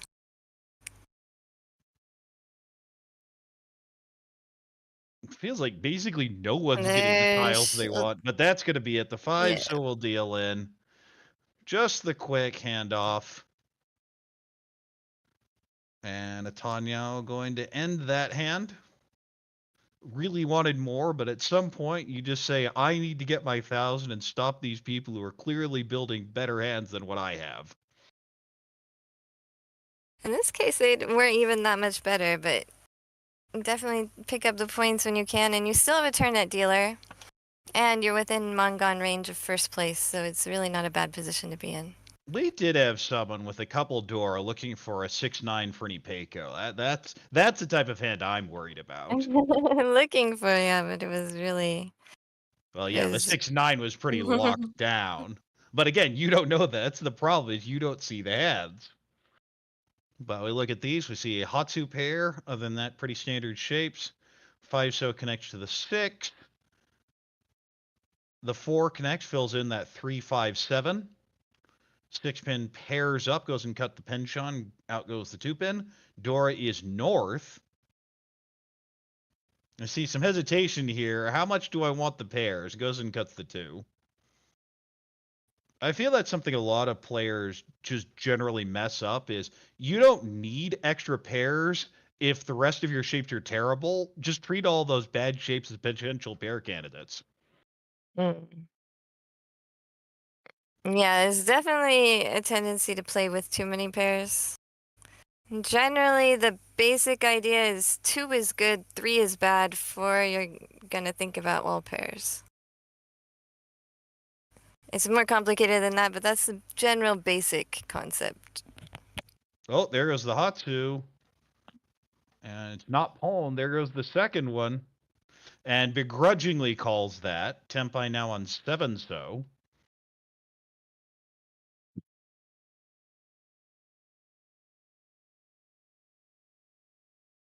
I'm trying to figure out if there's ways she can use the 5. Probably thinking that the 7 of bamboos is a little bit redundant. But it deals in, of course, in this case. I mean, 7 dot. That's not the 7 pair. The 7 dot was redundant, which does not deal in, actually. No, that's close, but that's not it. We'll go ahead and take the Shumpo. Now a 7-mon 8 so weight.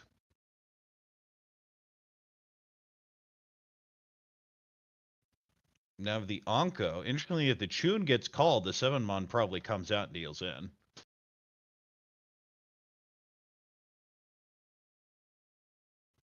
Ew.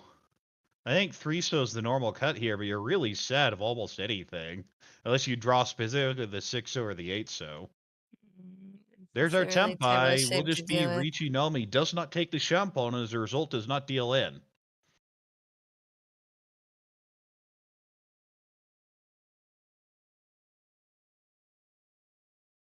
Izumi does not have an... That does not look like a hand you want to fight with. I'm just staring at this and go, ugh. Yeah, most of the hands on the table right now are pretty ugh. Well, there's the north. You always get a little concerned when you draw that Dora right after the Riichi, but it had come out a turn before. Concerned when you draw your middleweight right after switching it to Shavo. Ouch.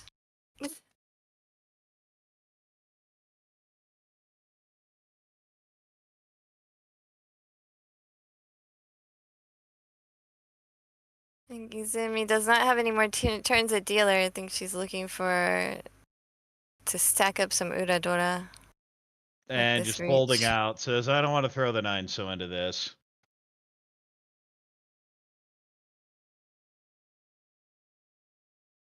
And without any Sozu in that pod, I'm not that surprised by it. You'd be fighting for 1,000 bad weight.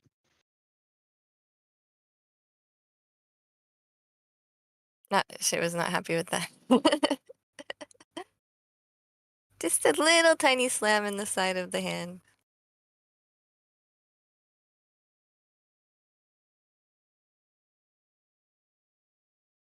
And she decides to drop the pair of 4 dots. If 1 passes, 2 will pass.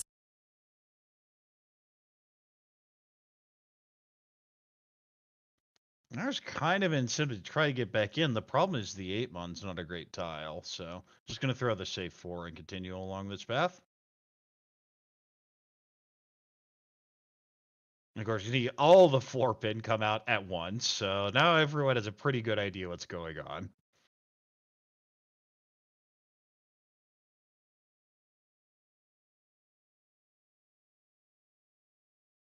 Oh, the Chun, of course, as mentioned earlier, if would have taken the Shumpa, Riichi would have dealt in, so it didn't matter. And she definitely does not know that either. No, it's one where you look back, you go, oh, okay. I completely meant to do that. That can be frustrating to see, like, I should have won this hand.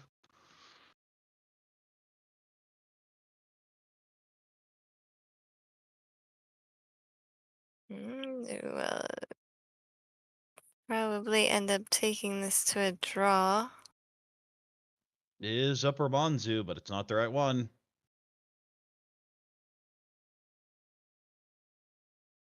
I think just one more draw after this. Will just be the 1-player Tempai. Hey, this time we don't immediately cut away, so we get to see the 3,000 pickup. I did not mess it up after that for some reason. I don't know what inspired the place I started messing up and finished messing up, but I'm glad it's over.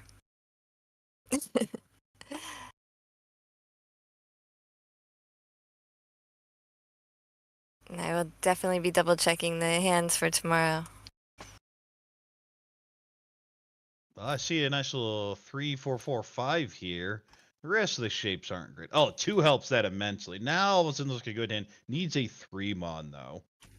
Looks as though, what, 4-so's door indicator, if I'm seeing that right? If it is, 4-so's Dora. It is, so that's 2 Dora. This also a good hand with South and a few other pairs. 4-pin fits in nicely. Nice little pinfu potential. Hatsu Anko. A lot of significantly better hands than we've seen the entire day so far. And they're so close in points that if anyone hits their hand, they could end up in first place. Yeah, we're in all last, so Mongon is the goal, especially for Kado and Izumi. And you don't have to be above 30,000 to end the game in first place. So Izumi can sumo even far less than Mongon to get first. Yes, Only require 4,000 because of the 1,300 in the middle.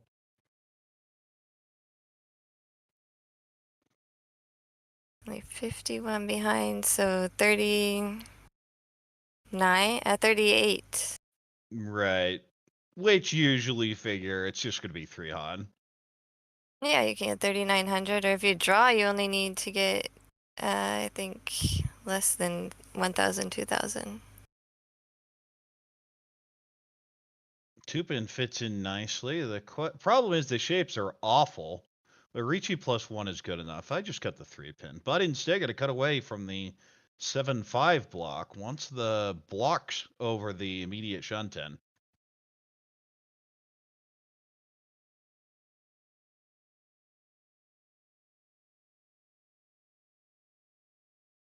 I And think long pause on that 7, eventually throws it back. Ooh, 6 fits in nicely. You can just cut the 1 or the 4, probably the 1.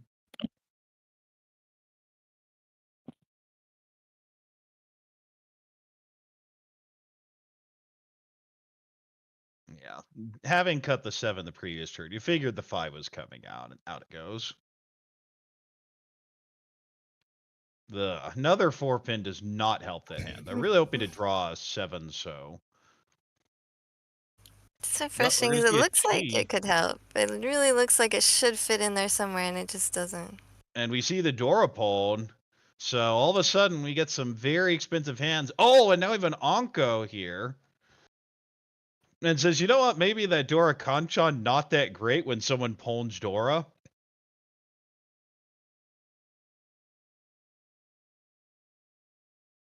But still, Ishunten will need a Tanyao.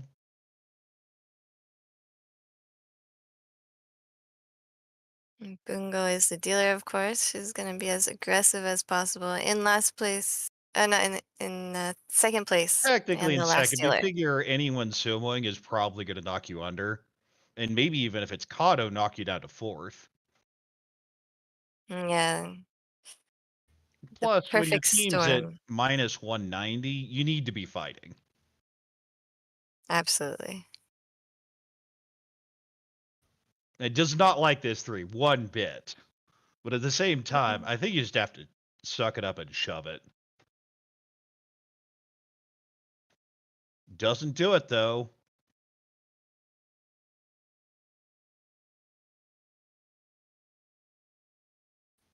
Ugh, well, that's an awkward shape, but greatly improves it. Yeah, it's got a little There's the weird call. entotsu thing going on. We'll just take the Chooses the 6-9 weight, open-ended. though. Double south, waiting for the 6-9. And that would, of course, be enough to secure first place, so you don't have to think too hard about it. There's a Chi. We now have Tempai. This is the Dora 3 hand waiting on 7-pin. But it shut down with a double south. Sumo's the 6-pin. This could be Miyauchi pulling out the win here. Will not be enough to drop Bungo into third place, though. Miyauchi first with 33,000 points plus 43. And Bungo will remain in second place with 23,200 points, so plus 3.2. Izumi third place, 23,100, and Kado in fourth place with 20,700, which actually is not a big fourth place. Yeah, you could see disappointment on her face there, though. I But mean, yeah, but sometimes that's all having you could do. keeping it over 20,000 is still pretty admirable. That was a really close game in the end, actually. Well, a whole bunch of hands where everyone at the table just went away. Give me the tile I need. Give me the tile I need. And the wall just kept saying, no.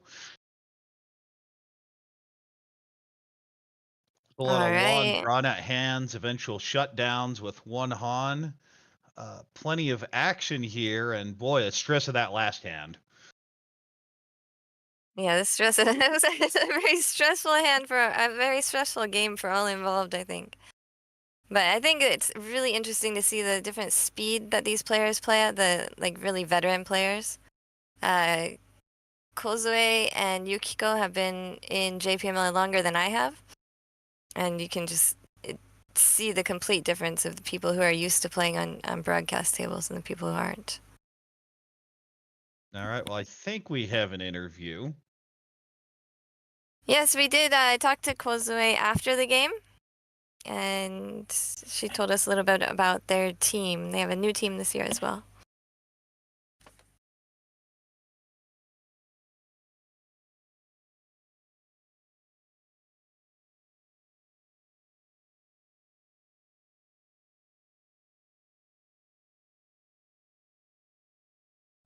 そうですね。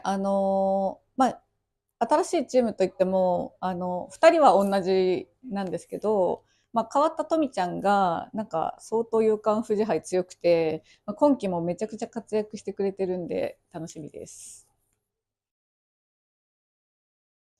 現状はまだそこまで相手チームのことも理解できてないので、現状はないですね。とりあえず、行ける人が行こうみたいな感じでやってます。そうですね。私、個人として4戦打って3着とトップ3回なので、結構調子いいので、個人優勝を目指して、もちろんチーム優勝も目指して頑張ります。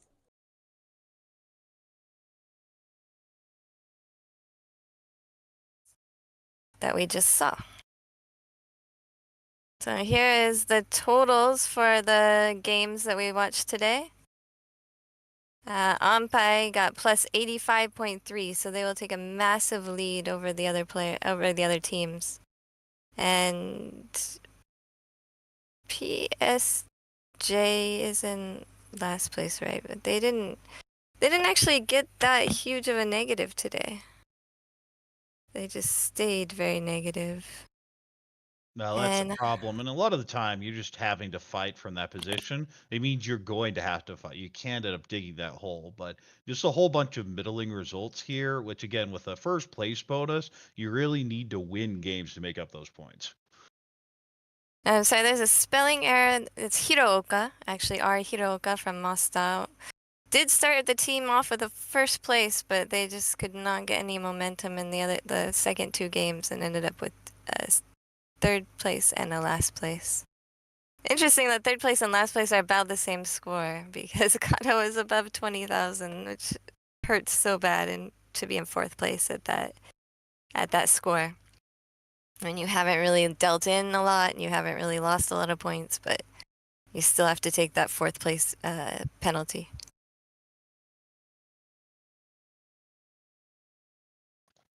So here we have the updated results for Group 4. Ampai in great position here. Hachioji Keio in a distant second, but plenty of possibility to check in. We are, of course, only in session 4. There are a bunch to go still. Mahjong Study Stadium, a little bit more behind in the slight negatives. And PSJ, on the other hand, though, needs to start making up some ground pretty quickly. Yeah, they got what plus they got -8 today. I think maybe the points that we had at the beginning weren't quite accurate. Maybe it was from before session 3, but Hachioji and Ampai were actually quite close going into today's session either way. And Ampai just pushed them down and took a massive lead. Hachioji, of course, getting -60 in just one day. But with the huge first place Uma and Oka, it's just the swings are huge. So even though we have this big of a lead with Ampai at session 4, it really is still any team's game. Absolutely. Much rather be at plus 182, though. So Yeah. Ampai in control, but not firm control of this group. So you have to get first place in your group to move on to the team final, the team playoffs. There are 3 wild card slots as well. Slots. The way that they choose the wild card is whatever second place team is closest in points to the first place team. So even in second place, you not only need to get points, you need to drag first place in close to you. That's a really brutal method. Well, I think so if it was really close, like if a team had 100 and second place had 90 or something, then they both get to move on. Is that sort of thing. It's actually like the method that has been used. It's really popular to be used in Mahjong tournaments lately. I know that in Ryo-sen with Saikoi-sen, that's what they use, and JPML has started using it as well for things like Judan-sen. When you have the top 2 at the table move on, the tournament style, then if they have wild card options, the third place player that's closest to whatever the second place player was usually gets to take that wild card spot. I think it's an interesting method, and what it does is it incentivizes you to fight the teams you're supposed to be fighting rather than just farm fourth place for points. Absolutely. Except for one time I made it with 100-point difference from second place because everyone had more than 100-point difference. That was amazing to me.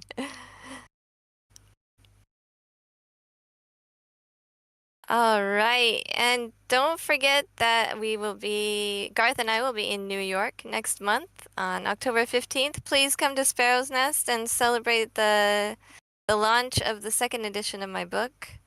It's way better than the first edition, like way better. So they gave us so much more time to edit, and so there's so many fewer mistakes and modern terminology. Terminology, yes.